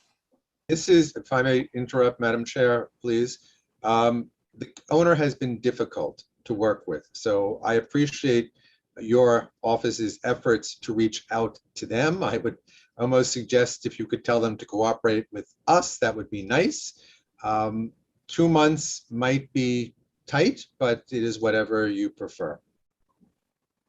2 months. I mean, when we had to file for the new fire alarm, which we are working on, which we're just about ready to file with the Department of Buildings, we basically received limited, if any, cooperation from the landlord with regard to plans. That was part of the issue. We had to literally draw entire new plans for the building, among other things. So cooperation is not a key word here. Okay. All right, so I'm changing it to 3 months, which was my initial reaction. Okay. Okay. Okay, so I don't see anyone in the waiting room with their hands raised, so I'm gonna put this on for 3 months, okay? And in So the it'll be a hearing in February, basically, or I mean, just an approximation. something like that, yeah. What was I gonna say? So please, it's plenty of time to read your statement of facts over and over and over again and make sure that it's English, and make sure that it's accurate, and to look at the drawings, and make sure that the district boundary line is in the right place. Correct. And all of that stuff, okay? All right, so that's what we'll do then. Okay, thank you. Thank you very much. Next time, come with your architect and the client of the Yes. sport, right? Okay, will do. Thank you. Okay. Next item is item number 13. Calendar number 42-08-BZ, 182 Girard Street, Brooklyn. Okay. Elise is raising her hand. Yes, we've got her in, and I don't know. I'm not sure if anyone else is joining. I'm not in. I hear you. You're in.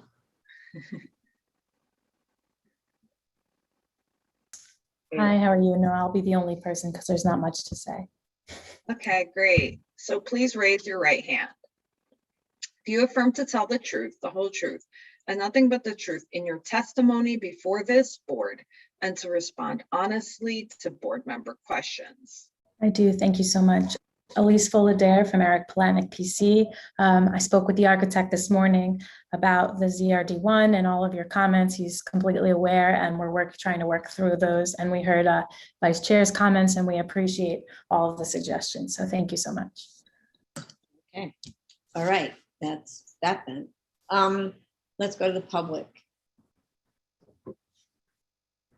Any member of the public would like to provide testimony on this application, this is calendar number 42-08BZ, 182 Gerard Street, Brooklyn. One moment. The call-in number is 646-558-8656. The Zoom webinar ID is 924-7143-4542. The webinar passcode is 130530. And if you're in the Zoom room, please raise your Zoom hand.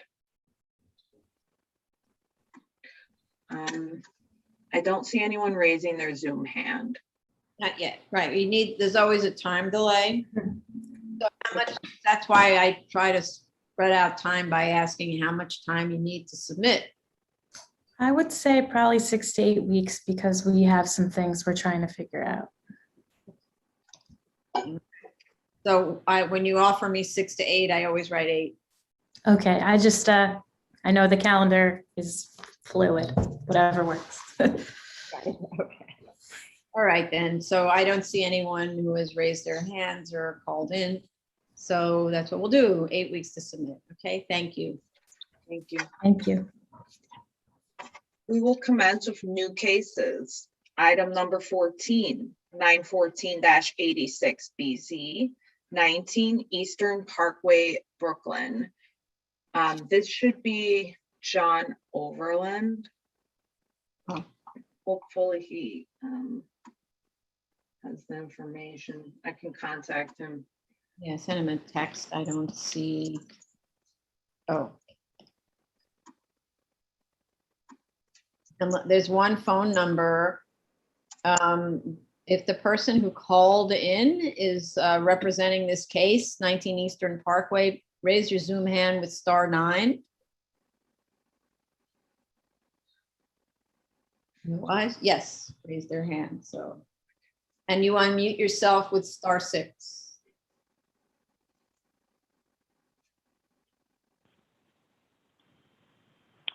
Hello, this is David Sferaza. I am with the applicant, Eastern Athletic Inc. Oh, Okay. John is in the waiting room. Oh, he is? Yeah, he's in there now. Yeah. Okay. All right, we admitted John. Sorry, sir. Can you state your name again, please? My name is David Sferaza. I'm with Eastern Athletic Inc., the applicant. Can you spell your last name, please? S is in Sam, F is in Frank, E is in Edward, R is in Robert, R is in Robert, A is in Adam, Z is in Zebra, Z is in Zebra, A is in Adam. Got it. Thank you very much. Sorry, sir. Can you state your name again, please? Oh, you have to turn off your YouTube video. That was me talking twice. The applicant. So turn off your YouTube video, please.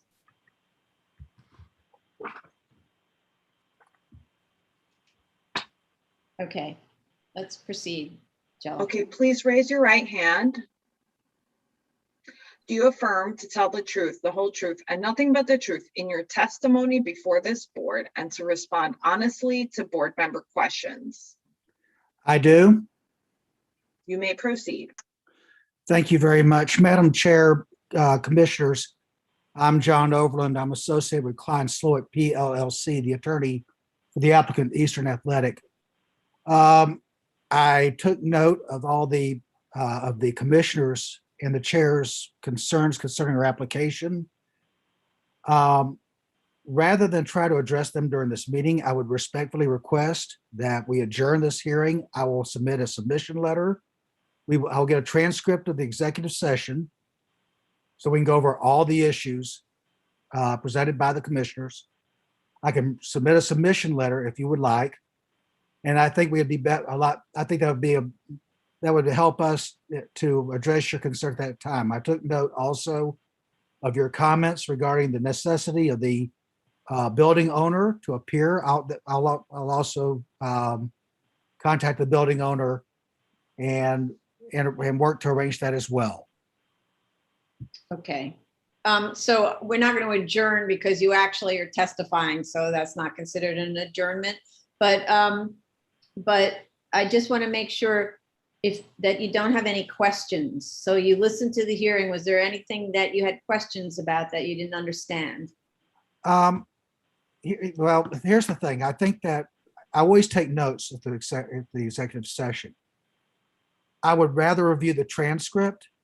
If there's any issues, I would probably reach out to Ms. Prenga if there's any questions I may have. But I think that once I get the transcript and go over it with Mr. Sefaraza, who's also with me, we'd be in a better position once we get the transcript, because then we've got everything written down that the commissioners discussed.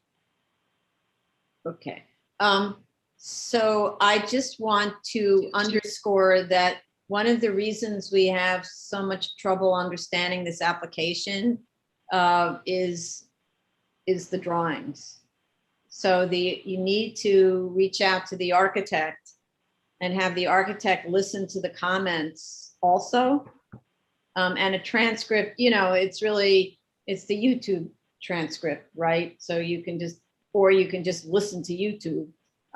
Have the architect listen, because so many of our questions were related to the drawings. Okay. I understand. Okay. I understand. I also understand the problems with the statement of facts. Well, I do want to we want to approach this in good faith. We want to move forward with this. We're not, I just think at this time, if I tried to give any testimony on this right now, it'd just be, Okay. But the other aspect of it that I need you to convey to the building owner, or it depends on who they are, well, I think it's the building owner, is that we need to see the ECB violations paid before we decide on a case, right? So we're not ready for that, but they have time to take care of those violations, okay? Yeah, yes, ma'am. We understand that. We'll do the coordination to get with them on that. Okay, great. All right, let's go to the public then. If any member of the public would like to provide testimony on this application, the calendar number is 914-86-BZ 19 Eastern Parkway, Brooklyn. The call-in number is 646-558-8656. The webinar ID is 924-714-34542. The webinar passcode is 130530. Please raise your Zoom hand if you would like to speak regarding this application. Okay. So while we wait to see if anyone would like to speak on this, would fire department like to speak on this? I don't remember. No, they gave us a letter of no objection, so we're good, right? It was a conditional letter of no objection to get the certificate of operation in a reasonable time frame. I believe that's characterizes the letter, unless John wants to say something different or additional. Okay, so how much time then to respond to our comments? Would 2 months be fair, or would 2 to 3 months be fair? I think you gave the other gentleman 3 months. 3 months? Yeah, when you say 2 to 3, I say 3. So that's, you opened that. So 3 months then, right? Okay. All right. And Mr. Sferaza, did you want to add anything before?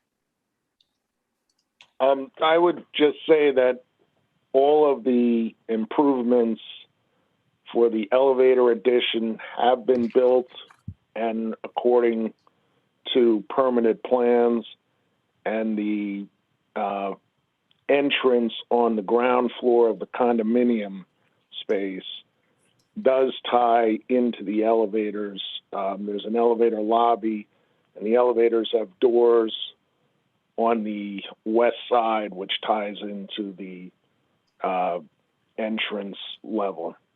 Okay. And all that work was done by a developer who has been litigating with the Union Temple for years. And basically, we haven't been able to make use of these improvements to this date.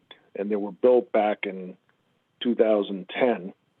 So it's been very difficult process for us not having adequate entry into our space. And the other elevator, the existing elevator, would be used as a ADA access elevator between the floors. People would go up to the 8th floor, enter the facility, and then use the existing elevator to go in between floors. So they would take new elevator number 1 in the new building. Yes. 8, and then use the local elevator. Okay. Yes, and then the only other comment I would like to make is the quote-unquote apartment on the 6th floor is a caretaker's apartment for the PCE to be there primarily for the swimming pool equipment to take care of operation of the pool and so forth. There is no entry on the 6th floor from the new elevator into the PCE other than to that caretaker's apartment, which is not part of the PCE. So the caretaker's apartment is part of the apartment building. No, it is part of the Temple building, but it is for a caretaker for the building, not part of the condominium next door. Okay. So it is caretaker for the building that contains the temple and the PCE. That's correct, yes. So it's an accessory unit. Yes, it's accessory. It is not to rent out to the general public as an apartment. Okay. Okay. All right. Another reason why we need the owner's rep to be there so we can ask that question, because that's one of the requests, right? For the caretaker's apartment. That's a new request compared to the prior, right? No, that was all approved previously. Okay. Everything here was approved previously in 2010. Okay. The problem is it was built at that time. The problem is we haven't been able to get a sign off on all the permits, and therefore we don't have use of the new elevators or the caretaker's apartment or the new front entrance, and it's been very difficult for us financially because we have this excuse my choice of words, but this crappy entrance serving the whole building, and it really doesn't work. But anyway, that's what we're stuck with still. But the reason for your application now is really just that small addition to the mezzanine. Is that right? That was previously approved, except for that small addition to the mezzanine, and that was to allow for the existing elevator to access the mezzanine. The 10th and 11th floors are uses that are already taken care of on the lower floor. We don't even use the 10th and 11th floor right now, particularly in light of COVID. But we haven't used the 10th and 11th floor in multiple years, There's just no need for it. It's a duplication of use. And it doesn't work for handicap access. Okay, so this is pretty confusing because we look at a set of drawings and the drawings say whatever they say. So if your proposal is to use it differently, then we should know that from the drawings. Yes, I don't know. Okay. There's also an extension of term here. Right. Yeah, but the caretaker's apartment, that's not being used by you, right? That's for the temple. No, that would be used by someone for the swimming pool who would be our employee. It's not an apartment right now. It's an open space, but it has access to the pool equipment room, and that's why it was situated there. It's part of our it's part of our demise premises once it gets turned over to us by lease, but it hasn't been turned over to us yet because we're waiting on the sign-offs from the to get a C of O for the space. But the drawing shows it as an apartment. The drawing shows it as an apartment, but when it was presented back in 2010, they asked us to remove it from the BSA plan because they said it is not for the PCE. It's part of the building. I don't remember the exact details, but they had us remove it from the PCE.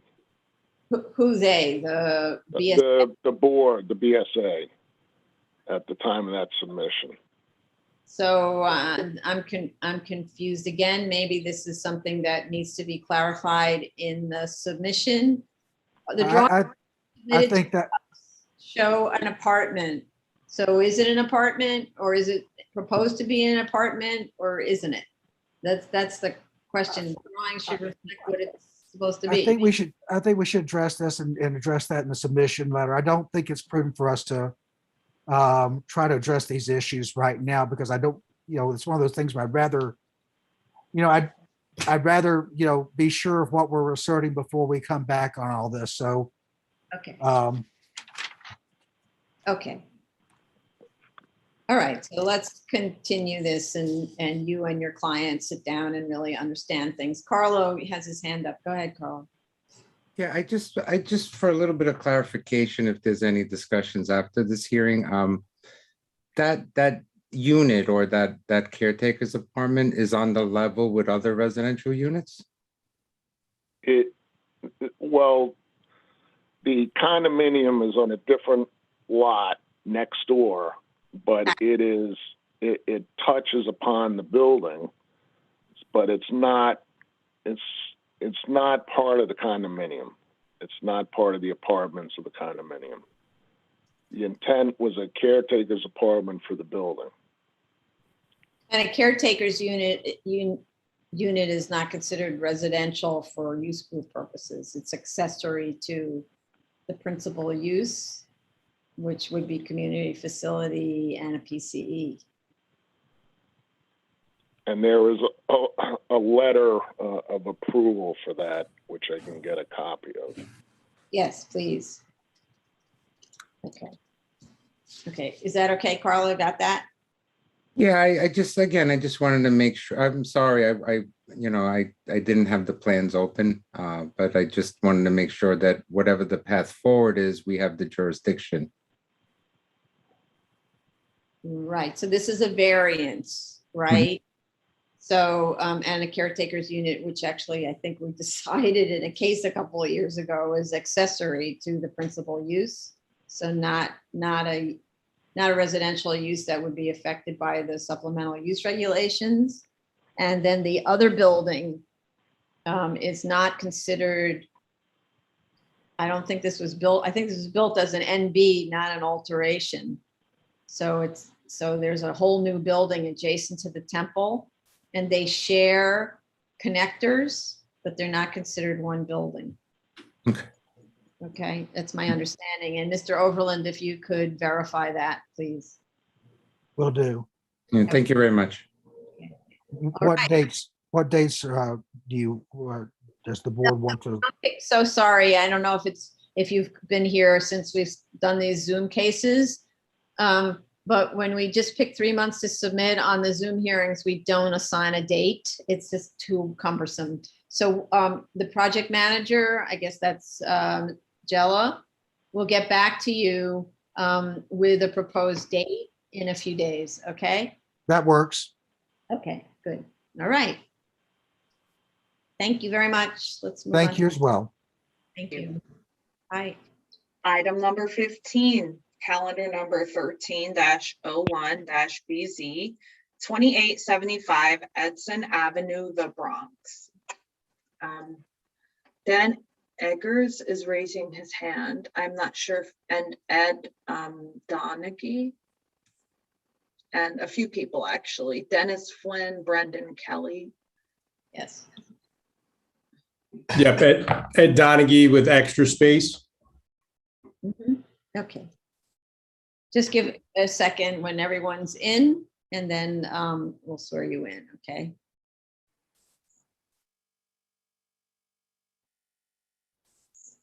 Hi, it's Dan.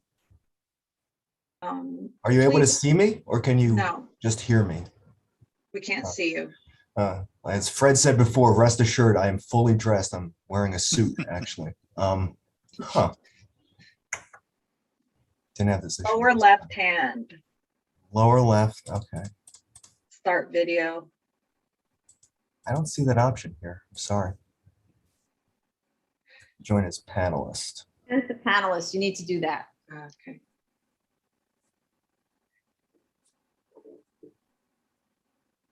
And then you can go in the lower left hand. There we go. He's in. Okay. Okay, everyone who is part of the applicant team, please raise your right hand. Do you affirm to tell the truth, the whole truth, and nothing but the truth in your testimony before this board, and to respond honestly to board member questions? Yes. You may proceed. Go ahead. If you're speaking, you're muted. There we go. Can you hear me now? All right. Hi, good afternoon, Chair Perlmutter, Commissioners. Dan Eggers from Greenberg Trarg, representing the applicant. Regarding the questions and comments made at review session, to respond to them in increasing order of complexity, we will correct the plans as requested and clarify the figures on the lighting study with the people who did the lighting study. Number two, regarding the caretaker, ownership has advised that the caretaker is there for nightly security to make sure nothing untoward happens with the items that are stored in the facility or otherwise. And they tell me that that's the standard for the industry. So that's why a caretaker is there in the evening, even though the facility is closed. So you said evening. Does he? Or night, they live there, yes. Yes. Number three, signage. So to clarify what the board approved, I'm sorry. Before you go, you said that that's standard in the industry. Could you give us something to establish that it's standard in the industry? Ed is there. I'm joined here by Ed Donaghy from ownership. Is there anything that you can add to establish that it is standard? Yeah, I mean, it's a common practice in storage facilities across the country that an apartment is built. It's a lot of times it's in the older generation buildings, but even newer buildings still proceed with that. In the old days, it was a mom and pop storage, and you'd have live-on person who was the manager, and that's a practice that's just commonplace in storage. Can you give us something to establish this as opposed to? I can try to track something down and get it to Dan and to get it to you guys. Okay, thanks. Go ahead. Sure. So number 3, signage. So the board approved via a letter of substantial compliance issued January 8th, 2004, as mentioned previously, 709 square feet of signage for the storage facility. There was one 296 square foot illuminated sign 48 feet above curb level facing the thruway. There was another 296 square foot illuminated sign 48 feet above curb level on the south elevation that's facing the parking lot. And number 3, there was a 117 square foot ground sign over on the Bartow Avenue frontage, actually on the Acadia property, that would have signage for the storage facility. That 117 square foot ground sign, as far as anyone knows, was never constructed. So it's only the 2 illuminated signs on the storage facility building itself that were erected. The one facing the thruway was reduced from 296 square feet to 250 square feet. It was installed at 60 feet above curb level as opposed to the 48 that was approved. The ownership advised that this was done a few years ago as part of the company's rebranding effort, and that the sign installer installed the sign at that 60-foot height for visibility above trees, that if it were at the 48 feet, it would have been blocked by a tree. And I had just checked on Google, and that looks to be the case. The other sign facing the parking lot, that was just 1 square foot less, 295 square feet, and 2 feet above the approved level, 50 feet above curb level, as opposed to 48. For some context here, the C4 district regulations were applied by analogy by the board when the variance was originally granted. And in C4 districts, the maximum height of signage is 40 feet. So the board, in approving signs at a height of 48 feet, recognized that a greater height was appropriate here. Now, we do appreciate that the signs were installed at a height even more than that. Though for context, we do note, and I believe this was said before, that there's an M1 district directly to the south where indirectly illuminated signs are allowed up to a height of 75 feet. So this is an area, a general area, where signs in excess of 60 feet are allowed. So this is sort of a long way of saying that we throw ourselves in a way at the mercy of the board in requesting that the signs be legalized at the height that they were installed. Dan, one quick change that during the rebranding, they just refaced the existing sign. So since install 20 years ago, it was always at the same heights. The height never changed, just the plate of the actual box changed. Thank you, Ed. I have a question. I was looking at the approved plan sheet, and in that there's drawing 13 of 13. This is dated 12/22/2000.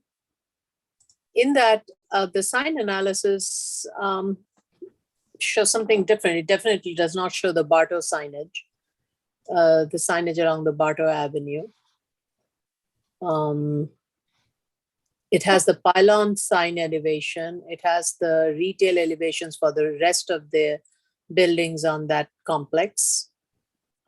So I'm just trying to compare what you have said in terms of what the board has approved to what I'm looking at the plan.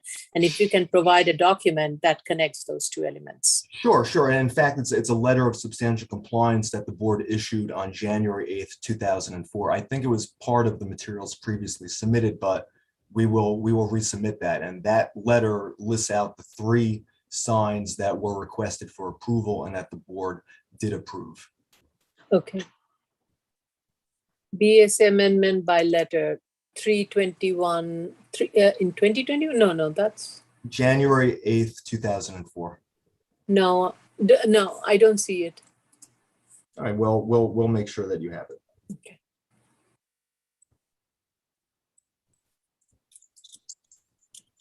So, and I have a question to this. So the previous approval, the caretaker's apartment was not there. Is that correct?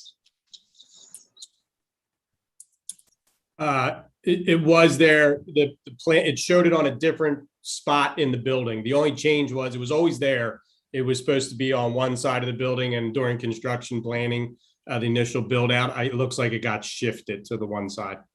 So I think we're operating a little at a disadvantage here. The plans that we have, so the ones that you submitted to us, which is supposed to be 14 sheets, right? And it's labeled previously approved plans, and it was submitted 3/24/21. It shows site plan and so on. And then it includes in it the as of right. So this is the original application for the variance. So as of right, it includes the little houses that could have been built there. And then it doesn't have the set of 5-floor commercial building or the elevations for that building. So we are not seeing, as far as I can tell. No, Madam Chair, the floor plans are there. But if you go to page 12 of 12 or 11. Yeah, but do you see the caretaker? I don't see the units. No, I don't. So, yeah, unless they were not properly laid out, but I definitely don't see it. I see the office on the first floor on the other side. But as I go to the second or the fifth floor, I do not see the caretaker's unit. Right. So to clarify, and I think what Ed was referring to, the caretaker's apartment was shown on the DOB approved plans and is reflected on the C of O. The caretaker's apartment was not on the BSA approved plans from the 2001 grant. So this was one of those things that, so can we, it's shown on the CO. So what's not in our set, and I do see the plans that go to the 5th floor, is the elevation of the building. It's only got the elevation of the shopping center, not the elevation of the page 13 has this 13. 13? Yeah. Yeah, the last page. It's actually the set I'm looking at, it says 13 of 13 drawing. Not a 5-story build, or is it? Oh, but it doesn't show any signs in those. It shows those tenant signage on those 2 arched windows. But not the height of the signs. No, it does not. So you have to kind of guess by those vertical dimensions that are given on the side. So that's why I think, Mr. Eggers, you kind of know what I'm going up for. I'm trying to find. Right, and it's the letter of it's the letter of substantial compliance from 2004. So I thought we had provided that by. I will make sure that you have that, which will show the signs at 48 feet and each of the 2 wall signs at 296 square feet. So there's a bit of a deviation from what the board had originally approved in 2001.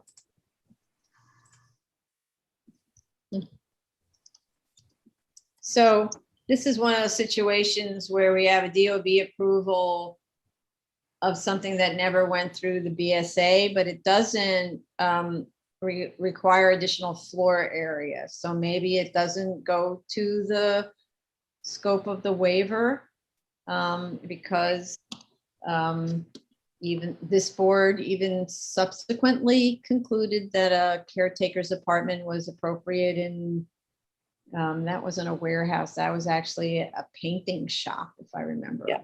Yeah. So, yeah, but it's always, and DOB must have decided that it was customarily found in, or they wouldn't have approved it. When was this approved? The caretaker's apartment? The C of O, I believe, was issued in the late 2000s. Can you, okay. 2007. The CO is 2007. Okay. Okay. All right. All right, go ahead. Thank you. So number 4, the landscaping. So the landscaping plans can't be finalized until a decision is made regarding the placement of the retaining wall that's needed for construction of the sidewalk. And the latest update as far as construction of the sidewalk is concerned is that after the Acadia meeting, now recently, DOT informed us that they were denying the request for the waiver of the revocable consent requirement. DOT made clear that if a retaining wall is going to be placed on public property, they would require a revocable consent, which, as you probably know, it's a 12 to 14-month process. So what the engineering team is doing now, along with ownership, is they're evaluating an alternative to that, placing the retaining wall within the property line. Now, that could involve a significant revision to the on-site drainage, as well as realignment of the parking aisles, which would entail expense in and of itself, but it would save the 12 to 14 months having to go to DOT for revocable consent.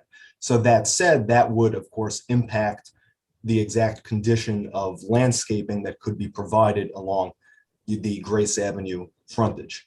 So that's something that right now is being looked at.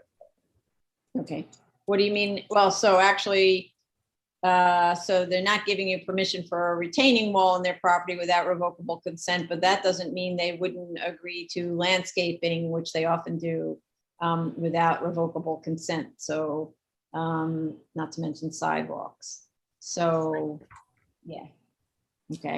We have approval for the sidewalk, I think, right? We just need the retaining wall is extra, like in terms of DOT had a waiver originally.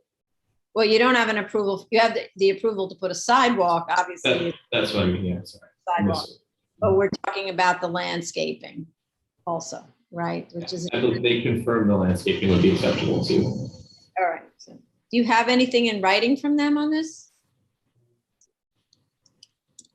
I'll have to get back. I mean, Dan, the last call we had, I think, this is from the other. This is also for the other application. So maybe we should just leave it to this application separate. I don't have anything for the landscaping on this one.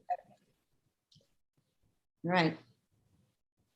So, and Brendan, thank you for that. So that brings, unless there's anything further on the landscaping point, which I know is very, very important, that brings us to the sidewalk itself and the comments regarding the alignment, which Brendan can speak to if he may. No, definitely. Brendan, can you just tell us what company you're from? I'm from McLaren Engineering Group. I'm the civil engineer for both sites. Okay, go ahead. Yeah. Would I be able to share screen? Yes. Okay. So I think the question with the alignment mentioned that we were going to be making the street more narrow. Oh no, did I? Can you guys hear me? Yes. Yeah. Oh, all right. My screen is frozen, but I think can you see my screen? It usually takes a little bit. Here we go. Yeah, there you go. Okay. All right. So in terms of actually widening or narrowing the street, we're not actually narrowing it. It actually would be slightly wider. The proposed curb line would be about here on the screen, and the sidewalk would start at like this point. So the sidewalk would be running here, and the plan was to bump it out to meet that existing sign location. So the sign for the end of the curb, for the sign for the end of the street, we would have like a bump out where we would have the crosswalk aligned with the adjacent one running across Grace.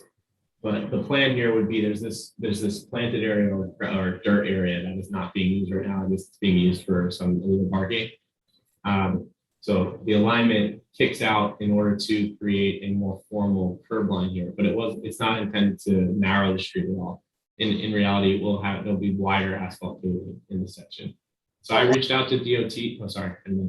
Go ahead. I reached out to DOT, both the SCARA group and the geometric design group, and the sidewalk grading did not have any issues with it. Geometric design did have a question about basically like the neck down and the angles we were going to use, and I'm waiting to hear back for a final determination of how they want that to look. But in general, they did not have any issues with the orientation we were proposing or the general concept. But why are you proposing it at all? Because I'm gonna slide further. Oh shoot! If you go to the real part is where 2829 and 2875 meet. Um,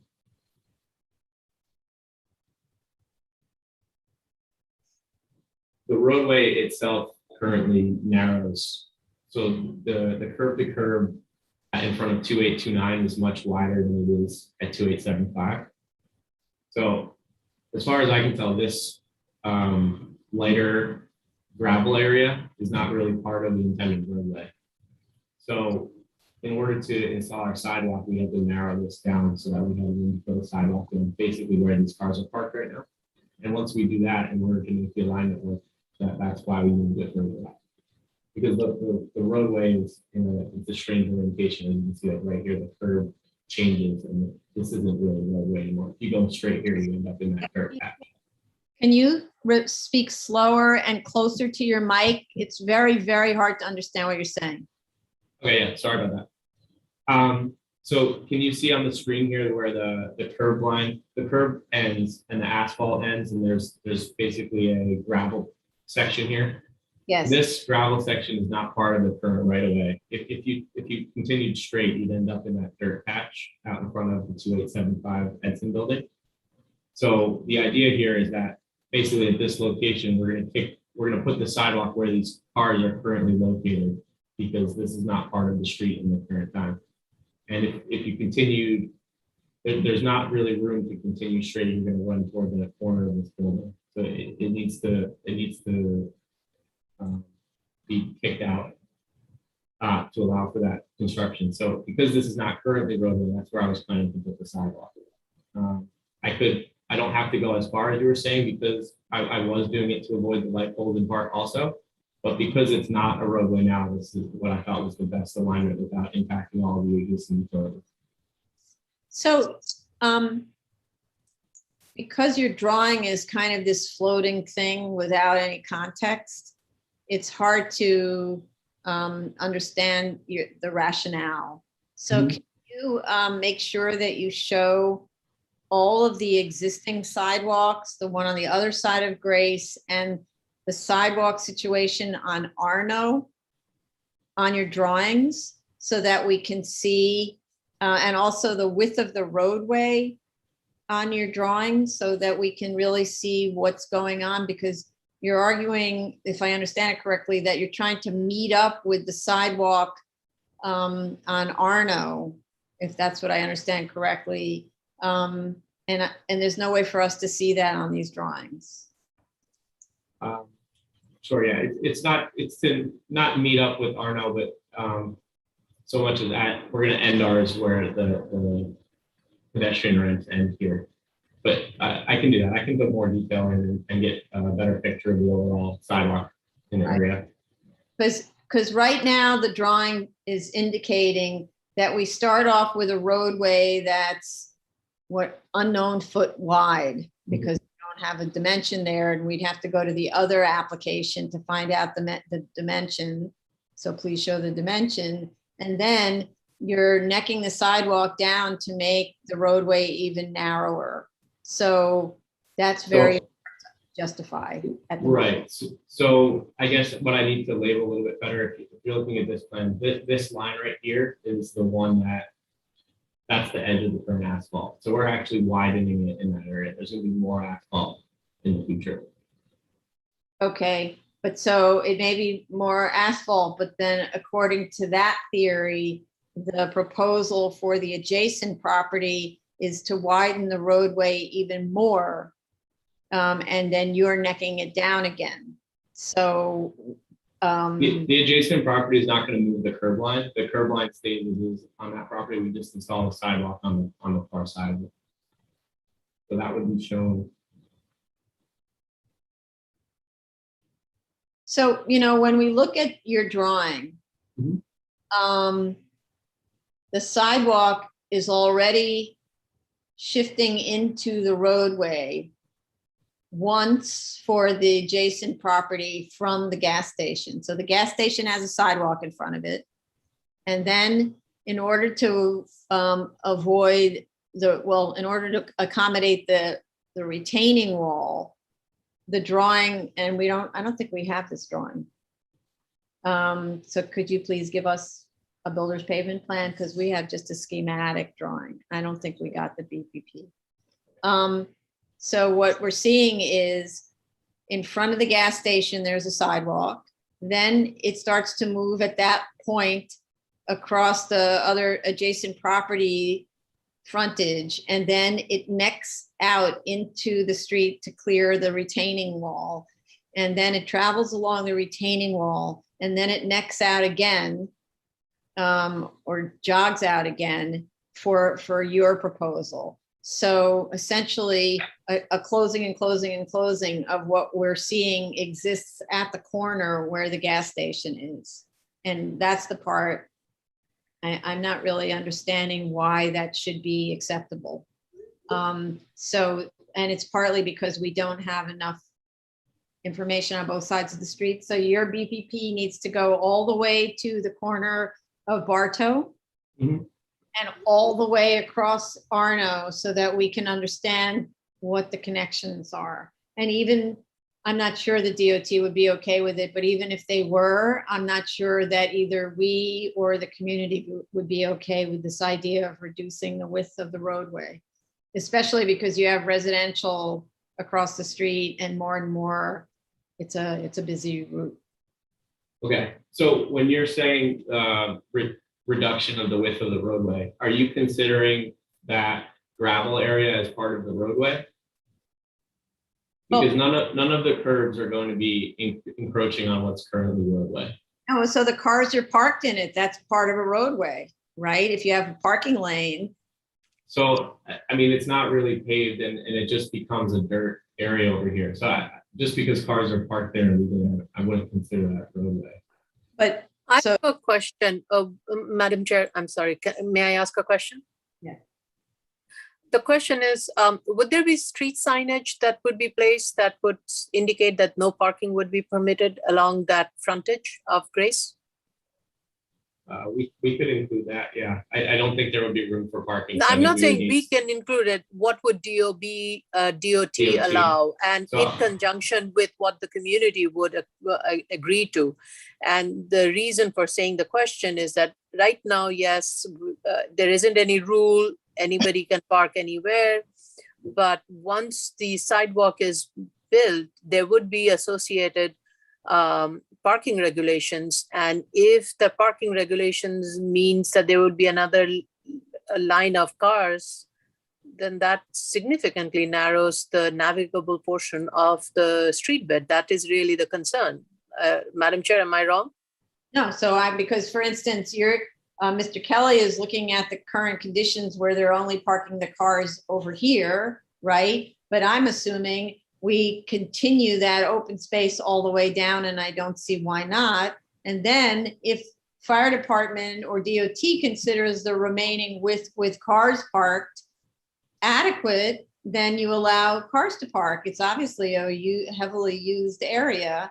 And if DOT doesn't consider it an adequate width, then it would be a no parking zone. But I don't know why the assumption is on the part of this applicant that you should be necking down the width of the roadway to be different than what's going on adjacent. This is what I really don't get.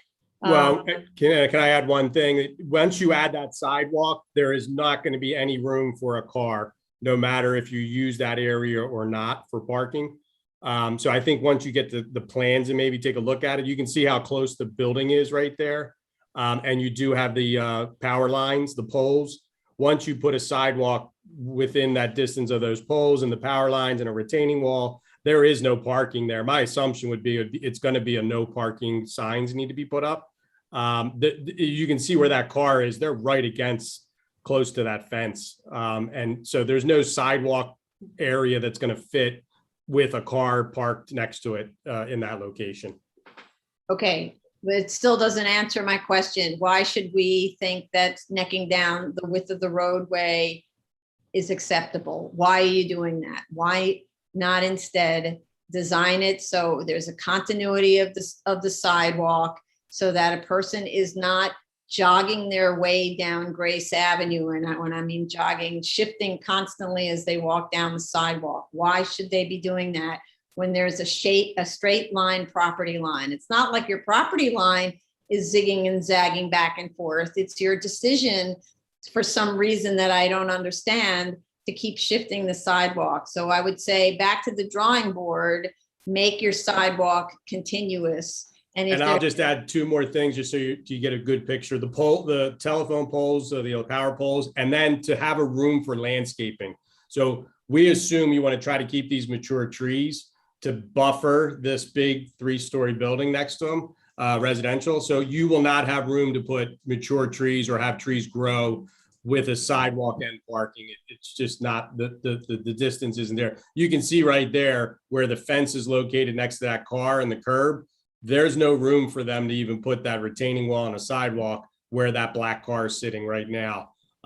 It's just dimensionally not possible, but we can review it for you. And I know our engineers, we've gone through this and looked at it, and that was the best option.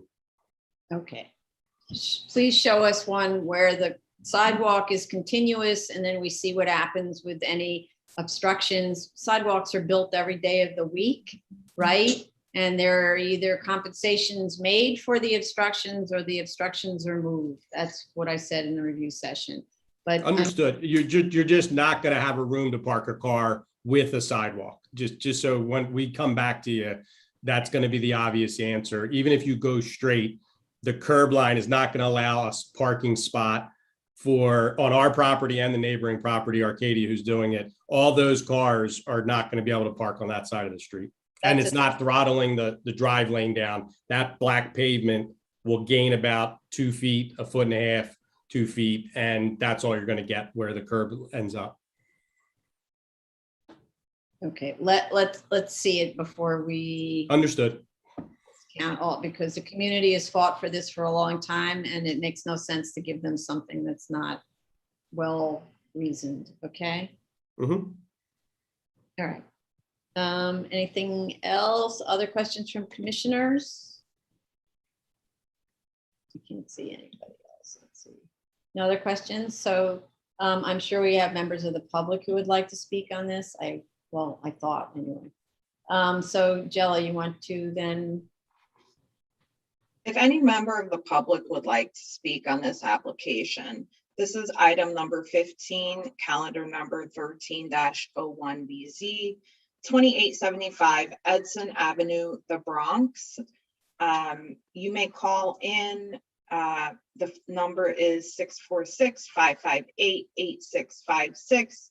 The Zoom webinar ID is 924-7143-4542. The passcode is 130530. Please raise your Zoom hand if you're in the waiting room. Okay, so we'll give people time to call in because there's always a time delay. Did you understand also the questions about, or the statements by the commissioners about the on-site landscaping? Yes, and I appreciate that echoes what was said at the Acadia hearing last month, and that's part and parcel of the study that's being done regarding moving the retaining wall within the property line. Okay, so it's, okay. I will leave it at that and you'll let us know what's going on. Okay. All right, so there are 3 people in the waiting room, but I think they're related to the following cases. If you want to speak on this case and you're in the Zoom room, please raise your Zoom hand. And for any members of the public who are listening but don't want to speak on this case, we are going to, moving forward, have these 2 cases, 12-01BZ and this case 13-01BZ, travel in tandem going forward. Okay, so so the team should coordinate with the other team if you're not already coordinated. Okay. All right, so I don't see anybody who wants to speak on this. Any last minute comments, questions from anybody? So how much time to respond? Well, we're going back to the drawing board a bit, and as I said, we're looking at the relocation of the retaining wall. So I'd say a month to 6 weeks, probably. 6 weeks. Okay, great. All right, then. Thank you very much, everyone, for calling in. Thank you for your time. Thank you, Madam Chair. Thank you. Item number 16, calendar number 36-11 BZ, 270 Greenwich Street, Manhattan.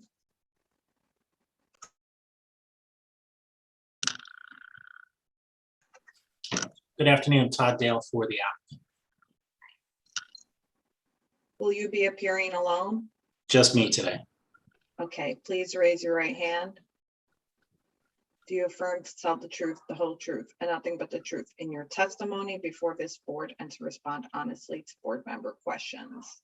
I do affirm. So I did attend or listen to the review session, and there were a few questions, and then also a comment about the pending legislation. But just quickly, we did submit a compliance chart. It was submitted at the end of last week. I'm not sure if it was uploaded. Okay. With respect to the community board, we have reached out a few times. We've sent all the required notices. I know this community board often waives comment on renewal PCEs. If the community board had any questions, we're happy to appear, but I realistically don't expect them to. In response to something Commissioner Otley Brown raised, you are correct, and we'll fix this in the statement, but there was a slight change in the previously approved plans to existing. Their locker rooms were previously both located on the first floor, and due to space requirements, they switched an office and a locker room. So the men's locker room did move up to the mezzanine. There's no change in floor area. It was just a design change to give a little bit more space. The statement is not clear on that, but we can revise the statement to note that.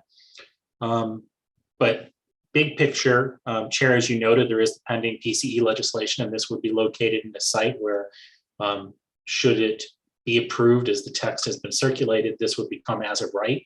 We're more than happy to respond to these questions, but we're also happy to adjourn this until early next year, in which case, it may be appropriate to submit a letter of withdrawal. Okay. Yeah, why be with the BSA if you don't have to be, really?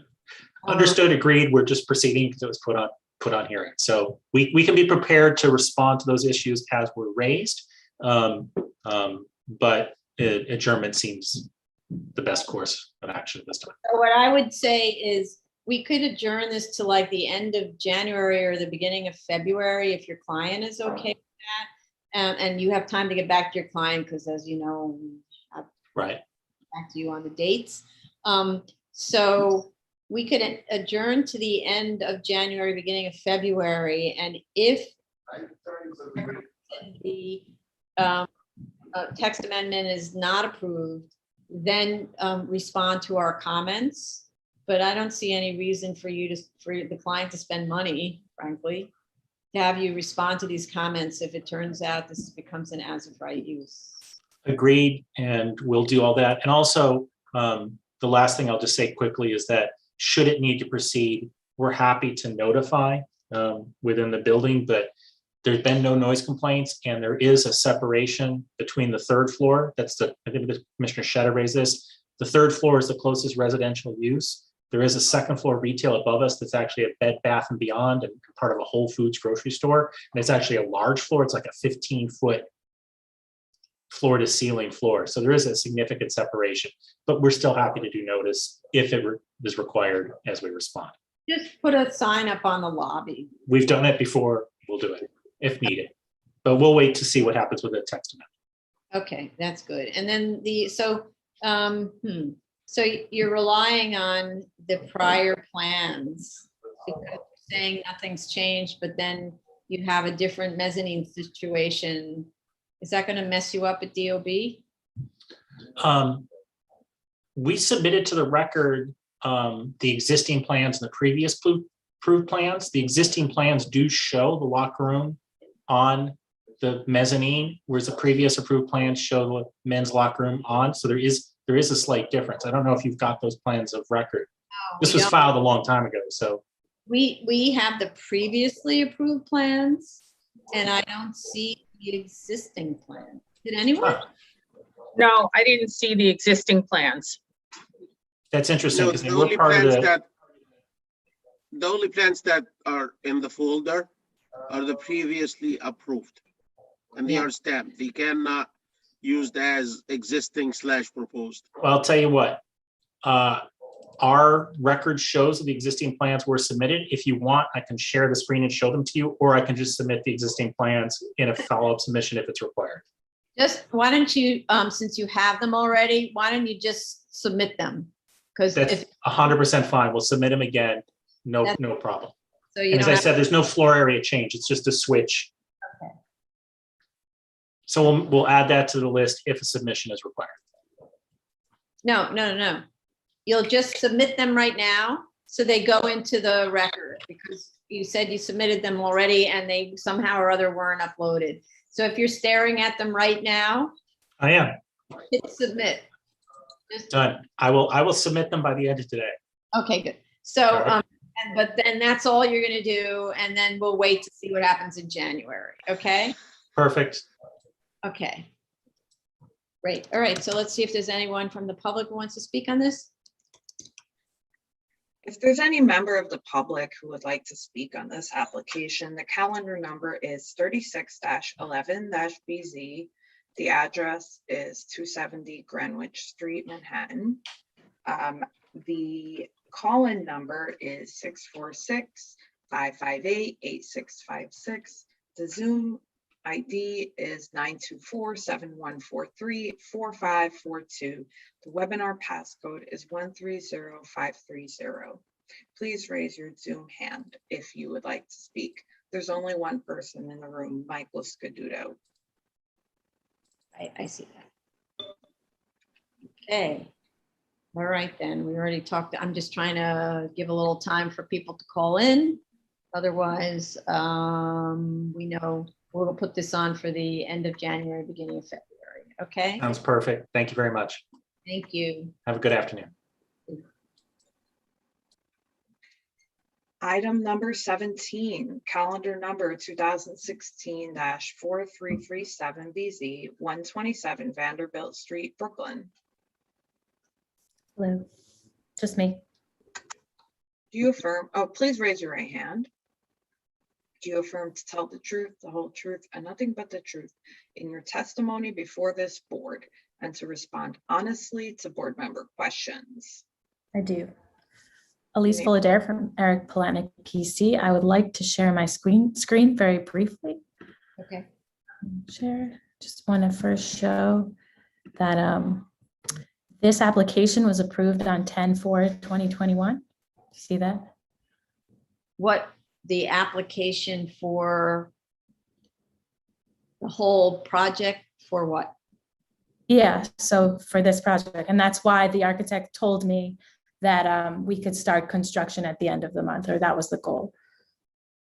So it was approved, but yes, I did see that. And because it was approved on 10/4/21, I went to items required for permit. Yeah, I saw that too, and there's not all filled in, but I can ask them what that's about on the DOB website, but I'm just showing that that is why. So I am completely aware of this, but that's actually, there were 37 out of 40 items that need to be submitted prior to permit.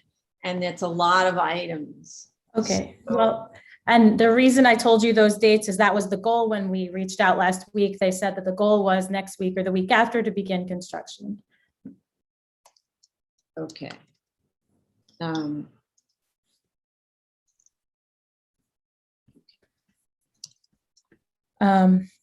And then the next item is in reference to Commissioner Brown's comment. We asked for 4 years because we assume that sometimes things go wrong during construction, and DOB has been particularly slow, especially in this new normal time after the pandemic. So rather than be a burden on your board, we just asked for 4 years because we haven't yet begun construction. Okay. Okay.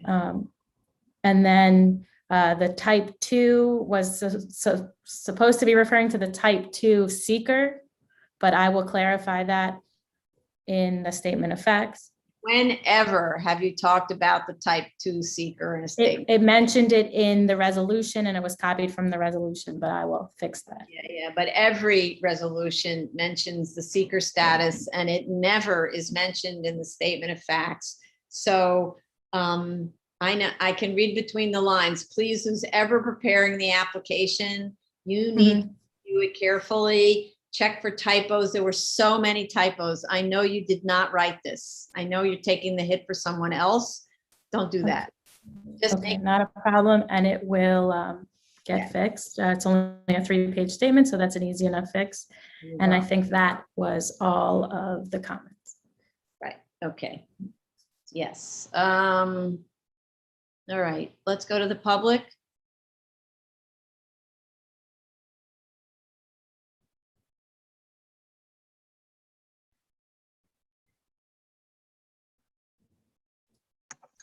Hi, I apologize for the delay.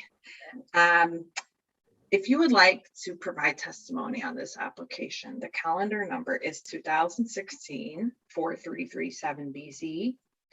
The address is 127 Vanderbilt Street, Brooklyn. The Zoom meeting ID is 924-7143-4542. The webinar passcode is 130530, or you may dial in using the telephone number 646-558-8656. Please raise your Zoom hand if you're in the waiting room. All right, then. How much time to make the corrections? Not long. Is it possible to close because it's just a project that hasn't started and it's just taking time? What?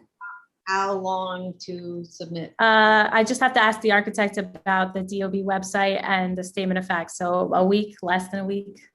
Okay. I'm gonna go with a week to be safe. Well, we're not going to be able to put you on that fast. So, okay. So let me just see if there's anything open. Okay. So I would like, as long as other commissioners don't see a problem with it or council, make a motion to close. Chair Perlmutter. Aye. Vice Chair Chanda. Aye. Commissioner Otley Brown. Aye. Commissioner Sheta. Aye. Commissioner Shabeta. Aye. This item is closed. This concludes the public review session and public hearing for October 18th, 2021. Tomorrow, we will have our next day session for the public hearing and review session. Thank you. Yes, and so for Mr. Scaduto, his case is on tomorrow, number 23. Okay, Mr. Scaduto, please join in the hearing tomorrow. Thank you. Thank you. Thanks, everyone.